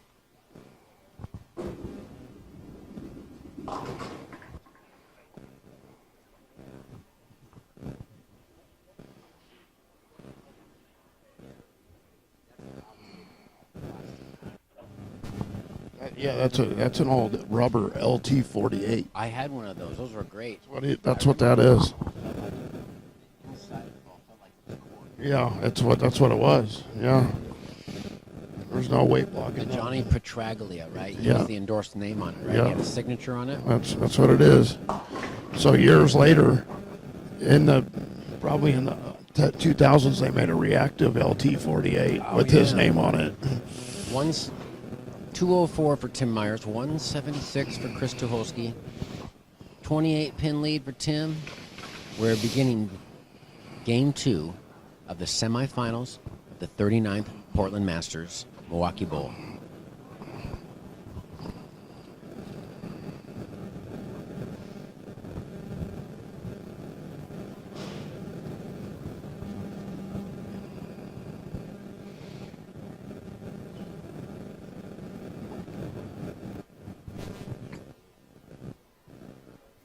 As the Bowling Center's starting to fill up now, as it's business time of this tournament. Yep. I think Tim just did a ball change. He Mike. did. I saw him. He threw it. He threw it at the spare in the 10th, just to get a feel for it. And now he Quitter 10 pin right there. but still a good looking shot. Yeah. Now here's the question. How's he going to do on the He's spare? struggling on the spares, Yeah. and in particular the right side spares. Obviously, a flexibility issue with him right now. Very understandable at his age. He got that one. He did. Luckily, he's not going to need a monumental score with Chris struggling. Chris has got this is a ball change for Chris here on the right lane. He's going in front of the return.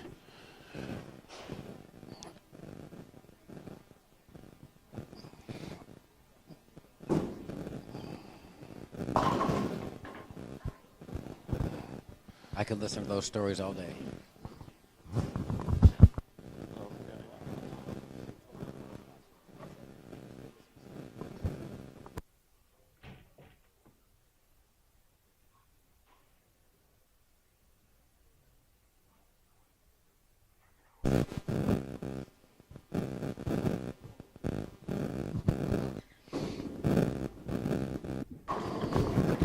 Chris covers the 1-2-4-8.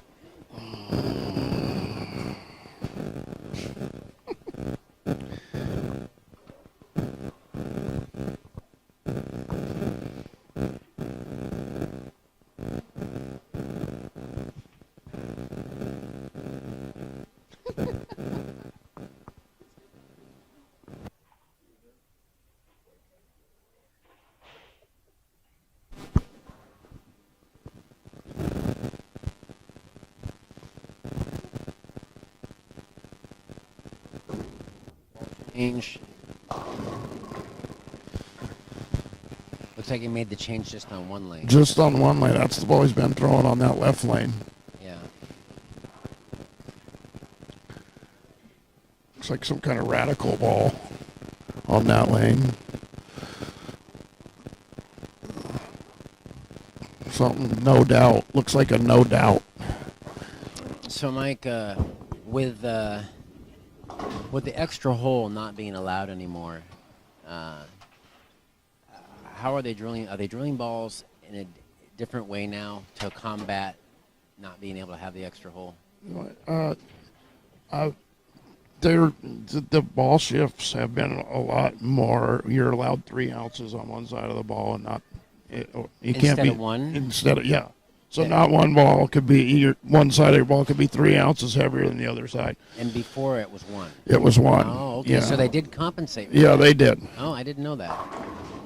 And that ball's getting to the hole, but it's getting there flat. Back-to-back flat 10s for Tim, but he's keeping it in play. And sometimes that's all you can do. So what I was saying is you can have 3 ounces of side weight in your ball. If it's over 3, it's illegal.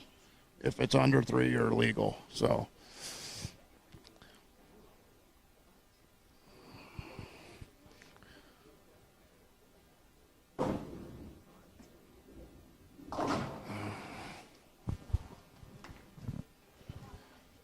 These balls are getting so aggressive and they hook so much because the amount of oil. They're trying to combat that, and on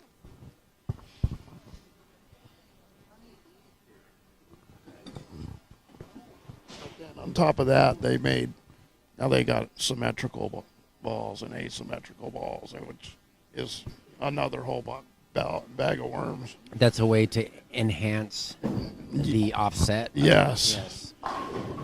Oh, 3 in a Three row. flat 10s in a row. But, I mean, Mike, does he change from that? I mean, it's a tough call, isn't it? Right.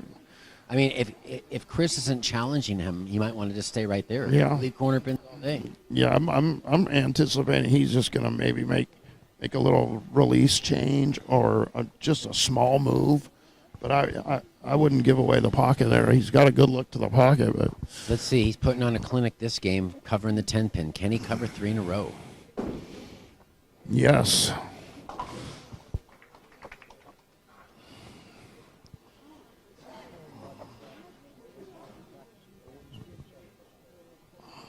Yes. Yeah, it would be nice to have a spreadsheet of how many players have made the TV show, and how many times Tim has made the TV show. It's got to be close to 10 times, right? Oh, and a wall shot. Unfortunate. A paralyzer 5, I call that, right?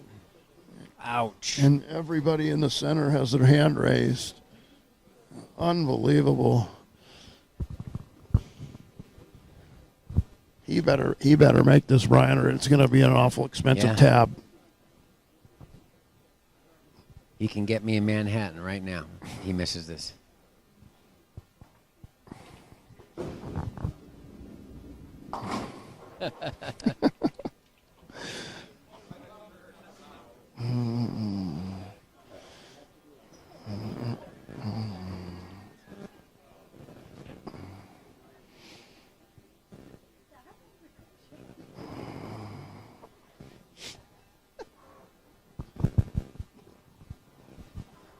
Well, I wish that was my dad.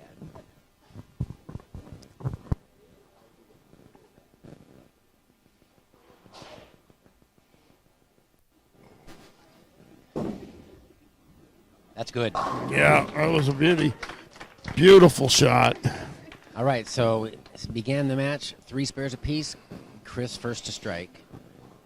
Still trailing by 28 to Tim Myers. And he's sticking with that ball, Brian. He's not changing balls. Yeah. See if he gives it a little extra on the bottom on this shot. I'm anticipating a little extra on the bottom here.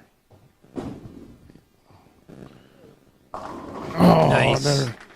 Nice micro adjustment. He's the master of the trip 4.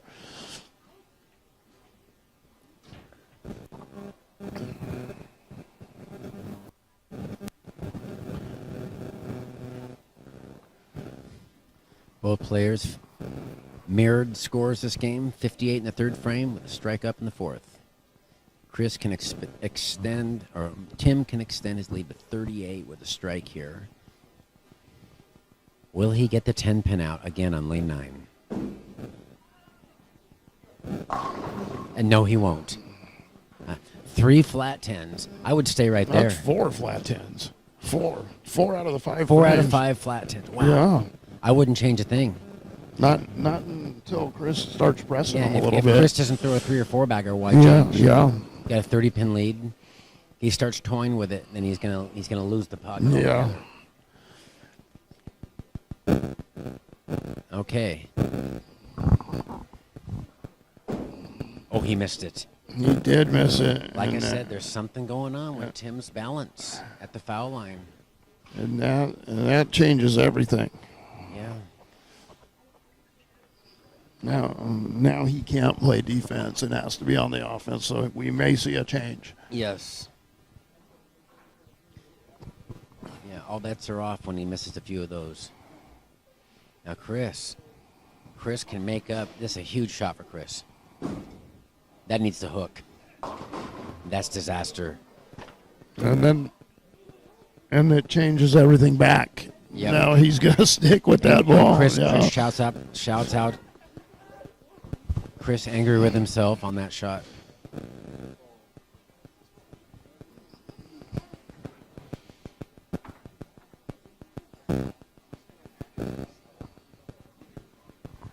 Well, Mike, it's almost 1 o'clock. I think I'm going to have to murder part of my sandwich shortly. Yeah. I'm gonna order Pietro's here pretty soon.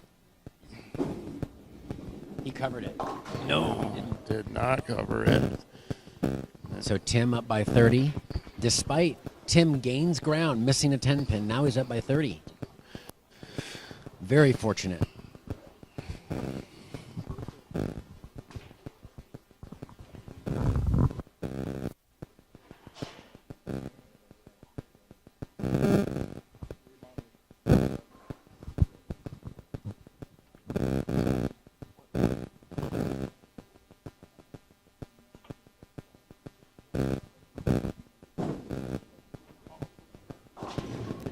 Shot for Chris. Back-to-back washouts for Chris. Tim needs to stay in his zone, not worry about his carry. Yeah. He's got the pocket.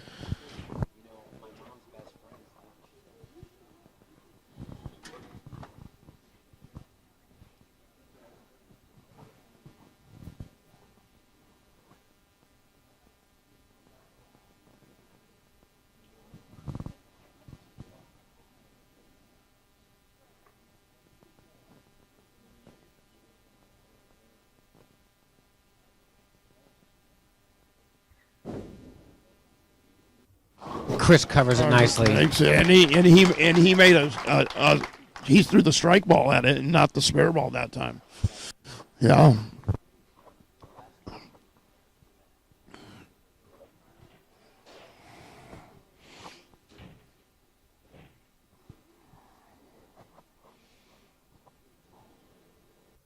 Tim. Same ball. Gonna keep it in the zone. Will he get out the 10 pin? That's a great shot. Yeah, Perfect. he's really repeating shots now. Yeah.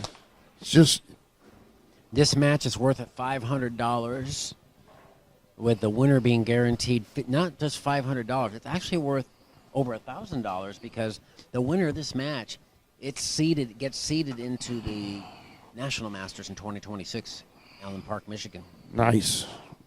Is that where it is? It is in Allen Park. Did we look that up and verify? We were talking about it yesterday. I was not. Someone else mentioned it. There you go.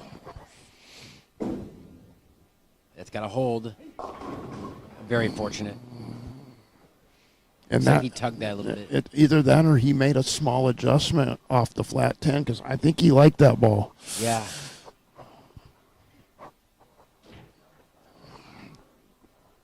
But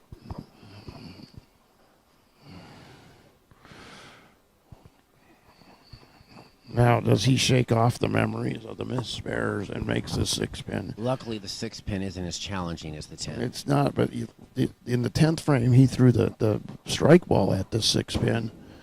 No problems with the 6-pin. Maintains a 30-pin lead through 16 and a half frames of the semifinal match.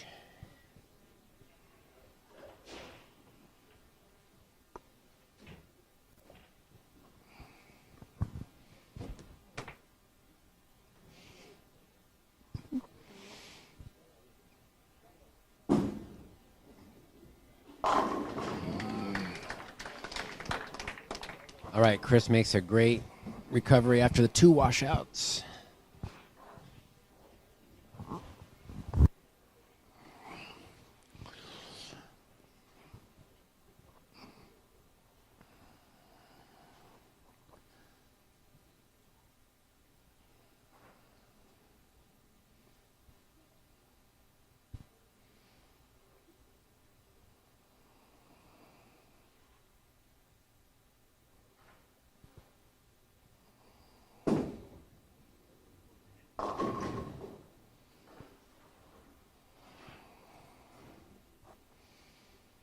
Three, 6-10 for Chris Tucholsky.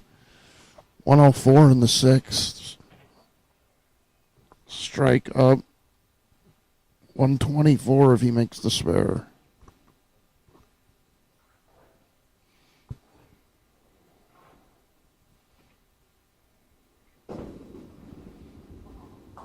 And he chops the spare. 130 in the 8th.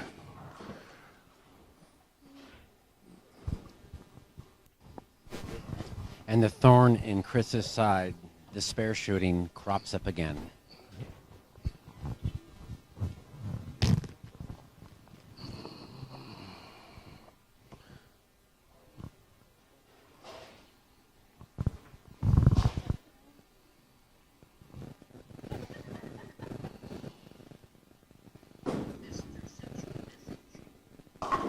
No, and he trips the 4 again. That maybe the greatest to ever.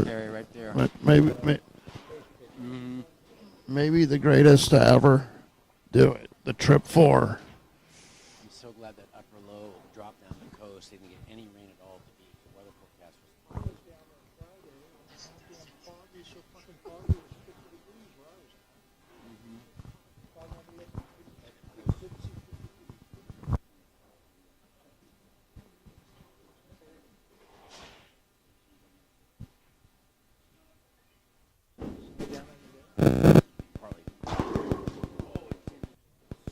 in Brooklyn 10 pin. And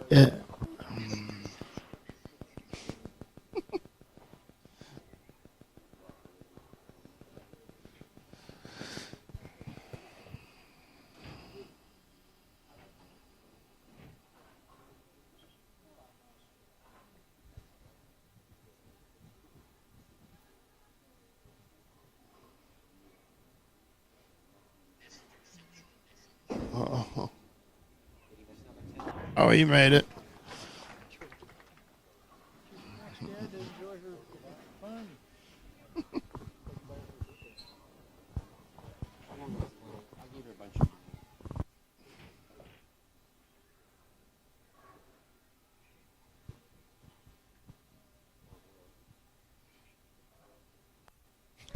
Chris in the 9th frame.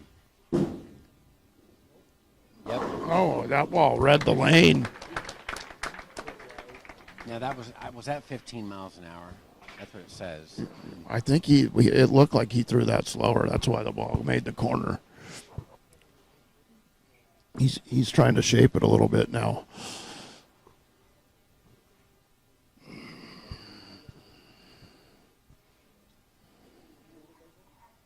I'm not sure. Maybe it's times how many seconds it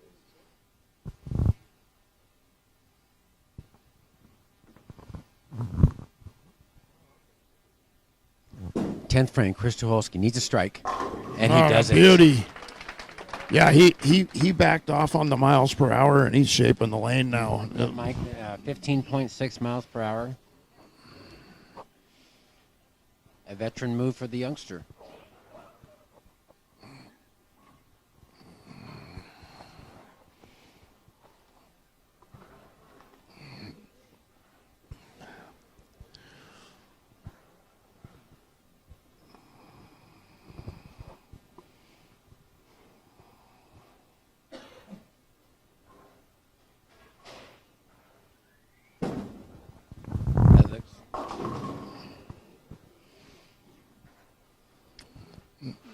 That one was a touch firmer and up the lane, so it didn't hold.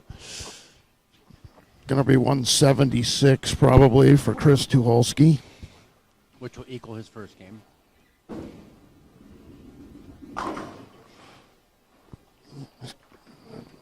He does not want a triplicate. No, that's not going to cut. No. Now this is a big frame for Tim. He can really open up a sizable lead here. 10th frame.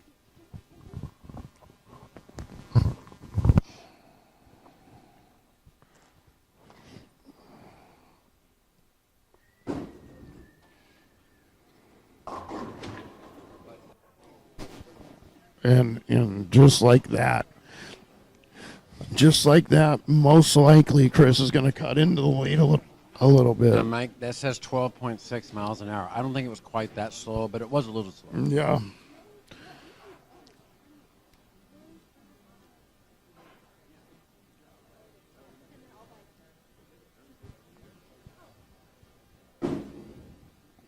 Is he going to pick it up? Oh. 172.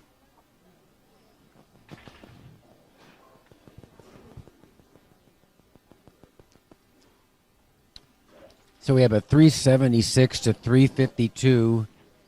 Tim Myers going to take a 24-pin advantage into the third game.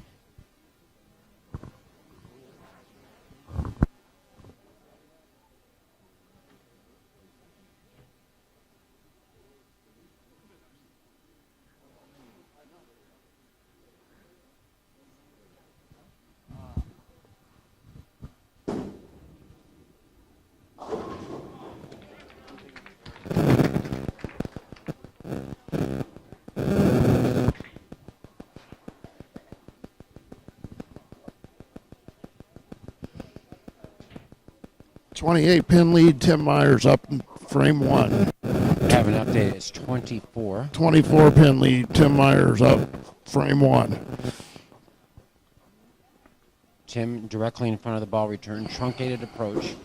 Between 5th and 6th arrow. That's high. Leaving only the 6-pin.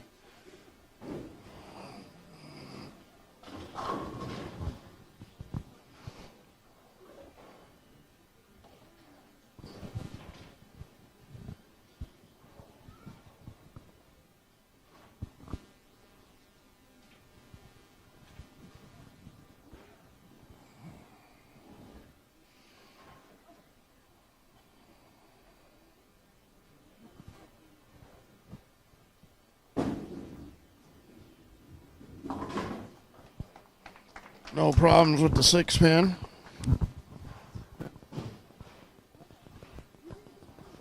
And if you can hear other bowling, our top seed is down there warming up. Eric Jensen coming up next match.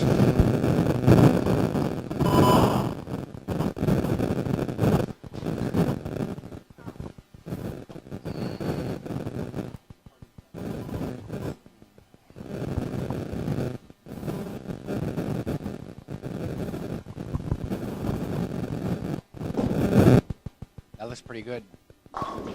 Another flat 10. He just cannot carry that 10-pin out. I wouldn't change a thing, Tim. He's gotten 2 or 3 strikes with that ball, and 2 of them were trip 4s.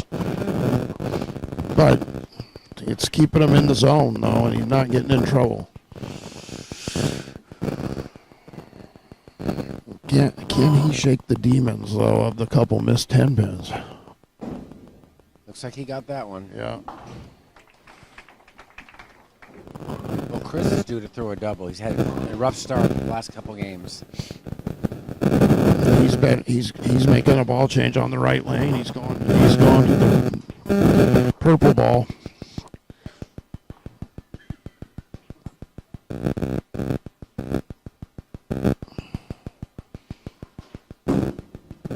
That's high. Fast 8, Brooklyn. That also went over the finger holes, didn't it? It sounded like it hit something, yes.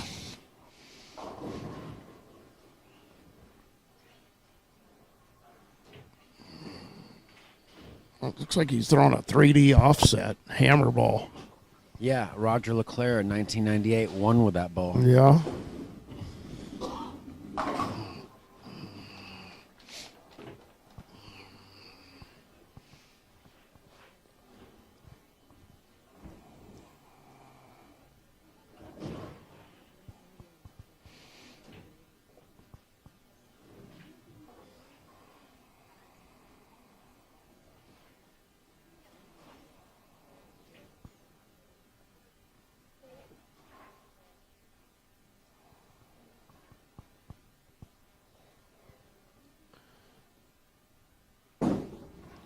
That's high.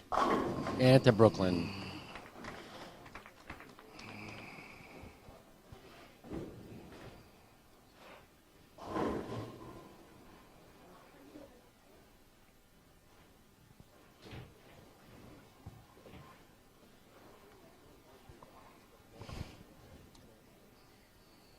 Now, has Tim always wore the gripper glove?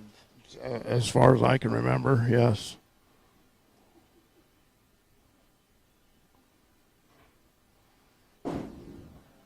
Great shot by Tim. Yeah, Perfect he got a little more turn on that one. He did. And that one carried the 10-pin nicely.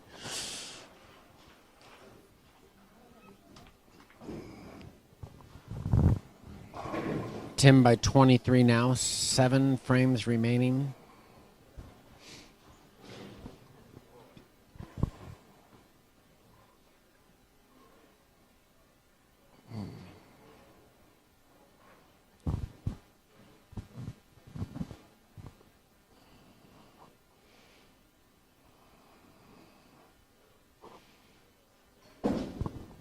Another good pitch. Doesn't climb the mountain, though.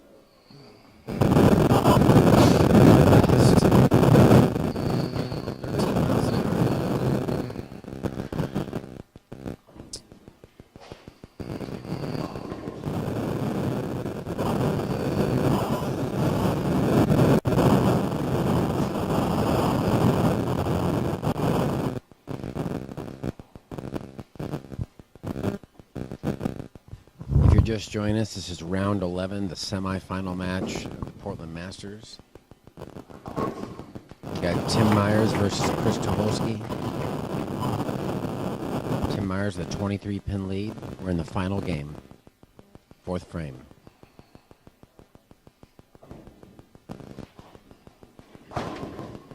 Chris Tucholsky working on a strike. He can cut the lead to 13 if he were to throw a double here.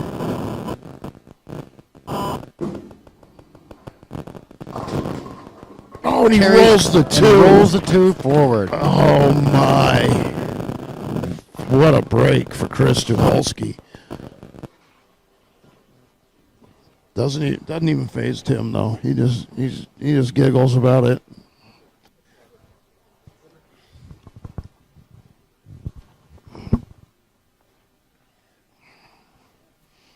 It's interesting how he's going with such a retro piece of equipment. Yeah, I think it's the new version though.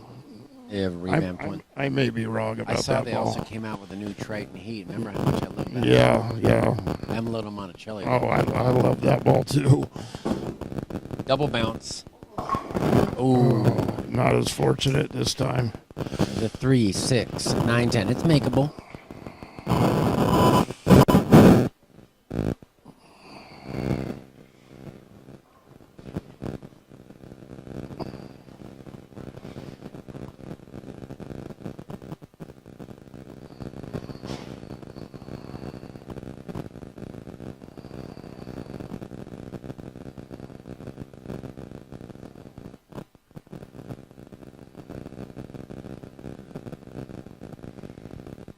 He's just regrouping a little bit, taking a lot of time. Yeah, this is important. I also don't know if he was quite sure how he was going to shoot it. Was he going to throw the strike ball? Yeah. He's gone with the spare ball. You might get it. Perfect. Wow. Great focus by Chris.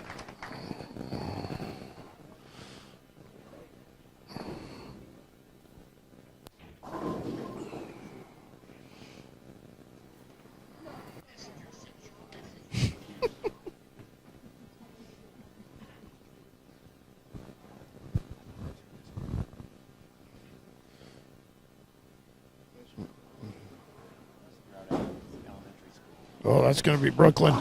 And he carries him Brooklyn. And the break comes back into Tim's court now after the trip 2 forward. Tim with a 17-pin advantage.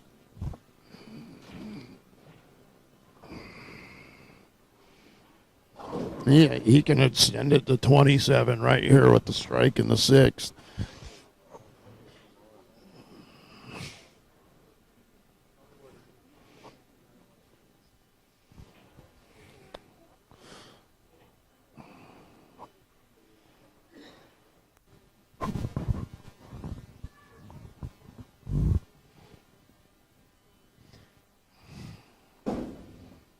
That looks good.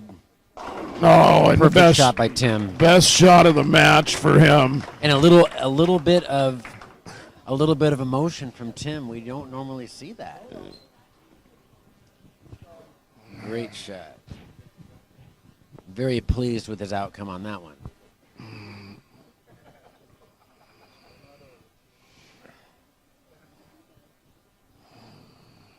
Tim looking for a rematch with his doubles partner.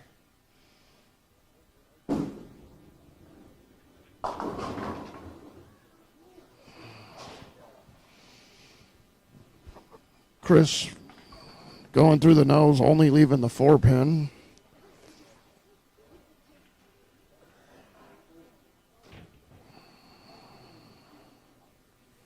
Tim's going to have a 28-pin lead through 6 frames.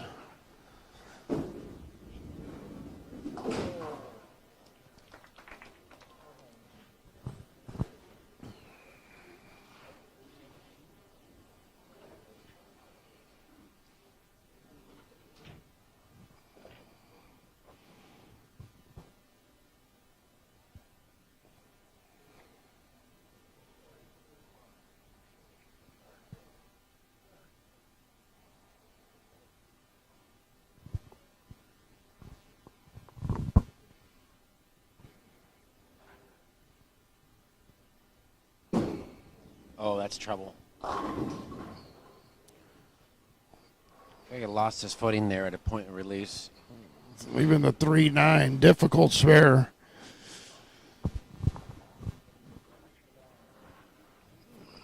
He's going to throw the spare ball at it. Difficult spare in this situation. Yeah. Well, he'll know the moment he lets go of it if he got it or not. He got it. He did. What a great spare. That's great execution from Chris. Seeing both these players staying clean on this demanding condition.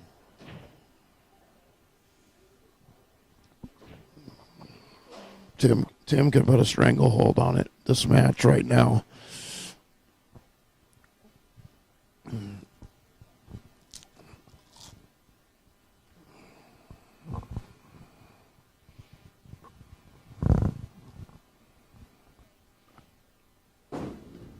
That looks really good.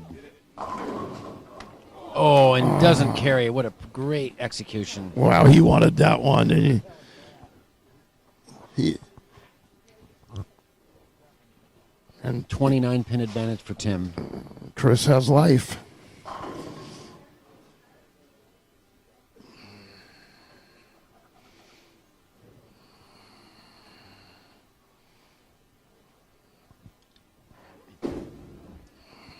Trouble. Missed it.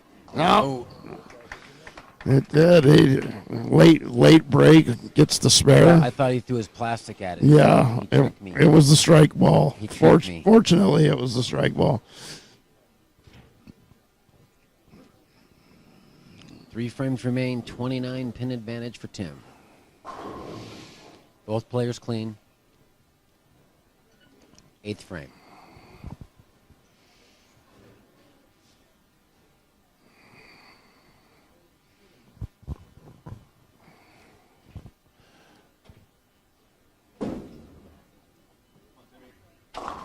That one left. It was left. It's But fortunate. Very good break to just leave an easy spare.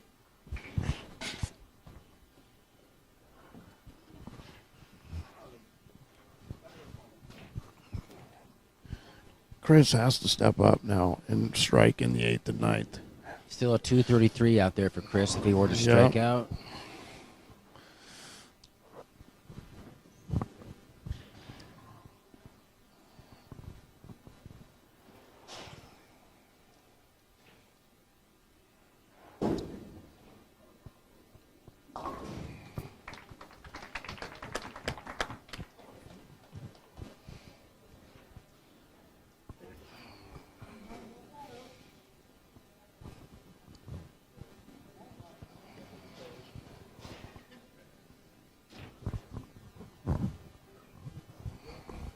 All right, 8th frame here.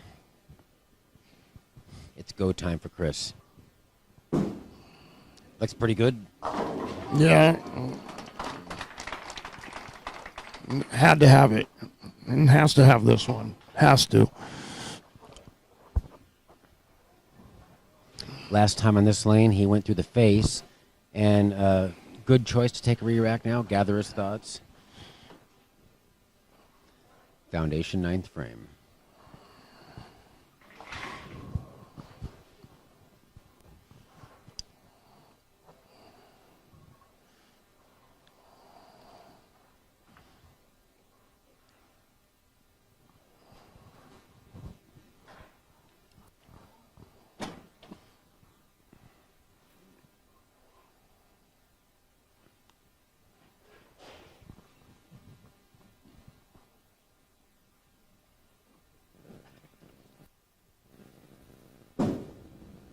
That's high. It is. And barring disaster, Tim Myers is going to move on a bowl for the title. Yeah, so a rematch likely between the two doubles partners. And it's 108, Ryan. In the afternoon. It is. Time to order a chicken pizza.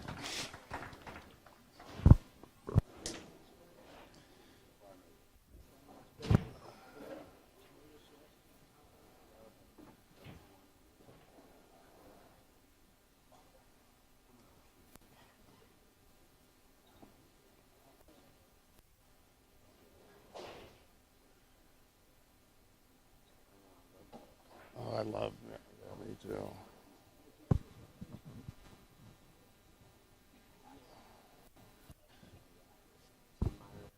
Wait here in the 9th with just one. He needs one mark.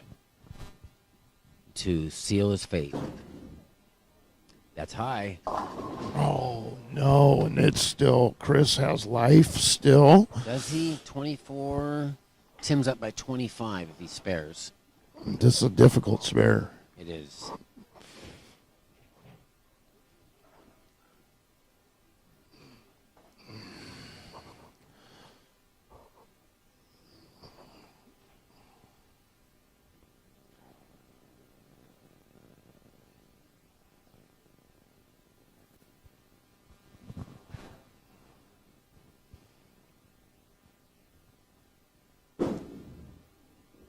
He got it. No, He did get it. Nothing. And that's Wow. it, folks. That's it. Chris Tucholsky's going to finish third. Well, let's do the math. Not so fast, because if Chris shoots 213, Tim needs a 190 to shut him out. So he needs good count. He needs 8-1. Yeah, and 8-1's good enough for the win. To shut him out. Anything less.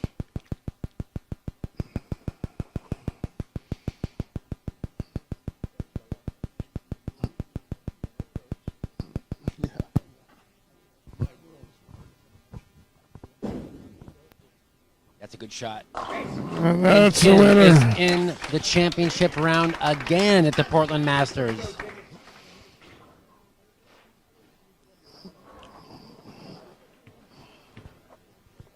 It's 108. 108 in the afternoon. Tim Myers will be bowling. Eric Jensen for the title. Has to beat him twice.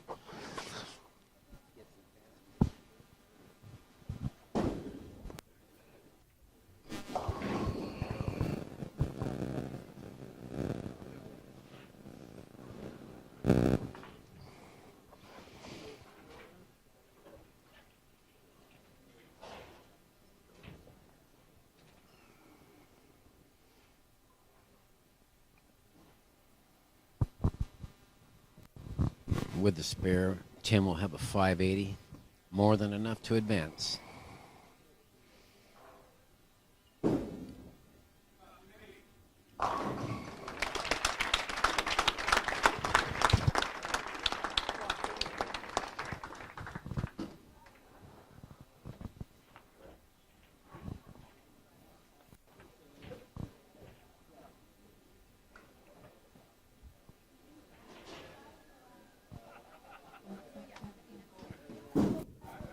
Yeah.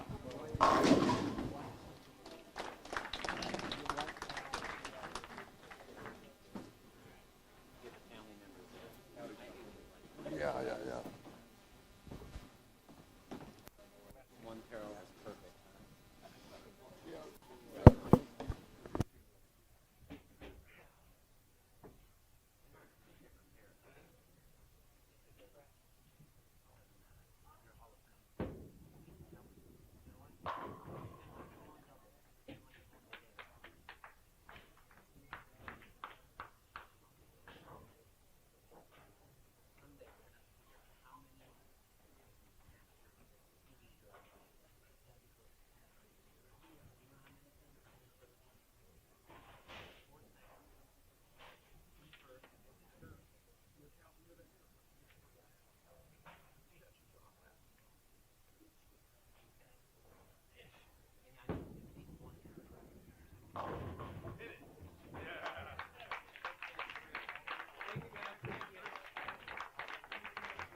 Back there by Mr. Myers and Chris Tucholsky. Congratulations, Chris. Third place finish. Great tournament. Championship match will be on lanes 11 and 12. Mr. Eric Jensen versus Tim Myers. Give them a couple minutes to get down there, get settled, and we'll get going.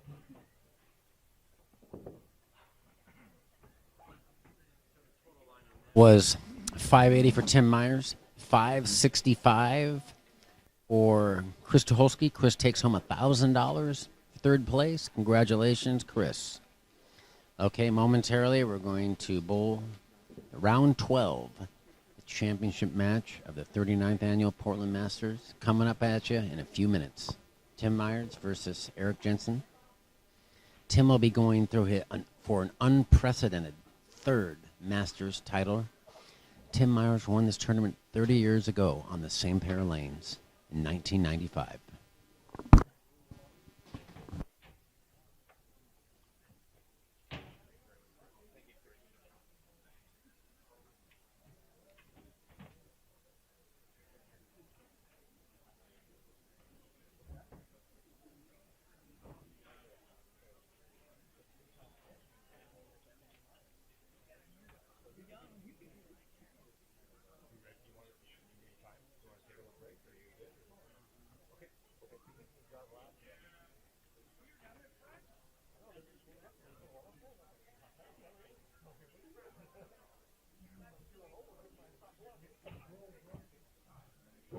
Podium championship match will be 11, 12, 10 minutes of practice. 10 minutes of practice. We'll give you a 2-minute warning.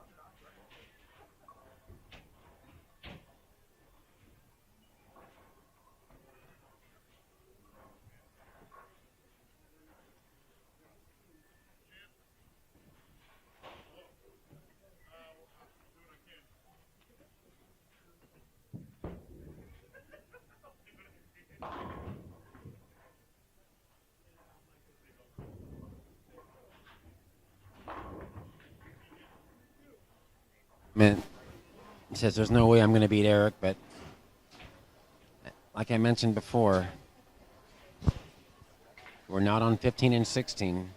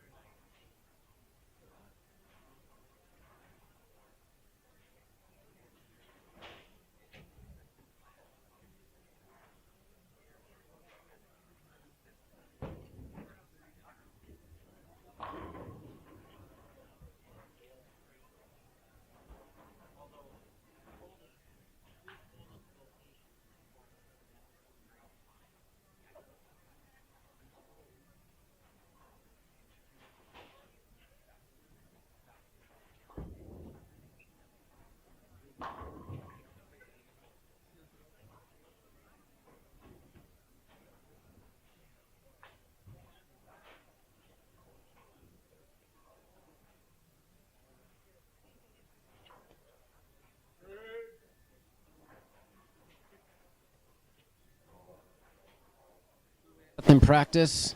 2 minutes left in practice. Round 12 of the Portland Masters, the championship match. Tim Myers has to beat Eric Jensen on 2 sets.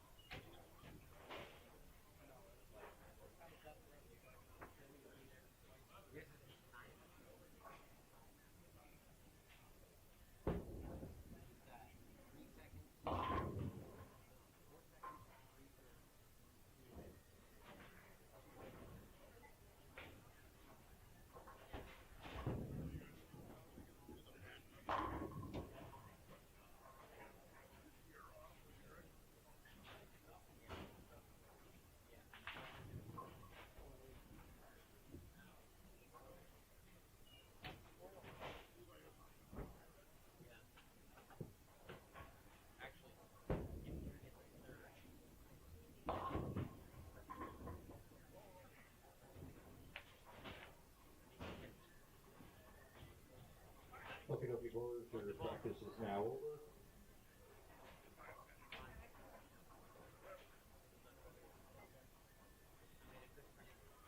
Remember, Mr. Myers from the loser side, Eric, the winner side, Tim has to beat Eric twice. Double elimination tournament, remember? I mean, I gotta beat him 1 out of 6 games? You do. Your arms up, your shot counts for score. Mr. Jensen starts. Good luck in your bowling, fellas.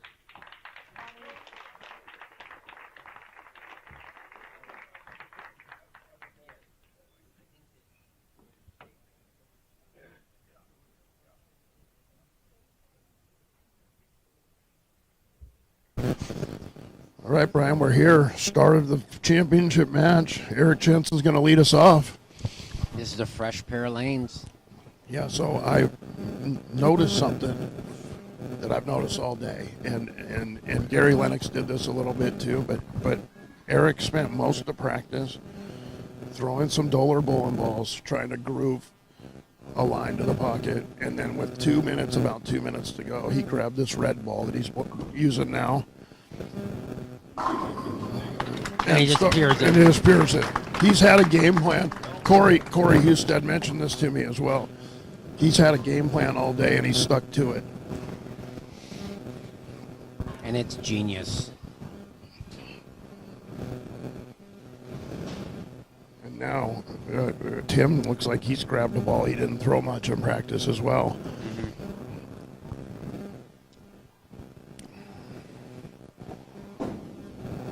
That's high. Brooklyn.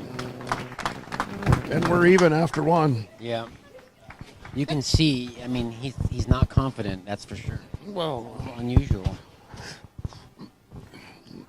just Eric's got to look like nobody else, and he's executing on top of that, and then that's just...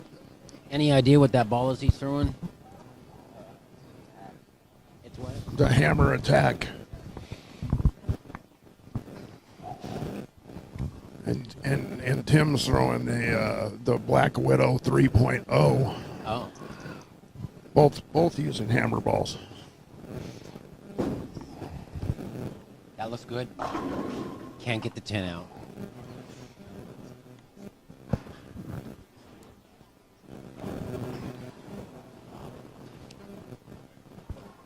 This is a rematch from our 10th round.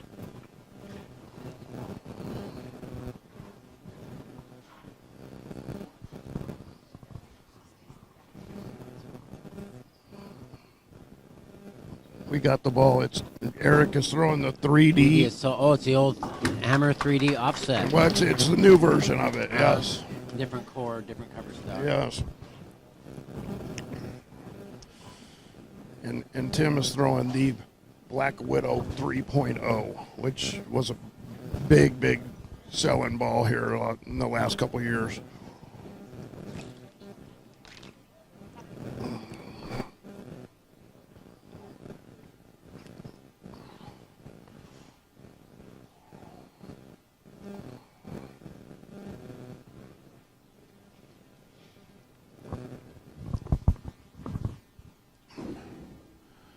Looks good.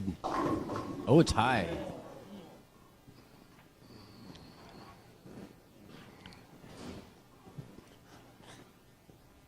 Tim's still searching for a ball. Oh, he's got room for more balls on that rack. Maybe if it's on the rack, it makes him feel like he needs to use it.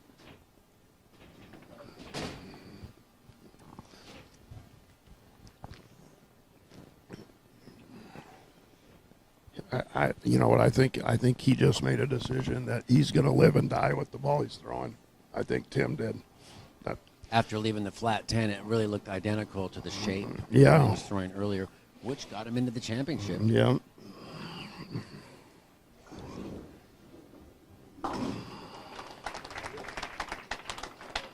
And who's to say that, that Eric's going to continue on that rampage? I mean, he had 2 hours off. He's on Yeah. a different pair of lanes. Yeah. And, no one can continue to shoot nonstop 700s on this condition.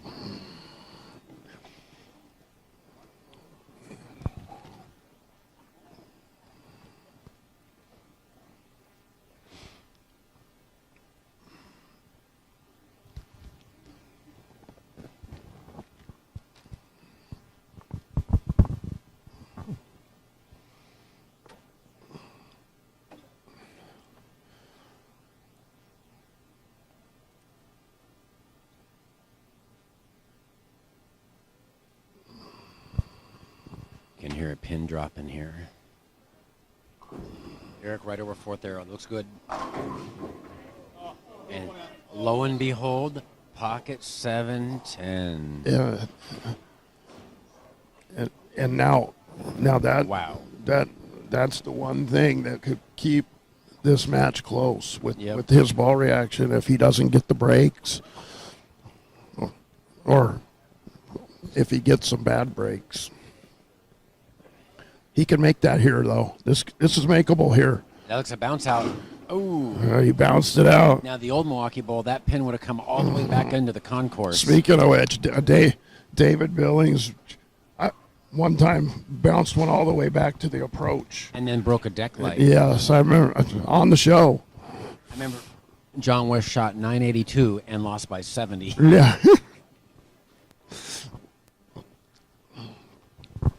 That was a different lane He's condition. throwing the green nitro R, David. I remember.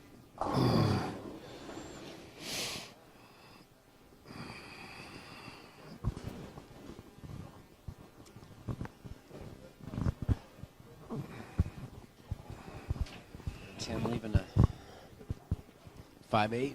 Should be no problem to pick it up. $1,700 differential in the payout of this match.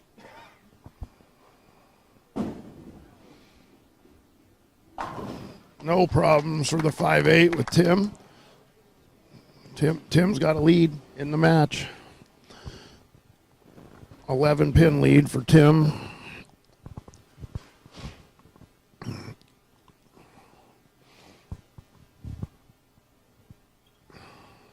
Eric probably won't change anything. No, that was just a bad break. It was just a bad break. Yes.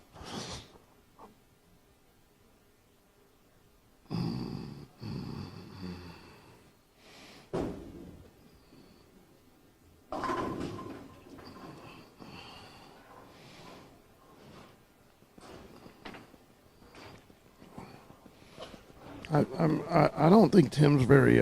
He's very pleased with his execution. I think something may be ailing him, like you said, Ryan. Yeah, I think that's how I'm going to feel when I'm 67. Yeah, I'm not going to be bowling on the show at the Masters. I'm unfortunately don't think I'm going to be still winning titles against the youngsters, let alone the seniors. It's a lifetime of taking care of his body. Yeah, Except for the early Sandy days. yeah. I remember going over to the Sandy on Friday night, and I subbed on that league there, the above ground ball returns. I did the same. Yeah.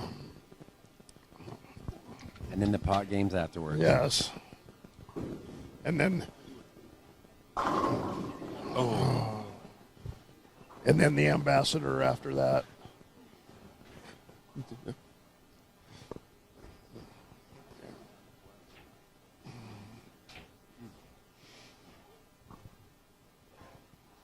Eric's continuing to throw great shots. He's just not getting the breaks right now.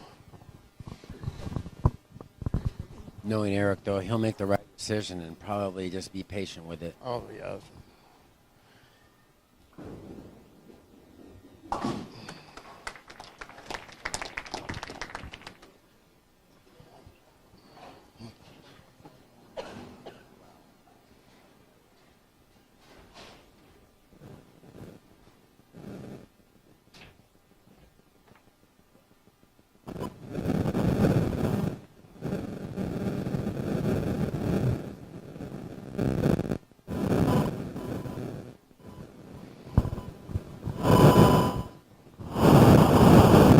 Eric taking a lot of time. He definitely doesn't want to repeat of what happened last year.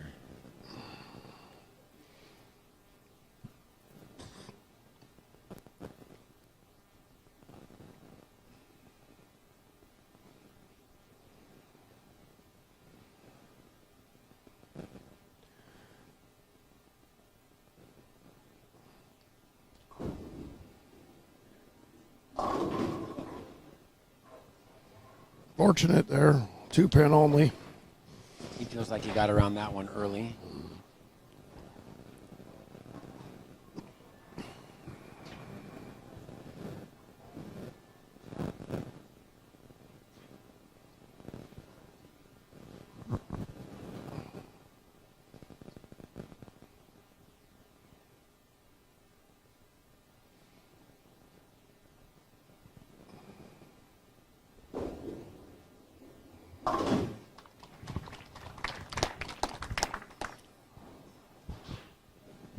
Tim Myers with an 11-pin advantage.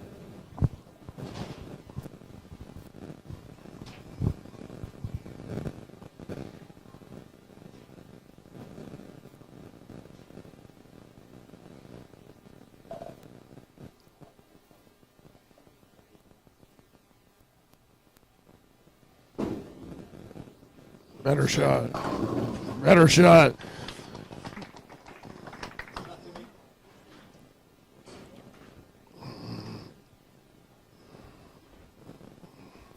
Tim with an 11-pin lead. He could lengthen it to 27 or 21 here. 21-pin lead if the strike here.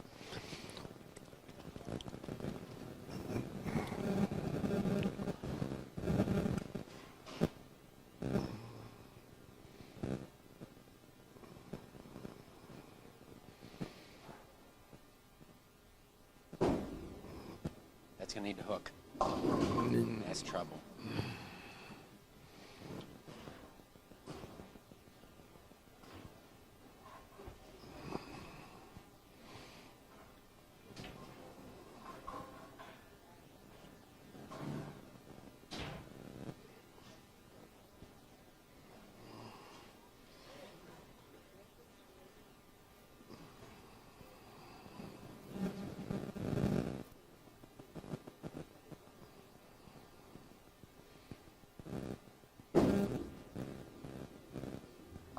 Oh, what a spare. Tim Myers.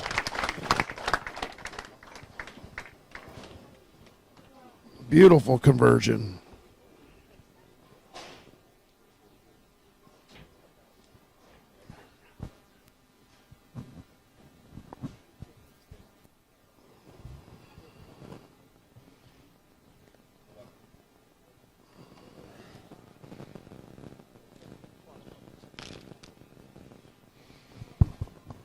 All right, Eric Jensen up, 6 frame.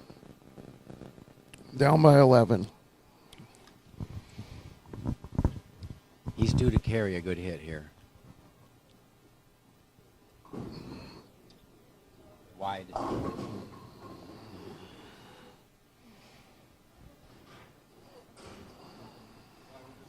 Definitely not the exact same look of 15 and 16.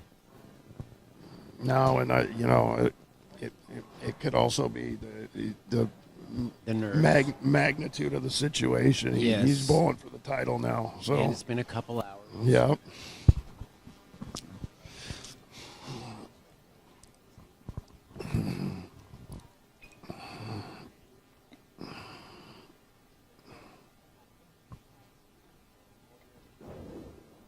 Covers it. Oh my gosh.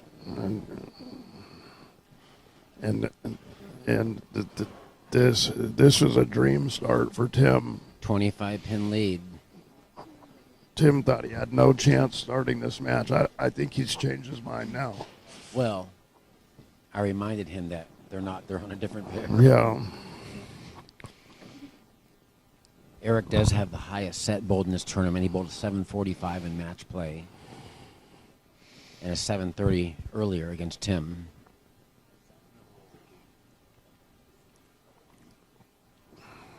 We're going to find out now if he's returning the favor. I expect this to be his best shot of the game right here. That's going high. It is, and he's searching right now. Definitely not as loose.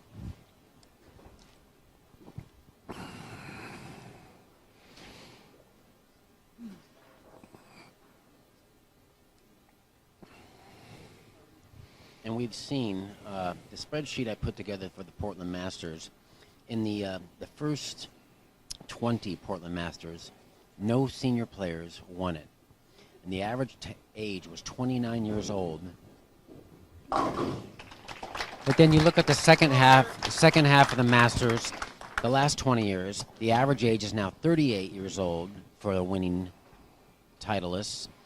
Also, there have been several senior players that have taken the title. So it's not out of the realm of possibility, especially with the more difficult lane conditions for a veteran player like Tim Myers to pull this off.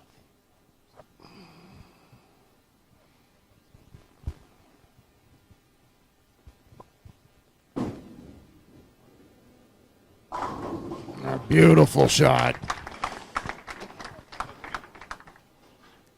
Let's see if Tim can figure out this left lane here.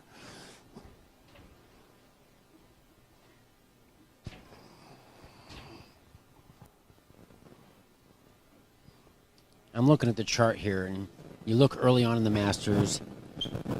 In the first 10 years, all the ages are in the 20s. David Billings at 19 years old. Sean Heath, 23. Dane Wilmarth. It wasn't until 1999 Dane Wilmarth at 49 won the tournament. Oh, wow, and Tim catches a double. But then you look from year 2005 on. Dennis Bailey wins it at 53. J.P. Mueller wins it at 51. Kurt Bogner wins at 50. Hugh Miller wins at 59. And Mike Hansen wins at 53. Wow. And this is why I put this chart together to show, as the lane conditions have gotten more difficult over time, the mental game has become more important than just the physical game and the youth in the sport.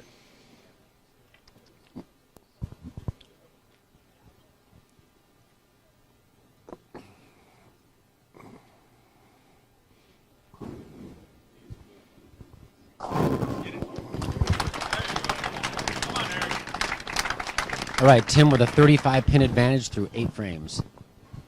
Didn't see that coming, to be honest with you. The big lead.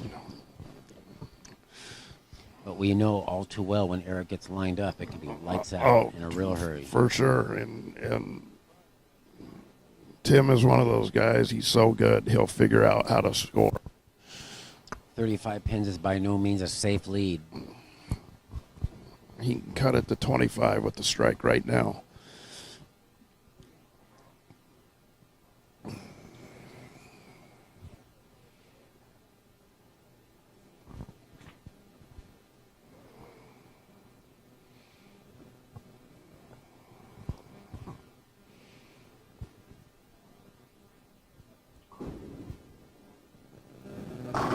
Great shot by Eric.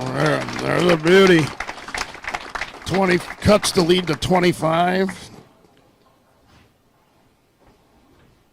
And looking at my Masters history chart, the oldest living champion for the Portland Masters, Dane Wilmart, 75 years old now. The second oldest is Dennis Bailey, who is 73 years old. Wow. Dennis Bailey won this tournament 20 years ago at 53. Huh.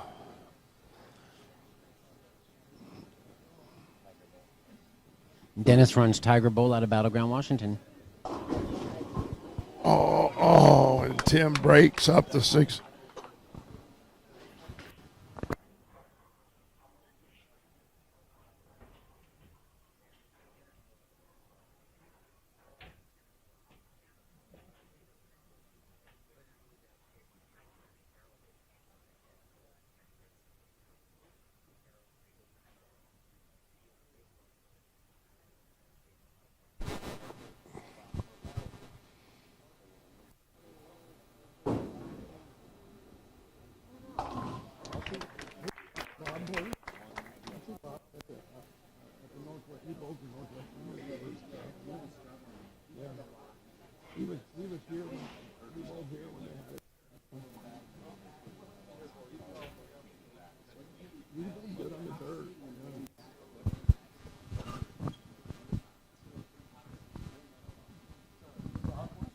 Nice.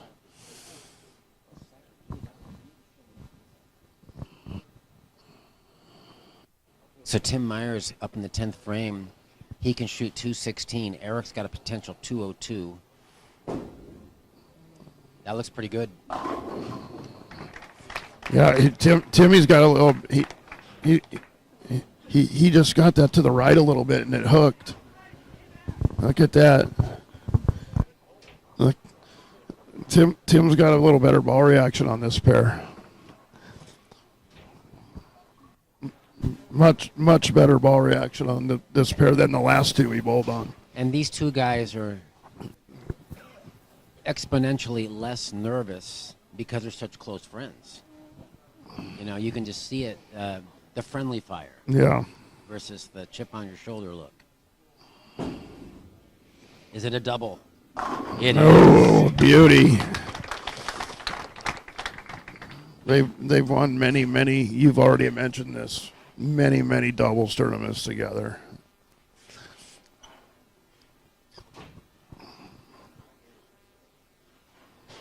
No, same pair.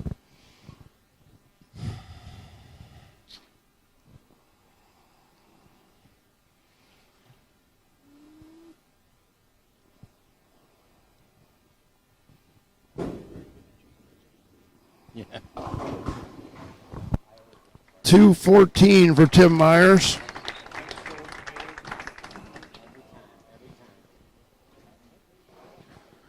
Eric Jensen's up in the 10th now. He could shoot 202. Tim's going to carry a lead into the second game.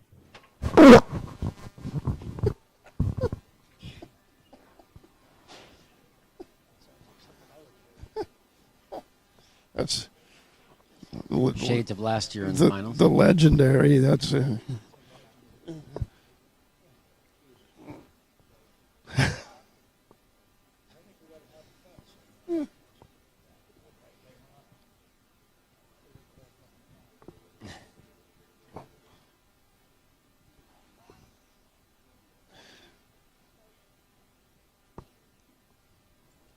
Tenth frame, Eric Jensen.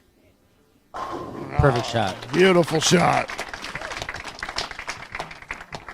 And this might be where he starts lighting it up. Yeah, he's got the arm swing's gotten a little looser the last 3-4 frames. Has started lighting it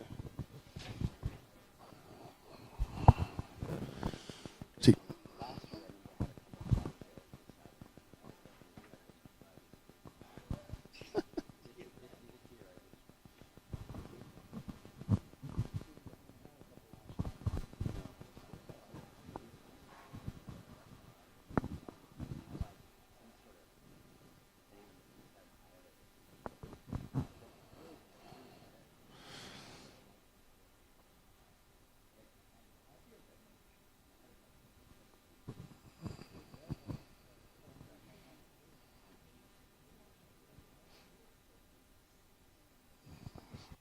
And salvage a 2-0 despite a slow start.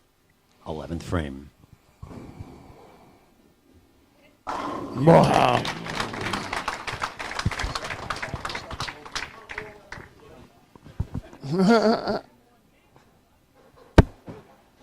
And Eric's chirping at Tim.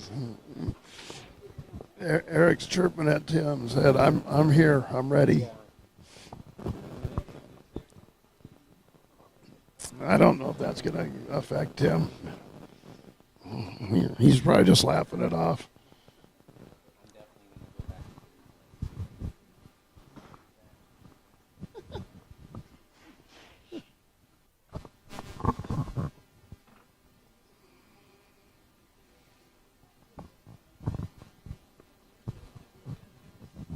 And see if Eric could close the deal here with a 2-0-2 and a 5-bagger at the end of this game.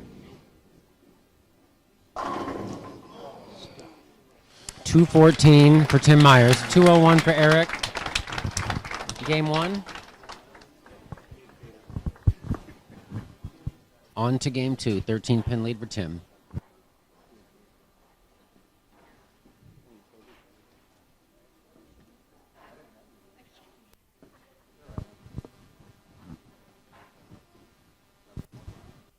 Looking at the youngest champions of all time at the Portland Masters, I mentioned the youngsters. Gotta be early Thomas on, Alt. where David Billings, 19. Thomas Alt at 20. Scott Howe at 22 years old.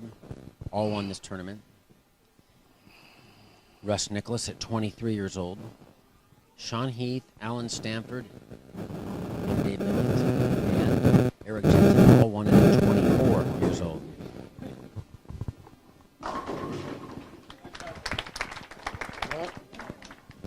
Great start for Tim.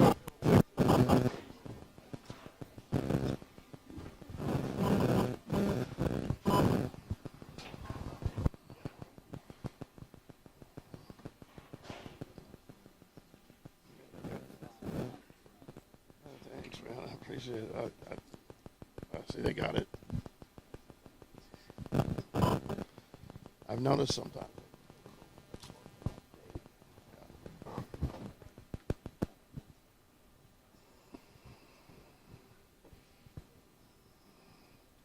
I was. Me too. I know we don't hang out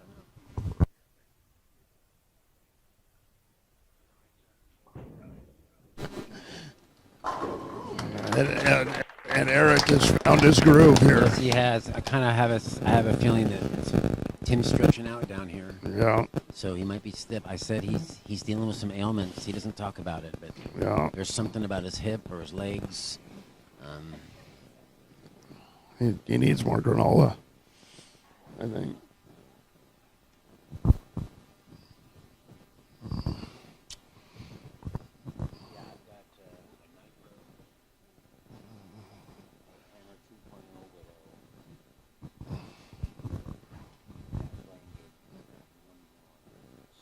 Oh, nice. Oh, yeah. No, I got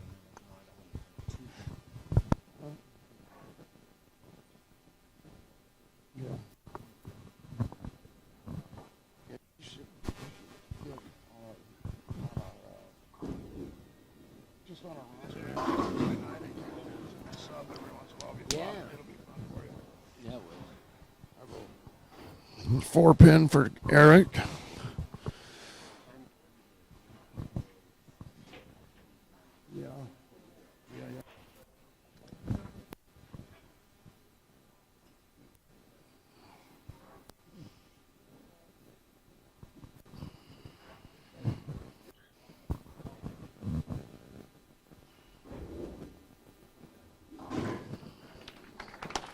spare for Eric.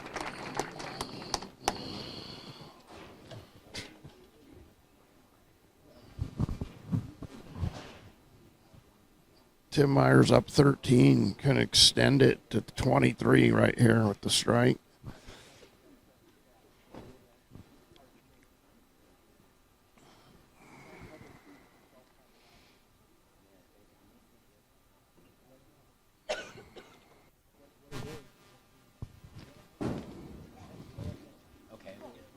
Wow, and Tim has found a little something, Brian.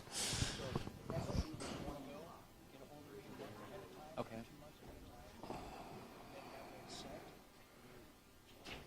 You're awesome, man. I'll get a hold of you like in April or May for something in midsummer. You're awesome. Tim's found a ball reaction there, Brian. Oh, look out! He's extended the lead to 23 now. Could Wow. extend it to 33 right here with this shot. I love calling these matches. I just like to see them go as long as possible. I would like to see a second match.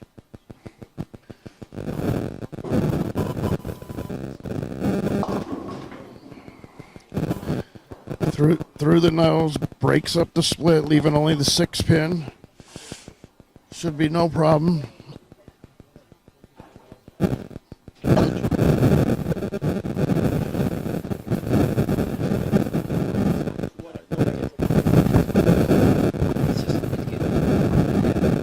You know what happened?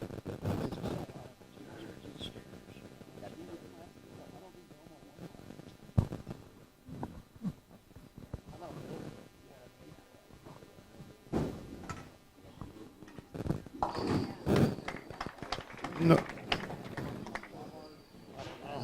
no problem with the 6 pin for Tim. 22 pin lead for Tim right now.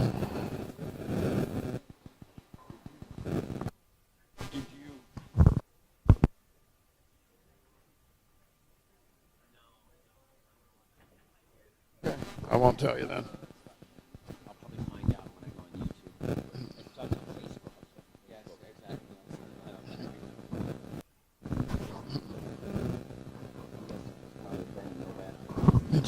Yeah. It was the father-son duo throwing the embezzler.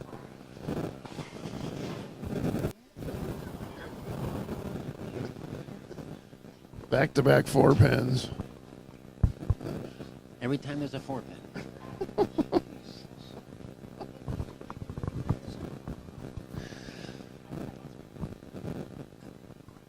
23 pin lead for Tim. Covers it nicely.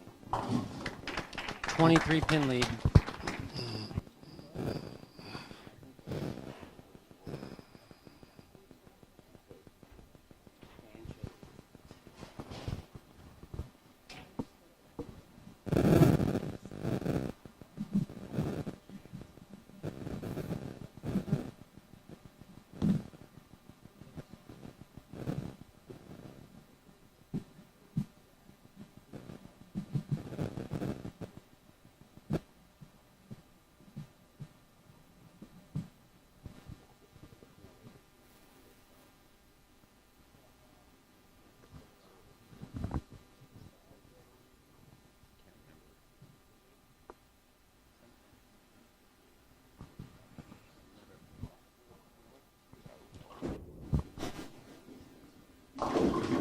Eric going a little wide, leaving a 2 pin. Tim Myers, the 24 pin lead. So, Brian, you were right. Ian Wheeler did defeat Eric Jensen for his title. So this is his third. Back-to-back years, right? 2018 and 2019. Eric almost did a back-to-back thing like Blaine.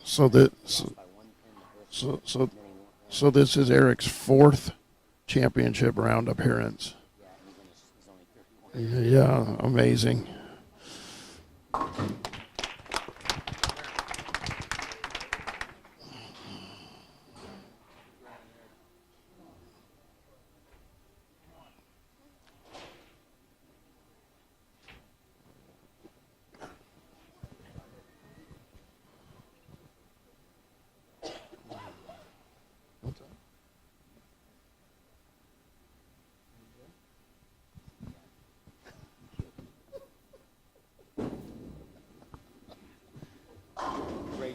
And Tim is he's found his game, Brian. He's throwing much better and better shot. Every shot's pretty good now. Yes.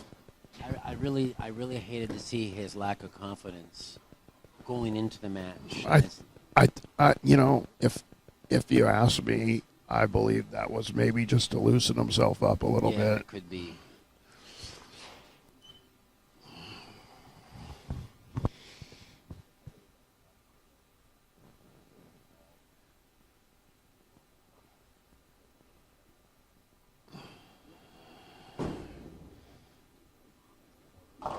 No, and it doesn't make the corner, leaving the 2-4-5. Not an easy spare. I think he liked that shot too. I think he just got a skosh right at the break point.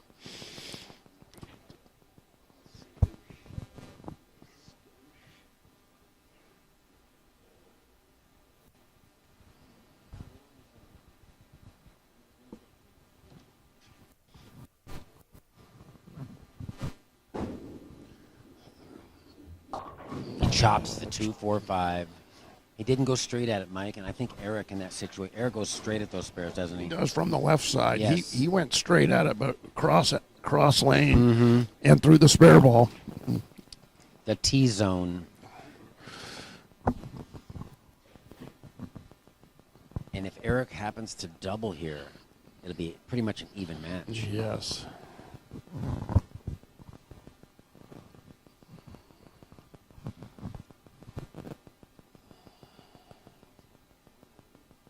Yeah.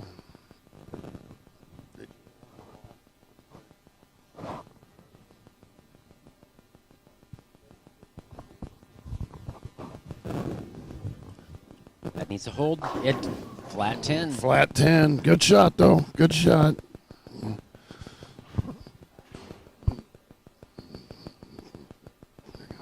With the spare here, this game's going to be all even. Tim will have a 13-pin advantage in the match.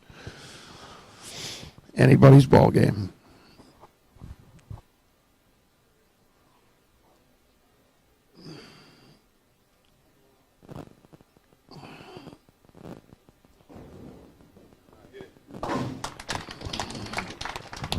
And Eric is the one player who's really covered his spares consistently Yeah.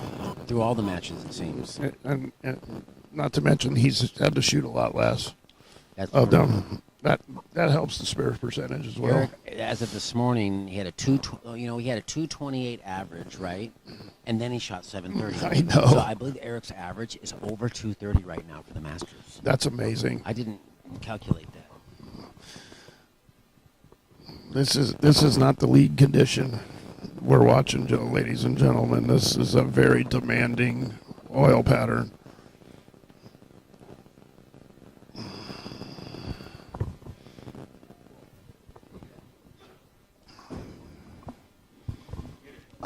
There you go. Come on, Ricky. 13-pin advantage, strike up for Jensen. Tim's got a 13-pin lead. Up in the 6, working on an open.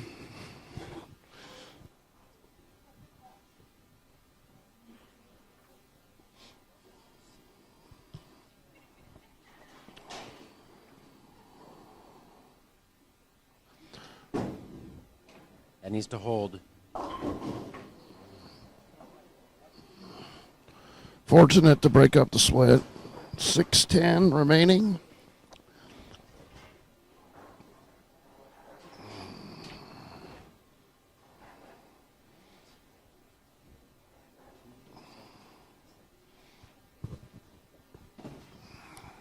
So Eric, for his 4 matches, 232 average, Mike. That I would say normally that would be a record, but since they put the new pattern, the new format, probably a record since they've been putting down the patterns.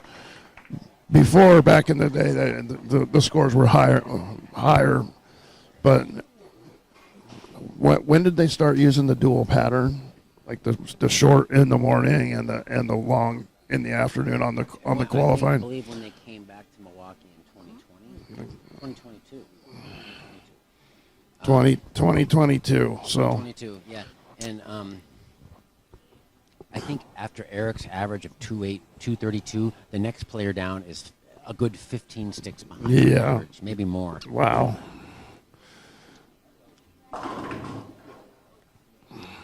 Pretty good shot there for Tim. He looks like he's migrating more left.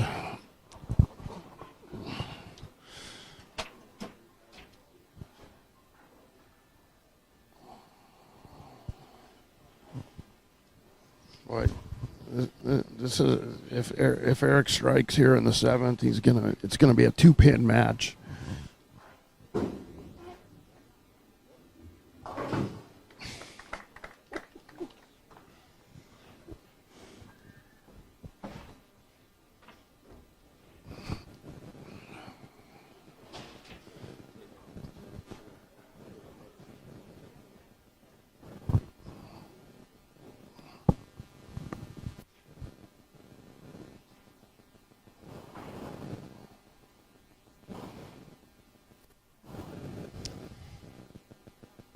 Eric can even the match here if he strikes.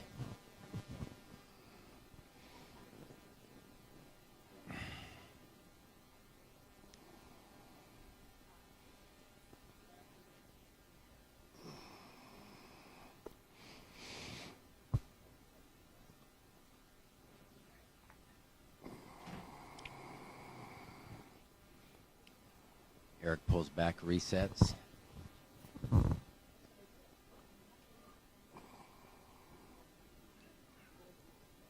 Hand had a little moisture there because he grabbed the bottom of his shoe to grab some dust, grab some rosin.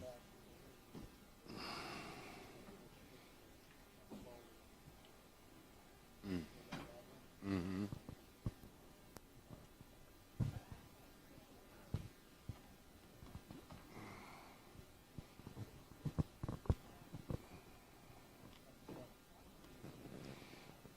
Health food.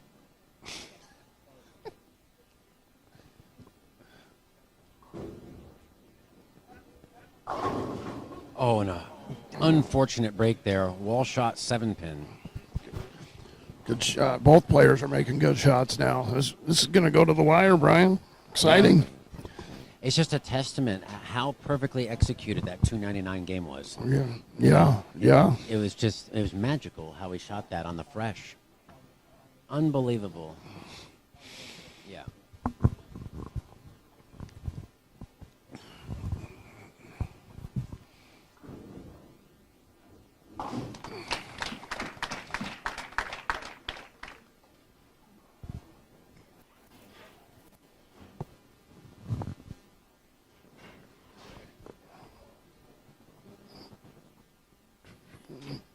Pin lead. So Eric doesn't bowl league here, does he? I don't see his name up on the boards. He must not. Mount Hood. He bowls Mount Hood Tuesday nights. Does he live out there? Oh, he does.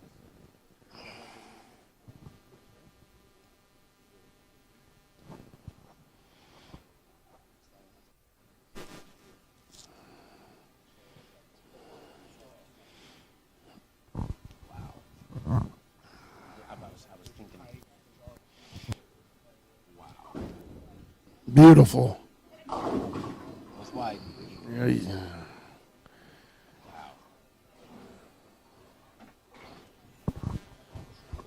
Wow. 2-pin only for Eric. Oh my God. I've only had a beach fire one time.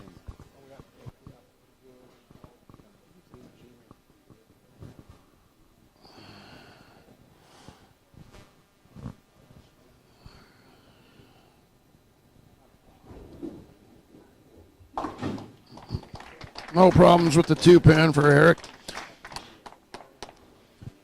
This game's dead even. 13-pin advantage for Tim Myers.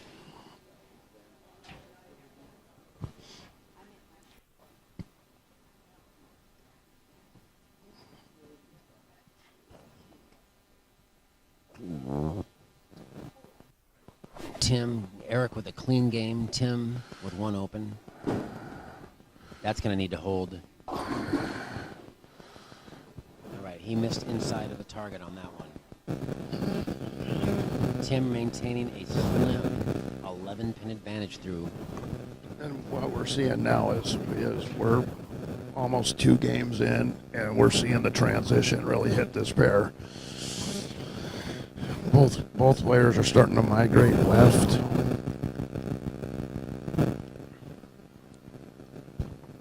Maybe Tim will get the old lime ball back out.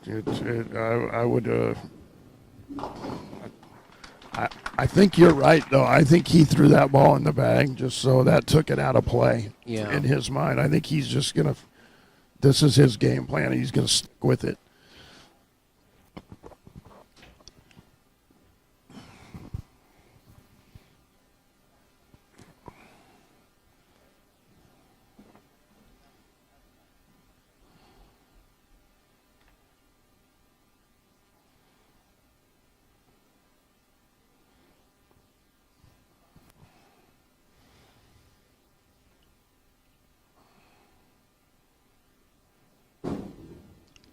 That looks pretty good.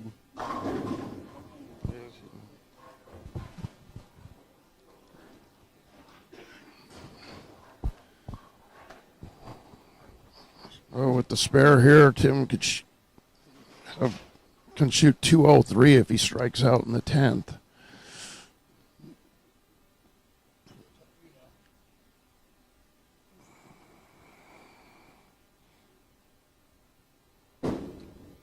Oh, did he miss it? He missed it. He missed it. Boy, I can't remember. Yeah, I'm telling you, it's got to have to do with his stiffness and his lower body. He's doing a lot of stretching, and there's something about the way he has to extend at a corner pin that isn't agreeing with him.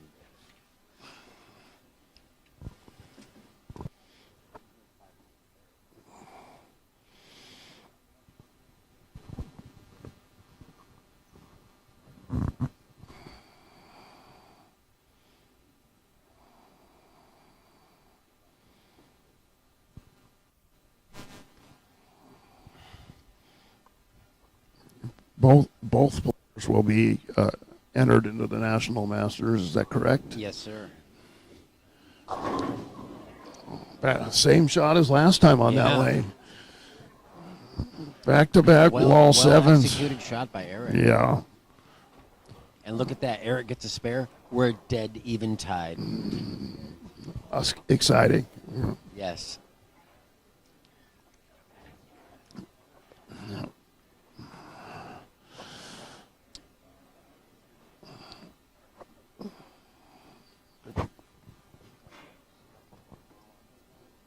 I asked Mike about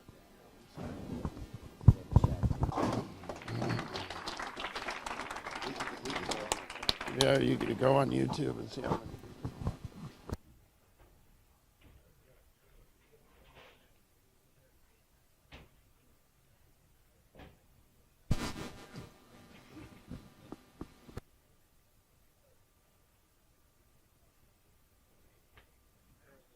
And 88 people watching our live stream. Thank you very much We have- for joining Mike and I here at the 39th Annual Portland Masters. 188. Last year there was 308 in the final. The bowling center's packed. YouTube.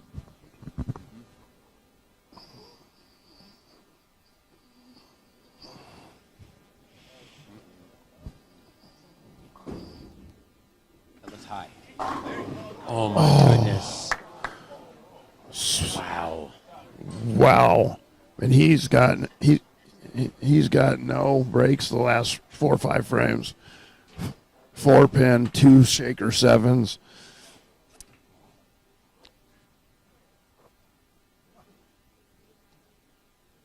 Here's my daughter in the surf. I'm glad it didn't rain.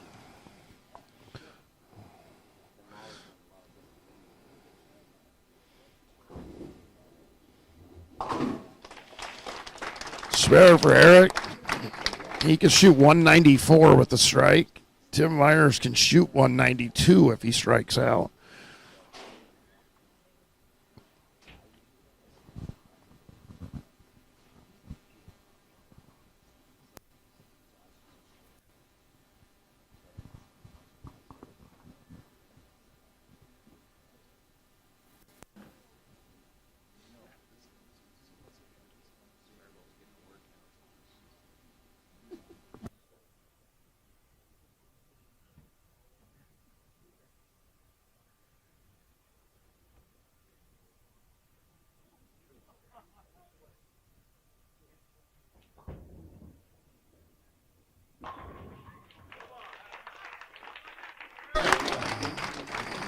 One 194, Eric Jensen.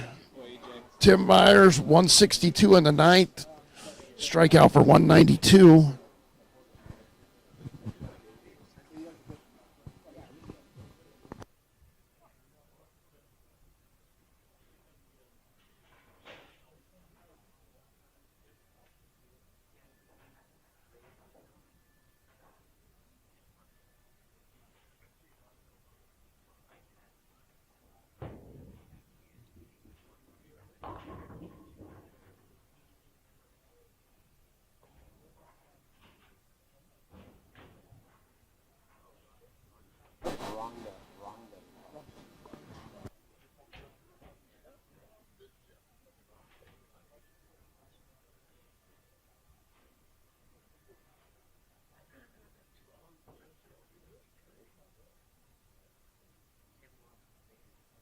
So, Tim, okay, let's see how he handles the spare money.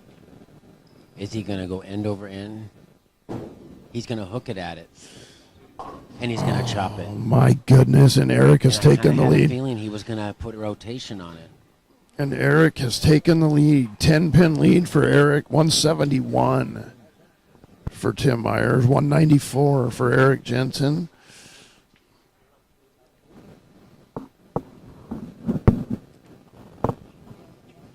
Yes. Got it.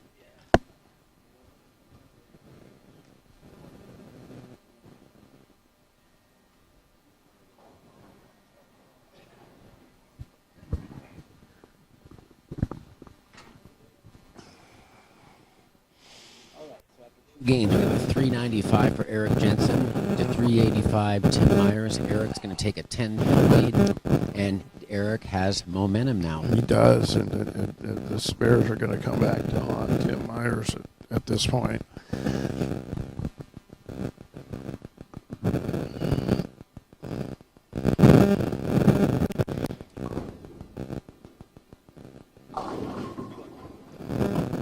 Fortunate only to leave the 2-pin.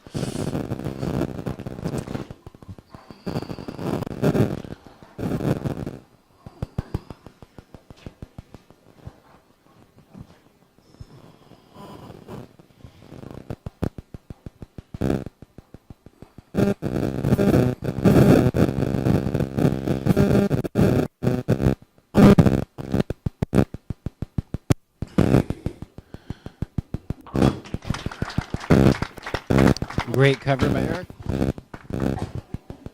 Bowling center's full. A lot of spectators here.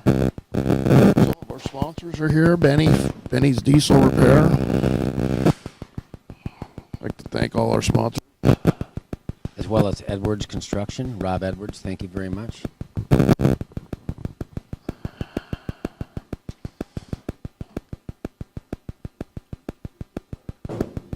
Fifth arrow for Tim.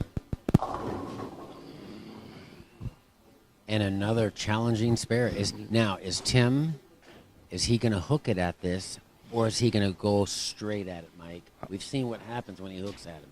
I think he's going to throw the spare ball straighter but cross lane at it, if I had to predict.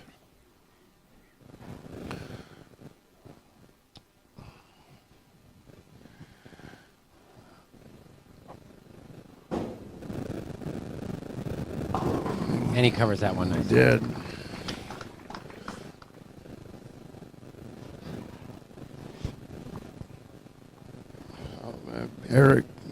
Eric maintains a 10-pin advantage. through the first frame.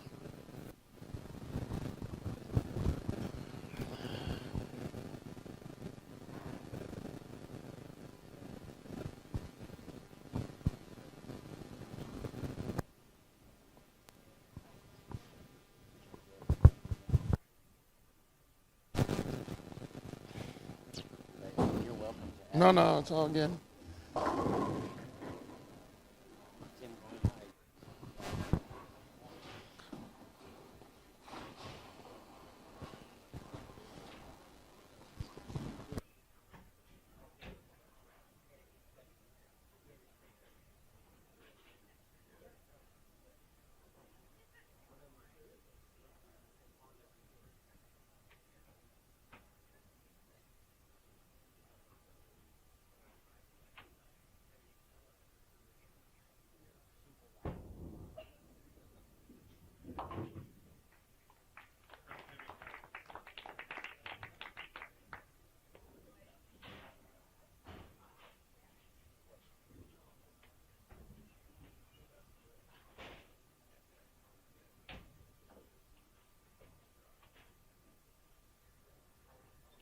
There was James Hill who got the homer, and then there's no 879. Yeah.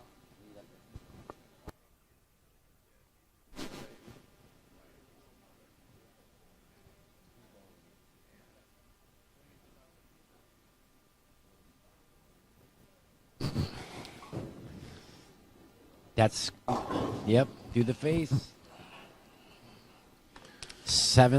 8-pin lead for Eric. This has been down to the wire this whole 3-game match.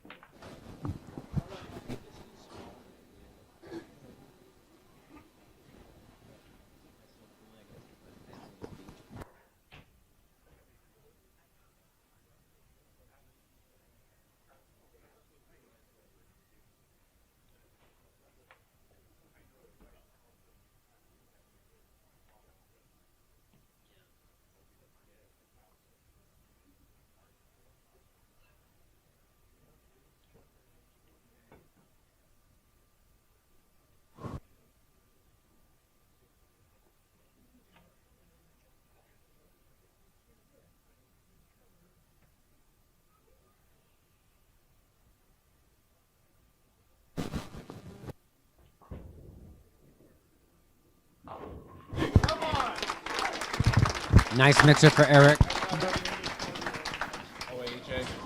Oh, wait.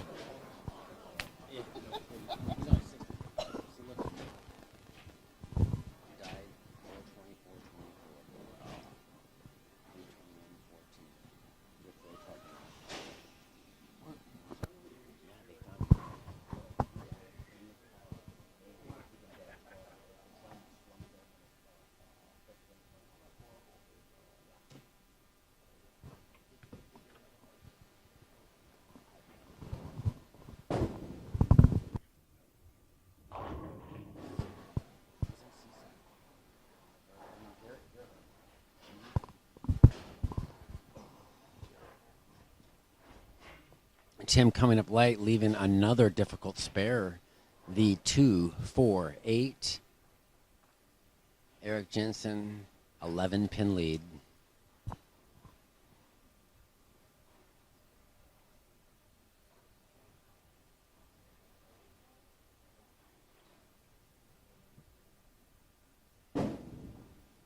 Looks like he got it. No, he didn't. Man, And hooking the ball at the spares is really costing him. Huh? he's gonna look back if he does not win this match. He's making a ball change. He's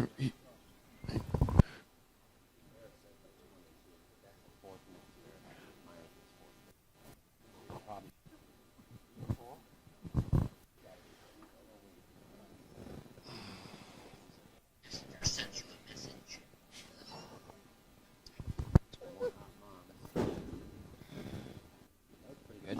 Nope. Yeah, and he made a ball change, and that one's not getting around the corner either.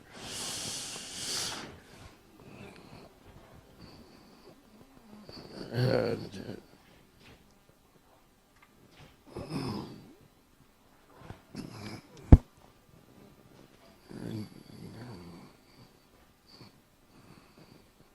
he's going with the spare ball cross lane at this time. Yeah. I can't imagine him Uh-oh. chopping it again, Mike. Uh-oh. He got He it. made it. On the left. So Eric can get up here in the fourth and fifth frame and really put his hands on the trophy with a couple good shots.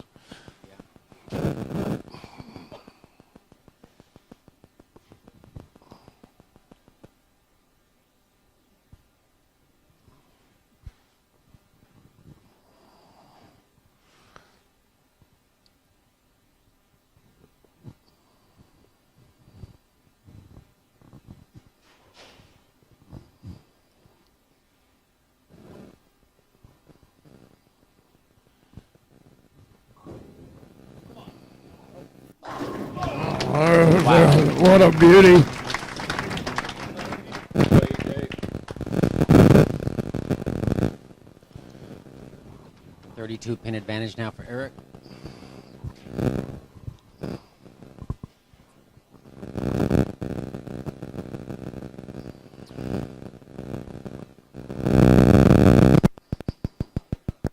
Eric taking a lot of time. He's not going to go until he's ready.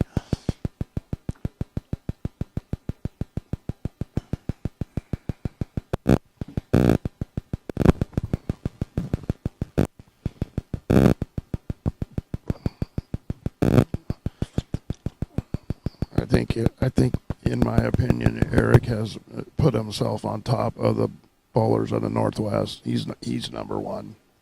Without a doubt. And about to become the only two-house winner for the Portland Masters. This is to extend the lead to 42 pins. Looks pretty good. Okay, no 10 pin with that 2-8. No. 2-8. Tim still has life.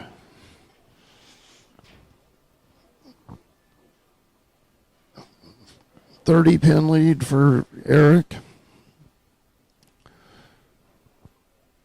Difficult spare though. This is not easy on this lane condition. He's gonna hook it at it.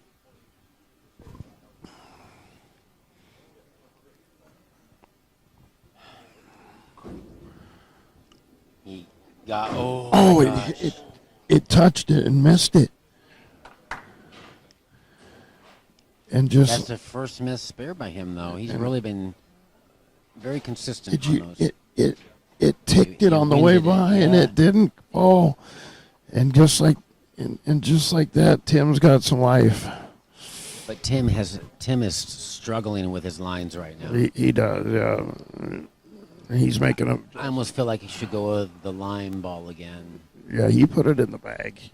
I think he's living and dying with the balls he put on the rack here. He made an adjustment though. Just can't get that ball to tip at the right spot. No.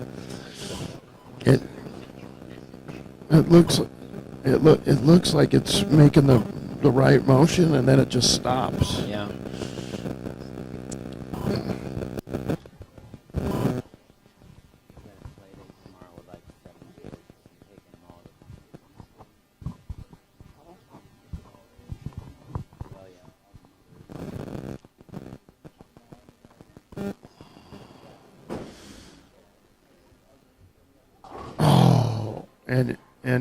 And Tim hooks in front of the 2-7, only getting the 7, 72 in the fifth. 31 pin advantage for Eric. Half a game to go.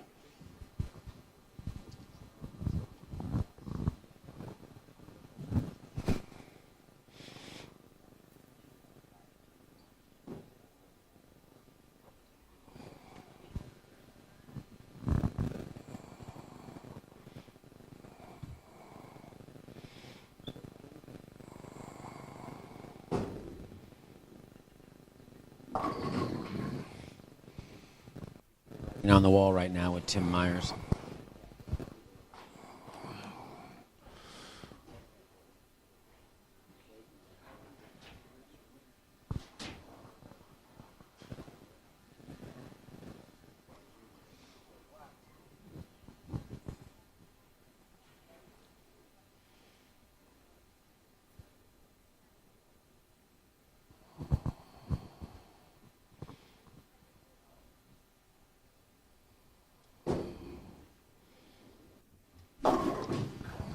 I'll send them to you.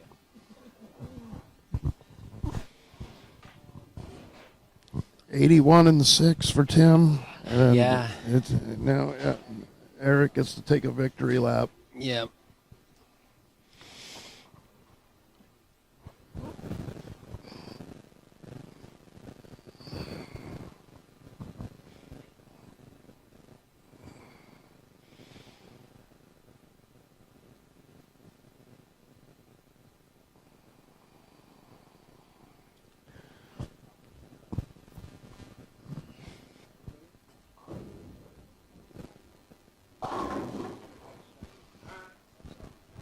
He's keeping it in play. 4-pin for Eric.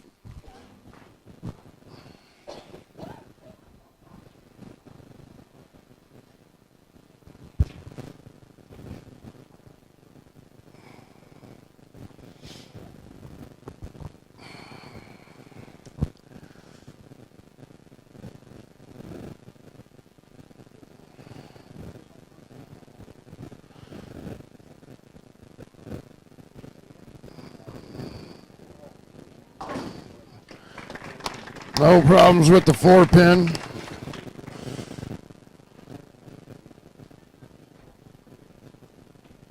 .45 pin,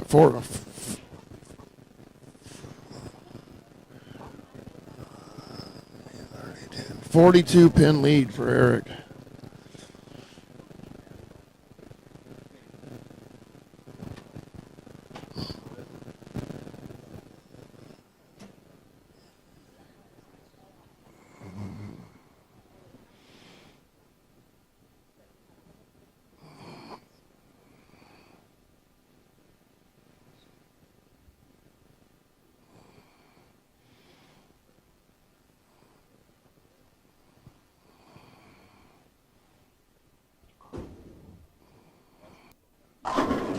Eric Jensen. Eric Jensen.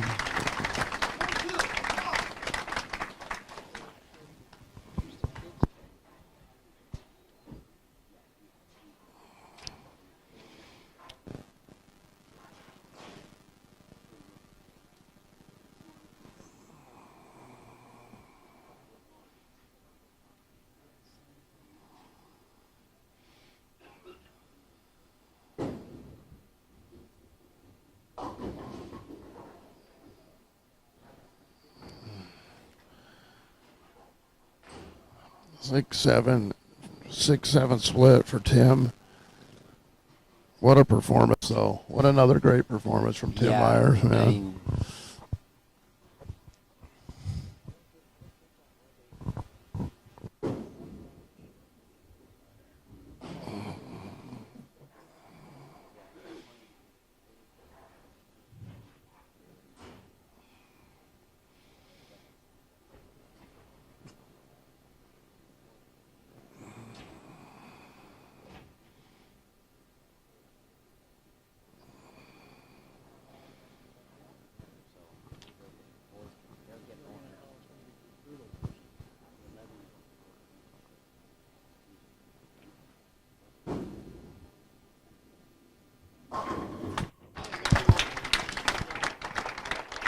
Shot there for Tim in 8th.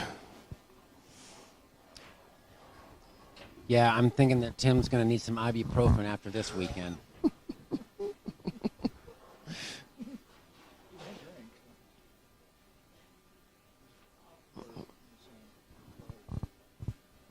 Yeah.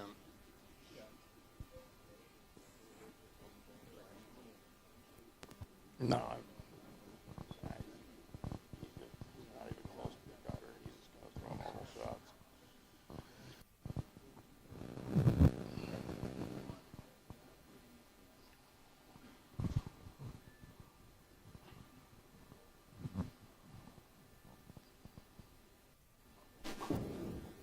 Victory lap for Eric.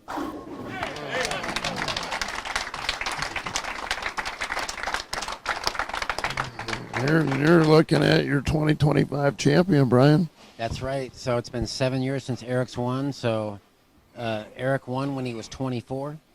He wins when he's 31. And we don't have a 3-time champion. I think I'm going to throw his name in the hat. Yeah, way to go out on a limb there, Brian. Yeah, I know it's real risky, right? Yeah. I did. I picked Eric to win the tournament, or well, Mike's off the hook. Yeah. But you know what? I picked Chris Tucholsky too, and Chris got third. So I kind of had a feeling. I'm normally wrong, but I got lucky this year. I picked Eric. So I don't get anything for it other than. Way to go, attaboy.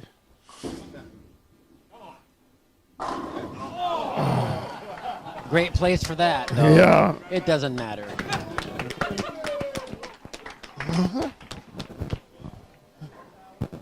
The Ernie Schlegel reference there, solid 8. Yeah. Somebody in the background said, I can't believe it. Muhammad Ali. Yeah, I'm the greatest.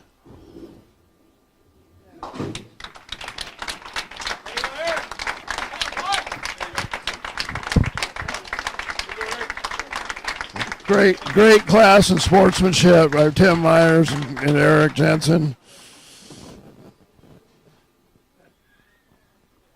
He's going to have to build another trophy case just for the Masters trophies. The Eagles are piling up. Yeah, I don't recall there being a mechanic at a bowling alley so dominant. No, remember who? Anthony Simonson. Also, Pro 300. The guy from Pro 300 was a good bowler. Was it Marlon? Was Marion it? Anderson? There you go. Yeah, he not Eric Jensen's level, but he was good. What did he say? Yeah. They'll be bowling together the next OBA, I'm sure. These two guys. Actually, Yep. Eric's been bowling with his wife the last couple OBAs. Great ball, Jimmy. Great ball, Jimmy. Nice job.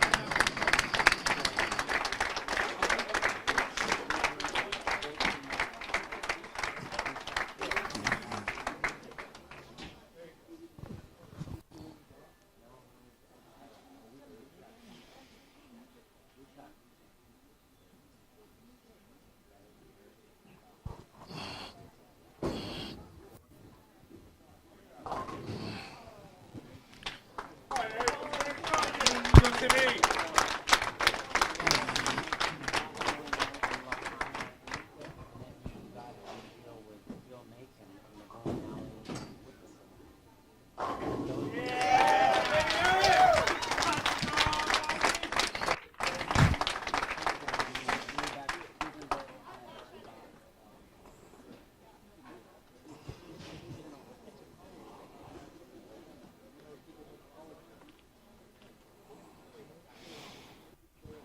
And here comes our alternate, Eric's wife, Michaela. They've been bowling doubles together.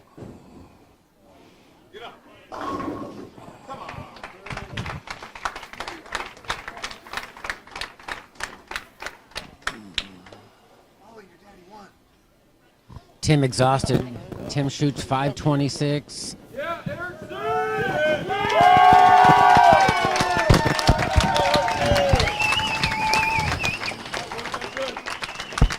Congratulations, 2025 winner Eric Jensen.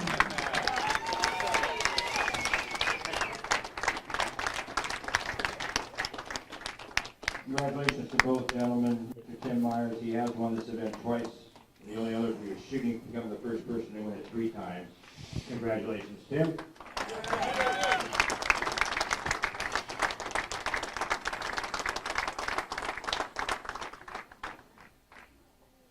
Each gentleman also receives a free entry into the National Masters or National Senior Masters if Tim wants to do that as well. I predict he'll want the National Senior Masters.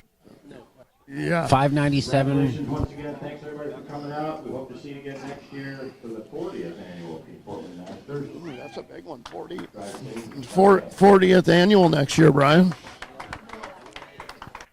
597 for Eric Jensen, 526 for Tim Myers. Eric goes 5-0 in match play for a decisive victory. And so now we have 4 multiple winners. Blaine Weninger, 2 wins. Scott Howe, 2 wins. 5. Tim Myers, 3 wins. Dave Billings, 4 wins. And now Eric Jensen with 2 Masters titles.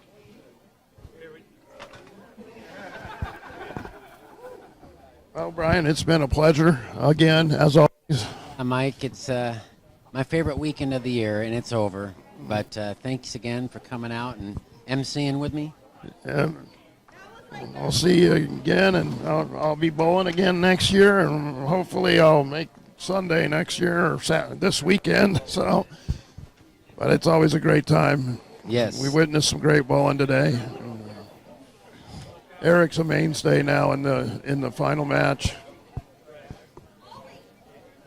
This is Mr. Dave. I think he lost by 1 pin. He lost by 1 pin at Kellogg to Ian. He could easily have 4 titles. He could. As we're seeing Mr. Dave and the Husted family, Dave Husted giving the trophy to Eric Jensen. What an honor. What an honor to get a trophy from him. Yeah.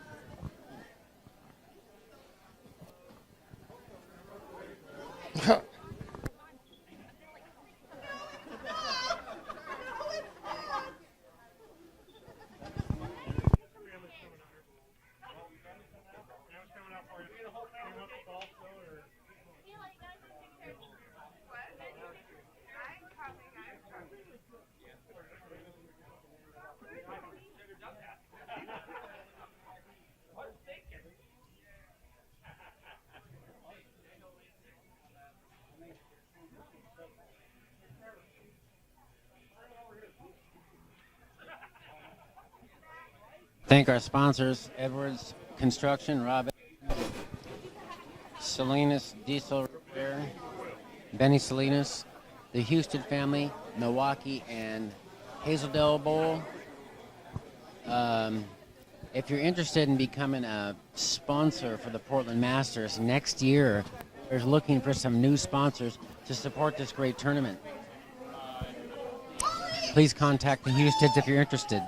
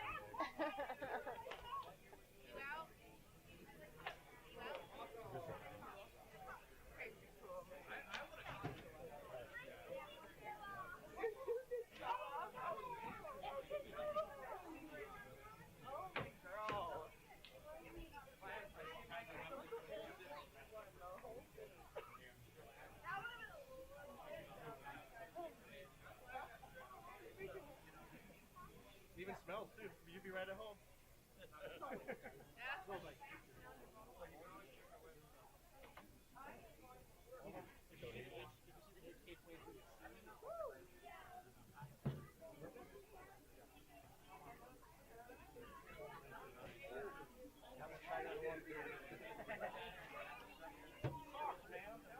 Drive.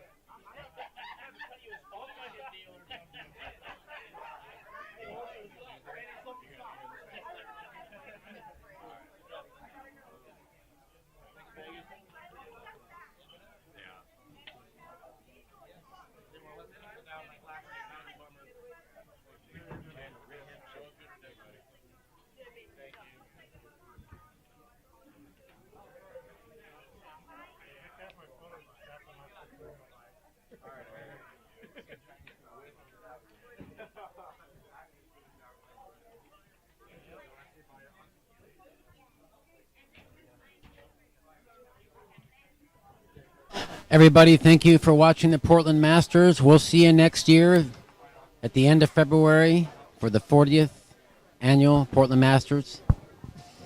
Take care.